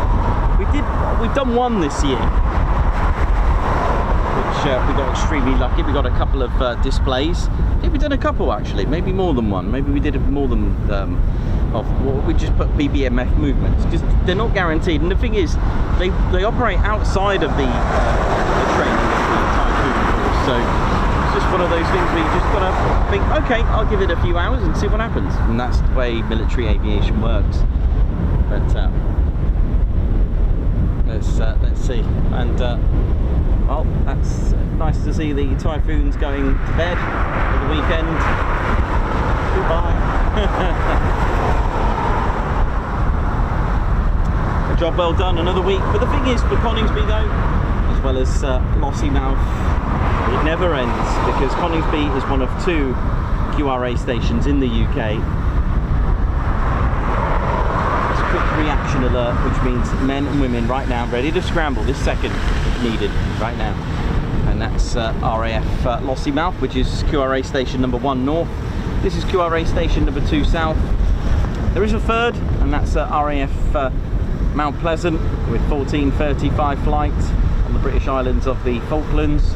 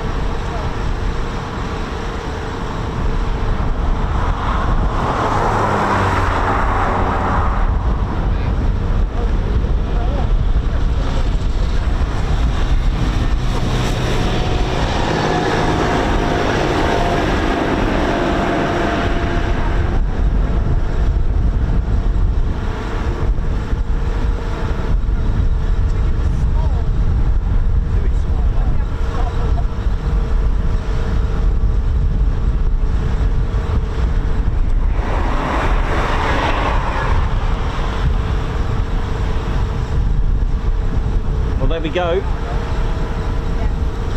That looks promising.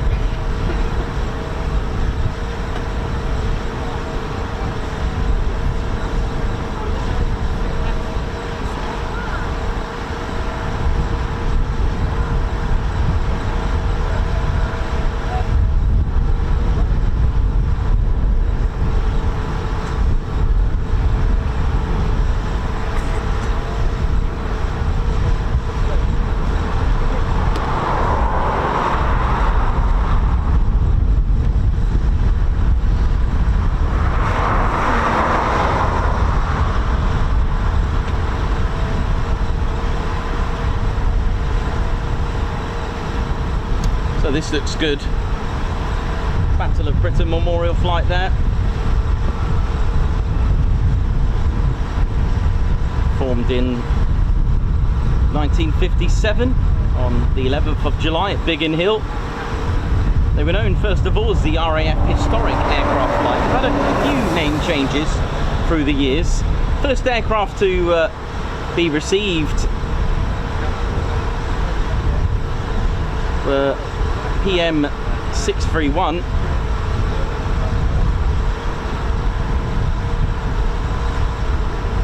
LF 363. I forgot the other one now. I think it was a PS something, which doesn't exist any. Well, it does, but it's not in the flight anymore. Give me 1 second. Let me go and.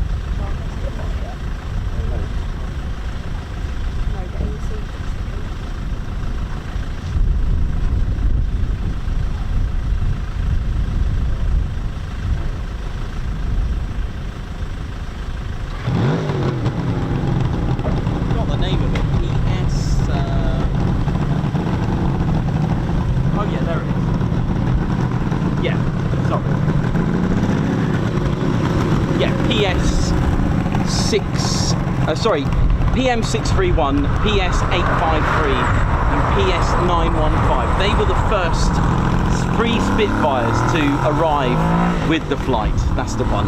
But LF 363 arrived later by about a day or 2, I think it was. But because it's considered that PM 631 is the oldest serving, the longest serving, that's probably the best one, the longest serving item of the Battle of Britain Memorial flight.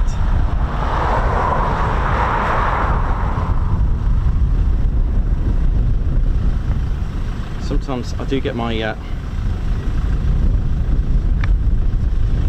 my serial numbers messed up. Like, what was it yesterday? I do get Derby County and Star Wars mixed up. I know. How do you do that? It's just the way I am. I get Derby County and Star Wars mixed up. Derby County won the Football League in 1972 and Star Wars come out for the first time in 1977. But for some reason, Nikos' brain actually confuses the two. But in my defence, probably Star Wars was probably written in 1972 anyway. You got to go with it, you know what I mean? But there we go, and yeah, so a little bit of background with our Battle of Britain Memorial flight there. So yes, it was renamed the Battle of Britain flight, had another name change, before finally being renamed to what is the BBMF today. And I believe it's to do with the Lancaster arriving with the flight in 1973. They added memorial to the flight once they had the Lancaster. Between 1959 and 65, the flight had just one Spitfire PM 631 and a Hurricane LF 363 on its strength. But now, of course, it is a museum without walls. It's seen many airframes come and go. So the very earliest types, PS 853, PS 915, they've gone on to do very different things. So PS 853 went to gate guard duties. Some were sold in America, I believe, as well. Some went to West Raynham, both remaining Mark 16s. They left the flight in 58. One after firstly a landing accident, which was grounded, which was TE476. SL674 was also involved in a crash landing on the Oxo cricket pitch at Bromley in Kent after participating in the annual BB Battle of Britain fly past over London. So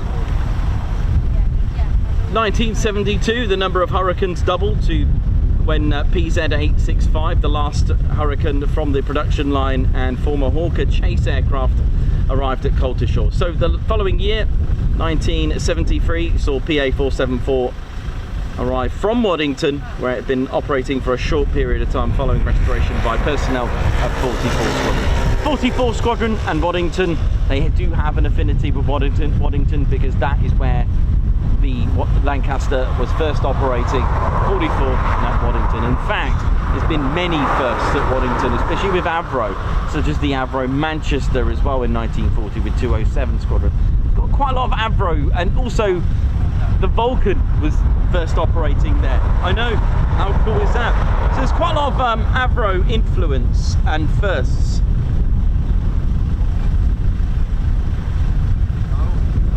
And that's all the way at Waddington. It was 83 Squadron, which formed at Waddington in 57. They took on the first Avro Vulcan B1, 57. How amazing is that? I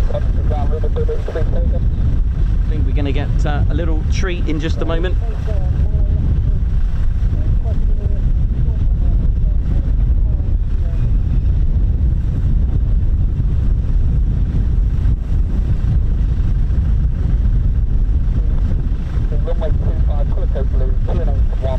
There we go.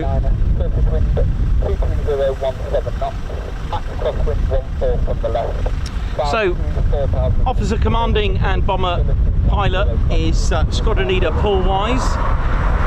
Paul is known as Ernie. He joined the Royal Air Force in 1999 as a SAC weapons technician on Jaguars. After re-qualifying as a pilot, his flying career includes a variety of Hercules operational roles. He was also an instructional tour on the Tutor, Hercules, Venoms, Central Flying School and BBMF bomber aircraft. Ernie joined the BBMF in 2017 and was appointed the OC in late 2025. Fighter pilot and OC BBMF is DES is Squadron Leader Al Luckins. Al has previously flown the Harrier GR9 on the front line and Hawk T2 as an instructor. He has flown the Typhoon operationally since 2015 and currently serves on 41 Squadron, balanced with being a volunteer fighter pilot on the BBMF. Another fighter pilot is Squadron Leader Mark Sugden, MBE. Squadron Leader Mark Sugden joined the Royal Air Force in 2001, has flown the Tornado F3, just like the one I showed you earlier. He's also flown the Hawk and Typhoon. Suggs, as he's known, joined the BBMF in 2017. He also commanded the flight between 2021 right up to 2025 and now remains with the team as a volunteer fighter pilot.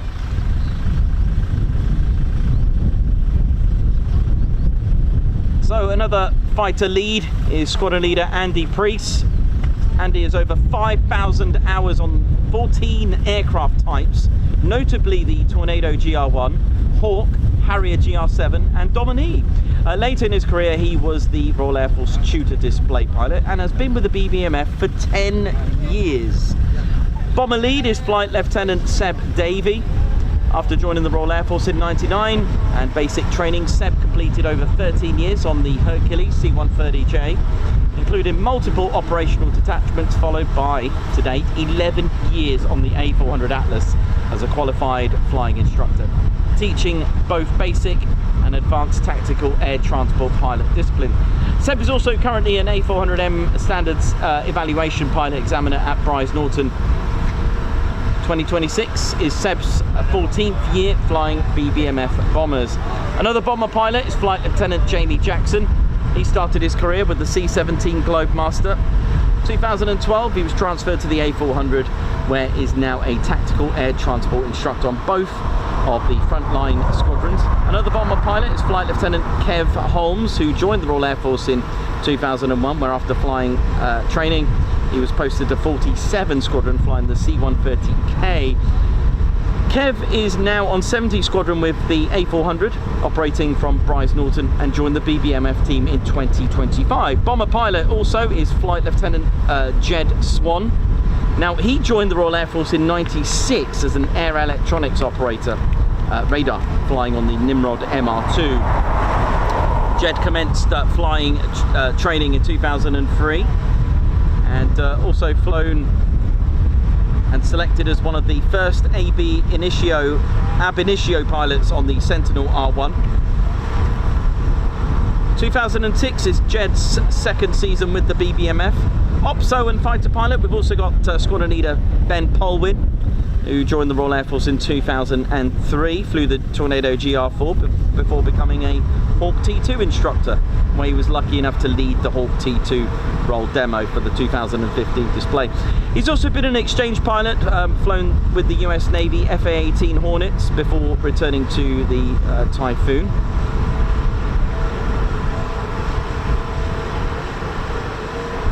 We also have, with the Red Arrows, one of the Reds has also been an exchange pilot as well, who I believe has now switched to, what was it, Red 9? Same situation as Flight Lieutenant Christopher Dean. Red 9, he's also flown with the US Navy, the FA-18 E and F Super Hornet. So you can become an exchange pilot. There is an exchange between Typhoon and F-22 pilots, for example, but you can fly with the Navy. I believe, just trying to think, Turbo, I think he's gone to Canada flying F-18s, isn't he? Hello. Oh, thank you. Cheers, man. There you go. Thanks. I think the crew are getting ready for the Dakota. Yeah. It's going up. Yeah, I saw the crew and they did some checks. Yeah, man. Going to display around here? It could be. We'll find out. Is the hotel going away? Is the hotel going away? Just that.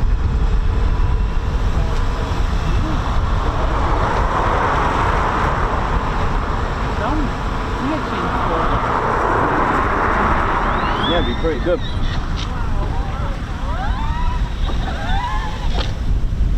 Saw that movie Ted. It was good, wasn't it? There was that one that like Julie.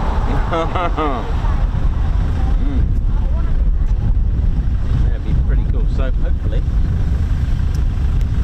yeah. Cheers for that. No worries. Thought it'd been one. I thought I'd hold it down a bit.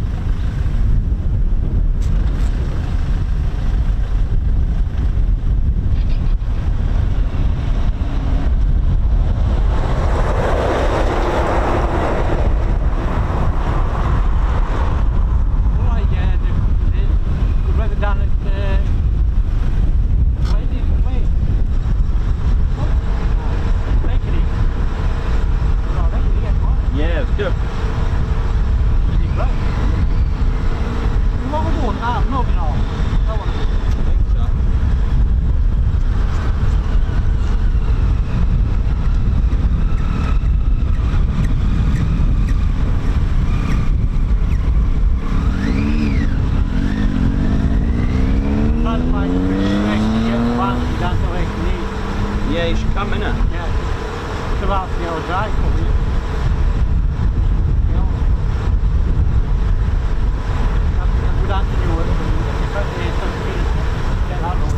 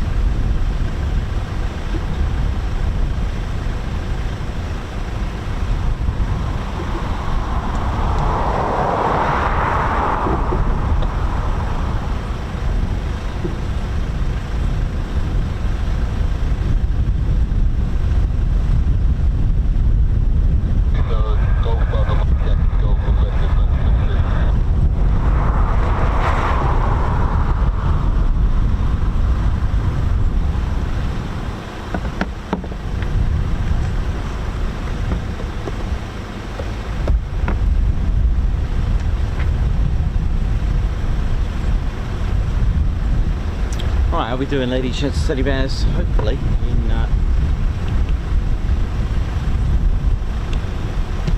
just a few moments, hopefully we'll have something. Otherwise we'll be finishing up. We are planning to finish at 1500 if we don't get anything, so just bear that in mind.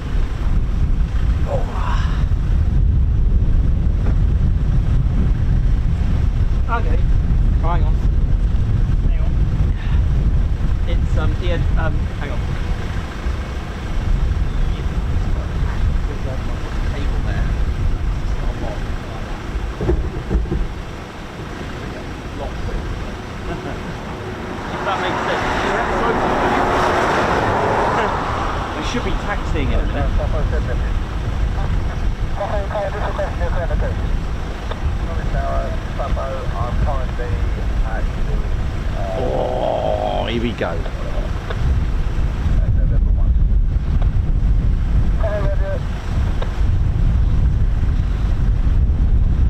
Here we go. That's what we've been waiting for as well now. Here we go. Take Coningsby channel.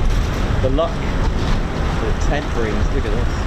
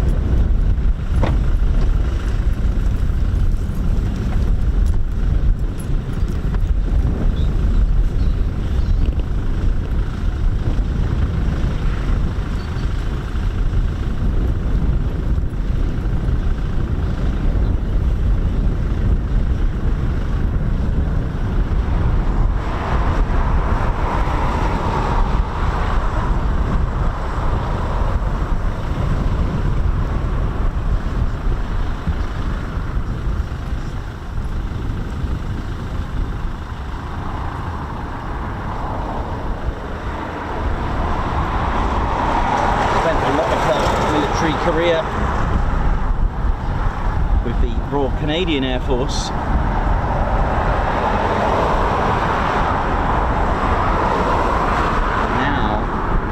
is a very, very rare livery, the Southeast Asia Command.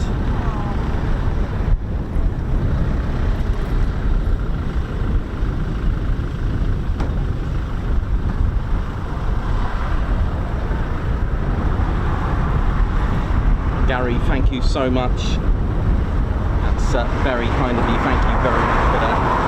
It's now time to smash that like button one more time. Share it, let people know that the channel is still going today. And it's bringing you this very special. Oh, listen to this.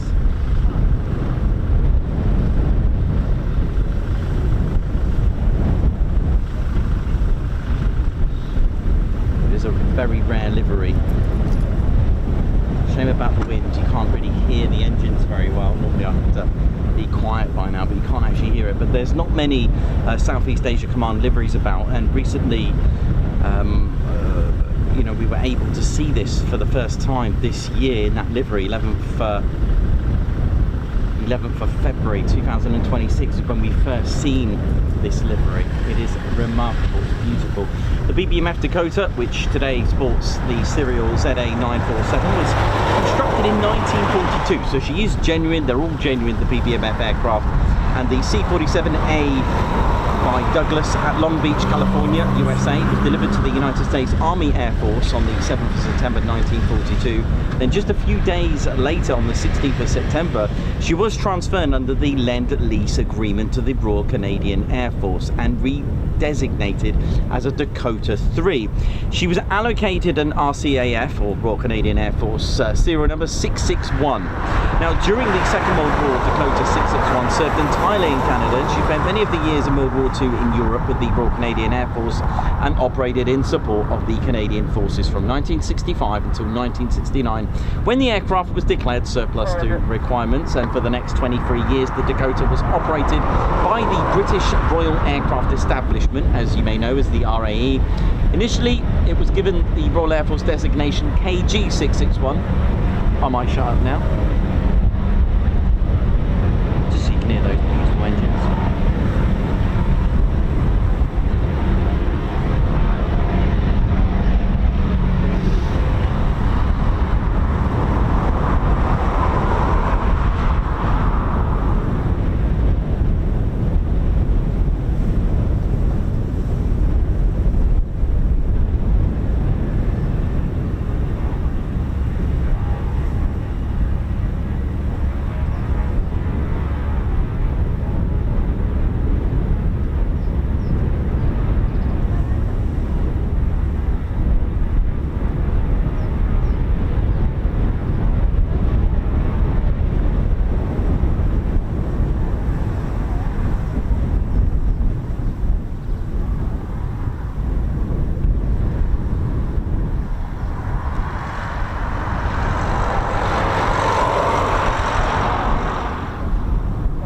So when they gave her the serial KG661, they had in fact realised that there had already been a Dakota with that serial number, which actually suffered an accident and was destroyed. So with that error reported in 1979, the Dakota was allocated with the modern serial ZA947, which explains why this serial number doesn't actually match the age and the era. So when the Defence Research Agency, the successor of the RAE, declared ZA947 surplus to requirements, was offered for disposal, but she was issued to the BBMF in 1993. Thank goodness for that.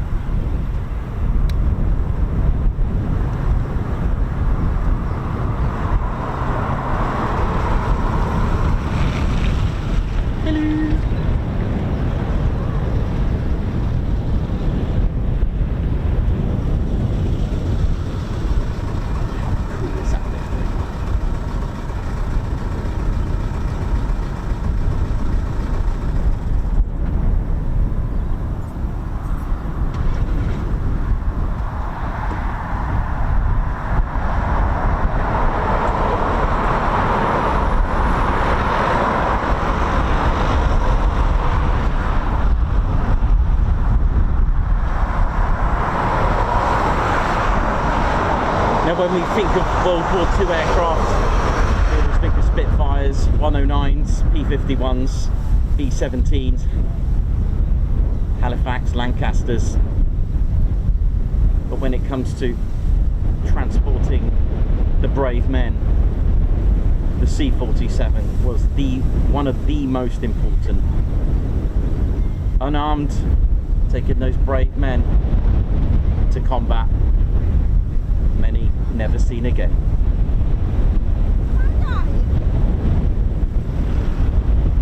The red colours that forms part of the Royal Air Force's roundel emitted. A lot of aircraft emitted red when they were up against Imperial Japan, or anything with red seen as enemy. So to stop confusion, and again with the potential of friendly fire, you emit the red.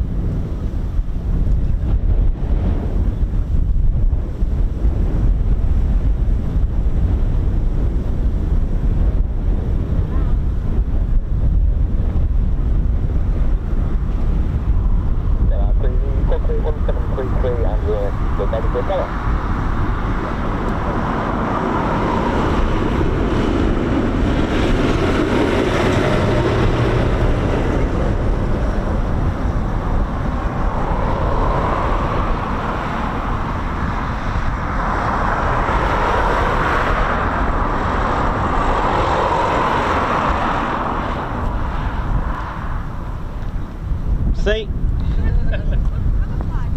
Is it just driving round though?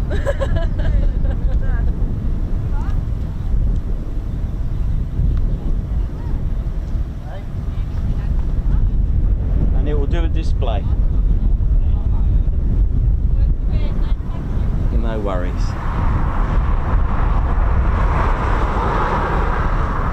Right, here we go.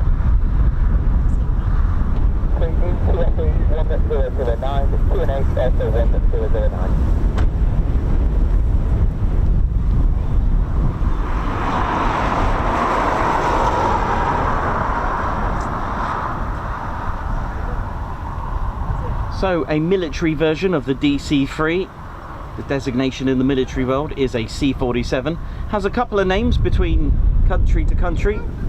In Britain we call it the Dakota, in the United States it is a Skytrain.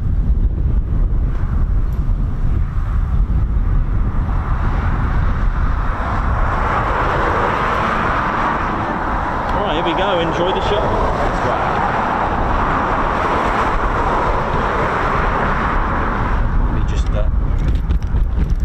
Move this while the wind has moved me further and further away.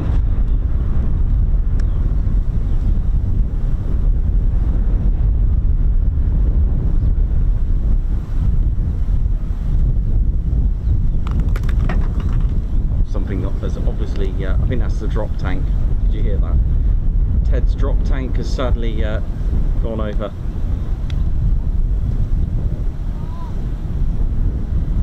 Gonna wait for clearance. Welcome to the show. We've got a C-47 Dakota of the BBMF. We'll hopefully perform a display on the overhead. And literally, you could say in some ways, for us, it is a practice display. The BBMF do have PDAs to look after. And she did miss out at Cosford due to technical issues.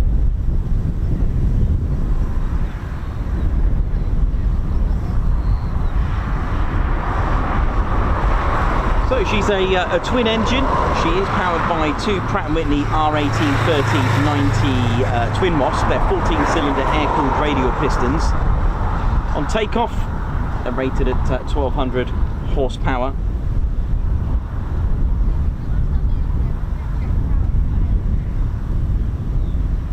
Basically, in litres, they're 30-litre engines. How cool is that, if you want to work that out? If you times is it about 1.64, I think? If you times the, big shout to the Royal Air Force there. So that engine, it's also applied in the B-24 Liberator, the Grumman F4F Wildcat, the consolidated PBY Catalina, the Douglas TBD Devastator, Short Sunderland, and also the Vickers Wellington variants, of course. There are variants with these engines in them. Vickers, not all the Vickers Wellington had this engine.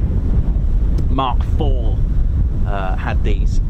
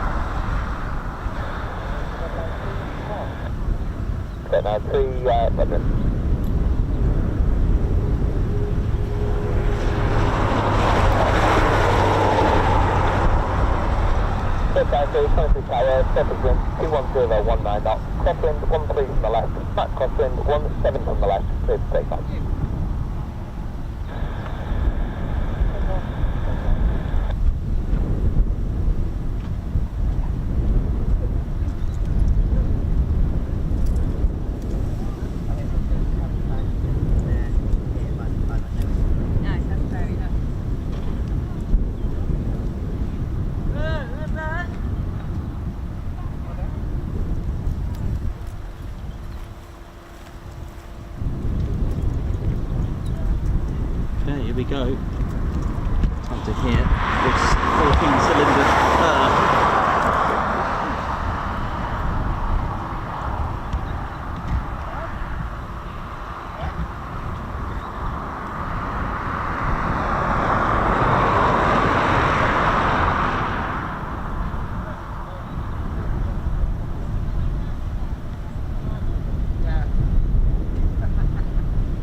We've covered the C-47 in forms of our a few of our lost airfields as well. If you'd like to check it out after the show, if you put in lost airfields, North Witham was definitely one that we covered. Here we go.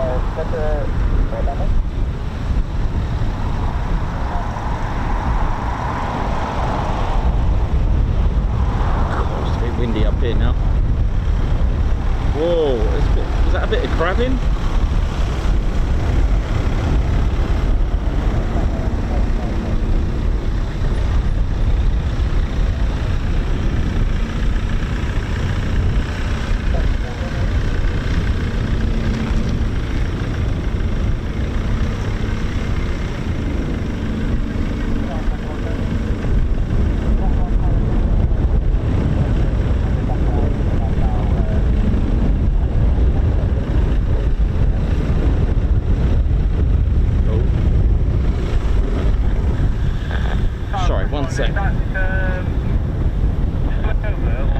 Sorry, I've just had a bit of a problem here.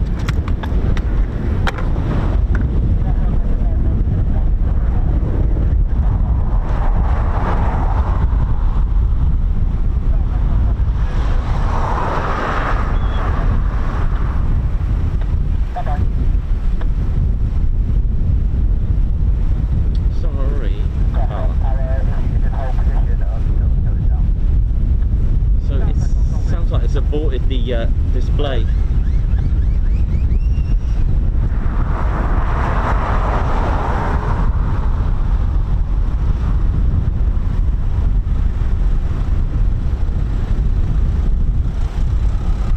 I nearly had an issue myself up here as well, hence that little bit of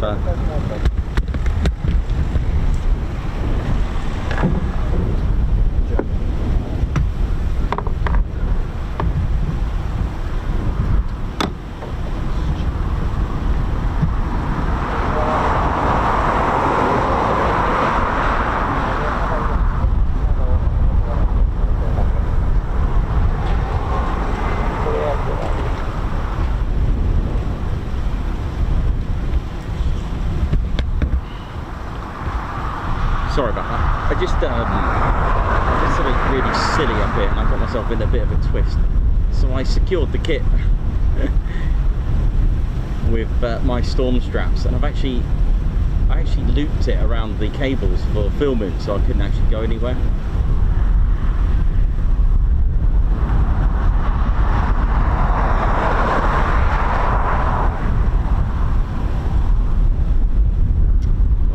Unfortunately, for whichever reason this is coming back, obviously we're not at liberty to, we don't have access to such info, reasons why. I wouldn't assume or anything. But one thing I'm sure about is extremely windy. I don't know what the limits are for the C-47. Definitely out limits for the lighter fighters.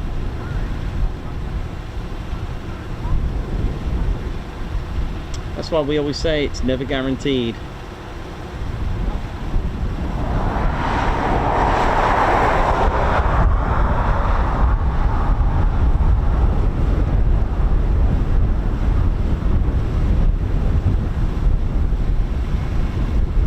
Nice shadow.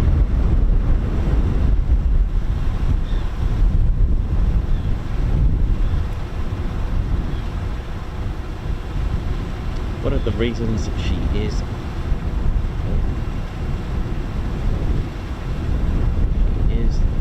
down safely. You can see it's having a bit of trouble with that wind, you know, but I don't want to speculate on the reasons for the display being cancelled.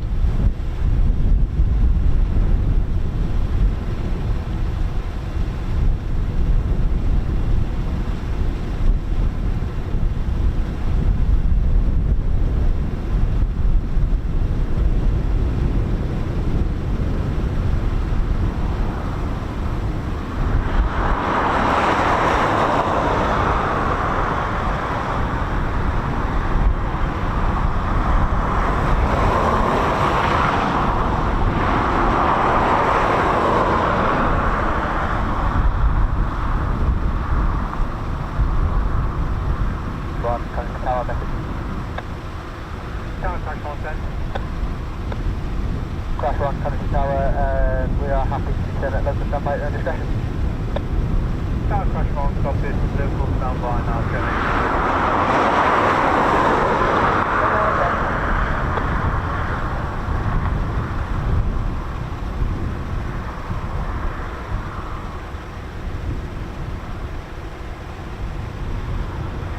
Close the tower, medic 1, on.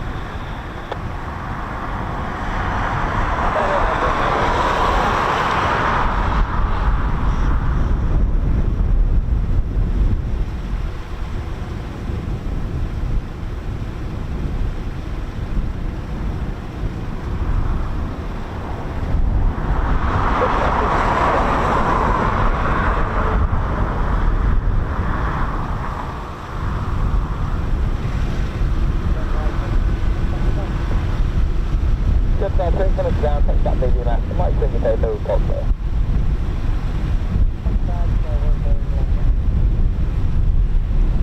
Well, that is a shame, but these things do, and of course have happened. Ultimately, it is in the interest of the safety of the crew and us as well that are here viewing.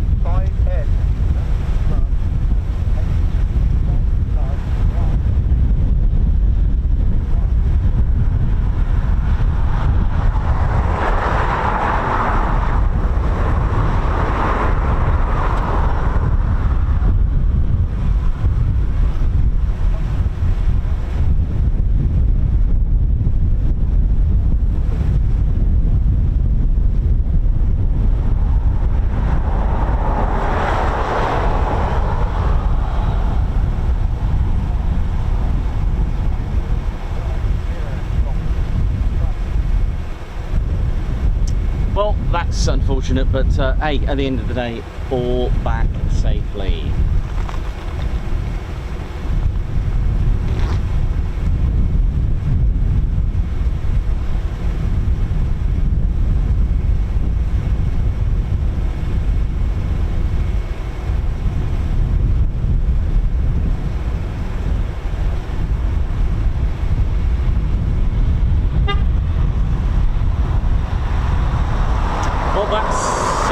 That's a wrap for the week then, Teddy. We've had to put Teddy's flag away because he'll end up taking off.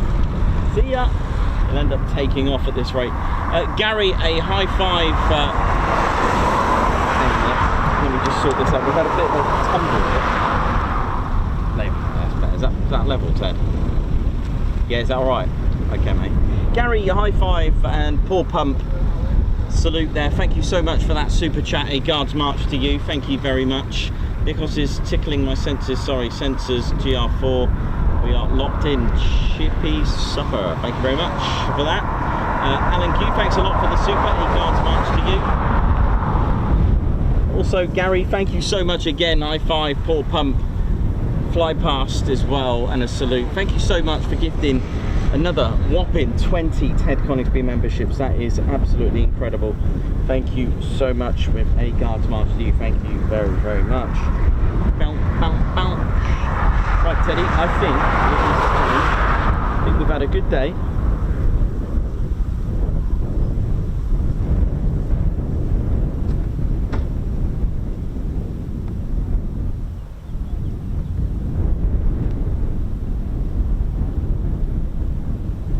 I think that's us done then, Teddy. Right, let's do this.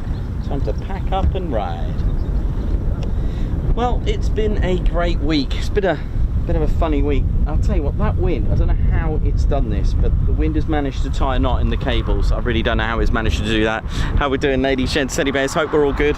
Today we got the classic, got our classic Top Ted t-shirt on today. Don't know if you can see that. Let me just pop that over there. Yeah. A classic Top Ted, and I hope you enjoyed this week's fun. It's been great. It's been totally fun. We managed to get you 3 streams this week. It was quite an adventure for Cosford, and all the preparation that's involved in the background work with that. Lots of logistics. It can be quite exhausting. It can be quite tiring to do. and it was a massive stream, plus a big stream on when was it? Not yesterday, the day before. Was that Tuesday at Marham? That was quite a long stream, about 8 hours 40 minutes. Being attacked by various bugs. I know it wasn't good, was it? Reggie would have probably eaten them all if they were chuckins. So there we go. But that's it. A great wrap, a great finish. Shame about the display, but these things happen. You know, these things happen. It was a bonus. We were prepared to stay till 1500 anyway. It's just gone 1500. We got to see the Dakota take off and land. It did look a bit choppy up there. Not saying that is the reason. We don't know. It could be. It certainly looked a bit rough up there, didn't it? But I hope you enjoyed the show. Hope you enjoyed the week, and we're still recovering from Cosford. So for the last time for today, I think it's time to say see you soon, wish you well. So before we go, RAF Coningsby, thanks for what you do looking after us guys, our members. Thank you so much, members, for just supporting the channel. Lots of you gifting memberships today. I'm gonna have a look, see if we got any if we've unlocked a emoji. That'd be pretty cool. And then what I'll do, I'll claim it and just have some ideas.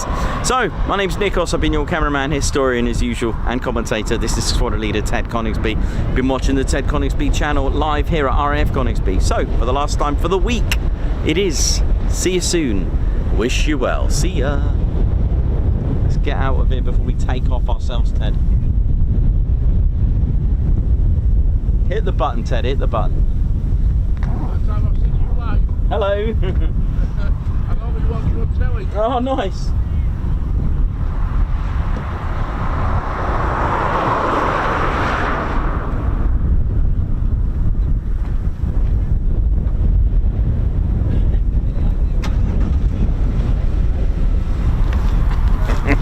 Oh yeah, ladies, sheds and teddy bears, welcome to the Ted Coningsby channel membership. I'm Nikos, I'm your cameraman and commentator. This is our squadron leader, Ted Coningsby. Just want to say a massive thank you to all our members. Guns up, and oh yeah. Take it away, Ted. Ladies, sheds and teddy bears, we want to say a massive thank you to all of our subscribers for getting us to where we are today. We have gone all over the country, from as far as Lossiemouth to Bryce Norton, and military areas such as air weapons ranges, low flying areas, heritage centres and special flights for TED 2. We cannot do this without your support, and your support will be rewarded. You can now join the Ted Coningsby Squadron and help fund the channel to get us around the country and provide us with the funds for equipment to bring you better content too.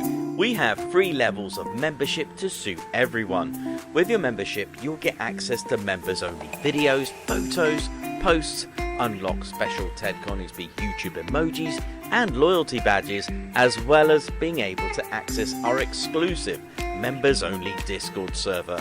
All membership levels reward you with discounts to our online store.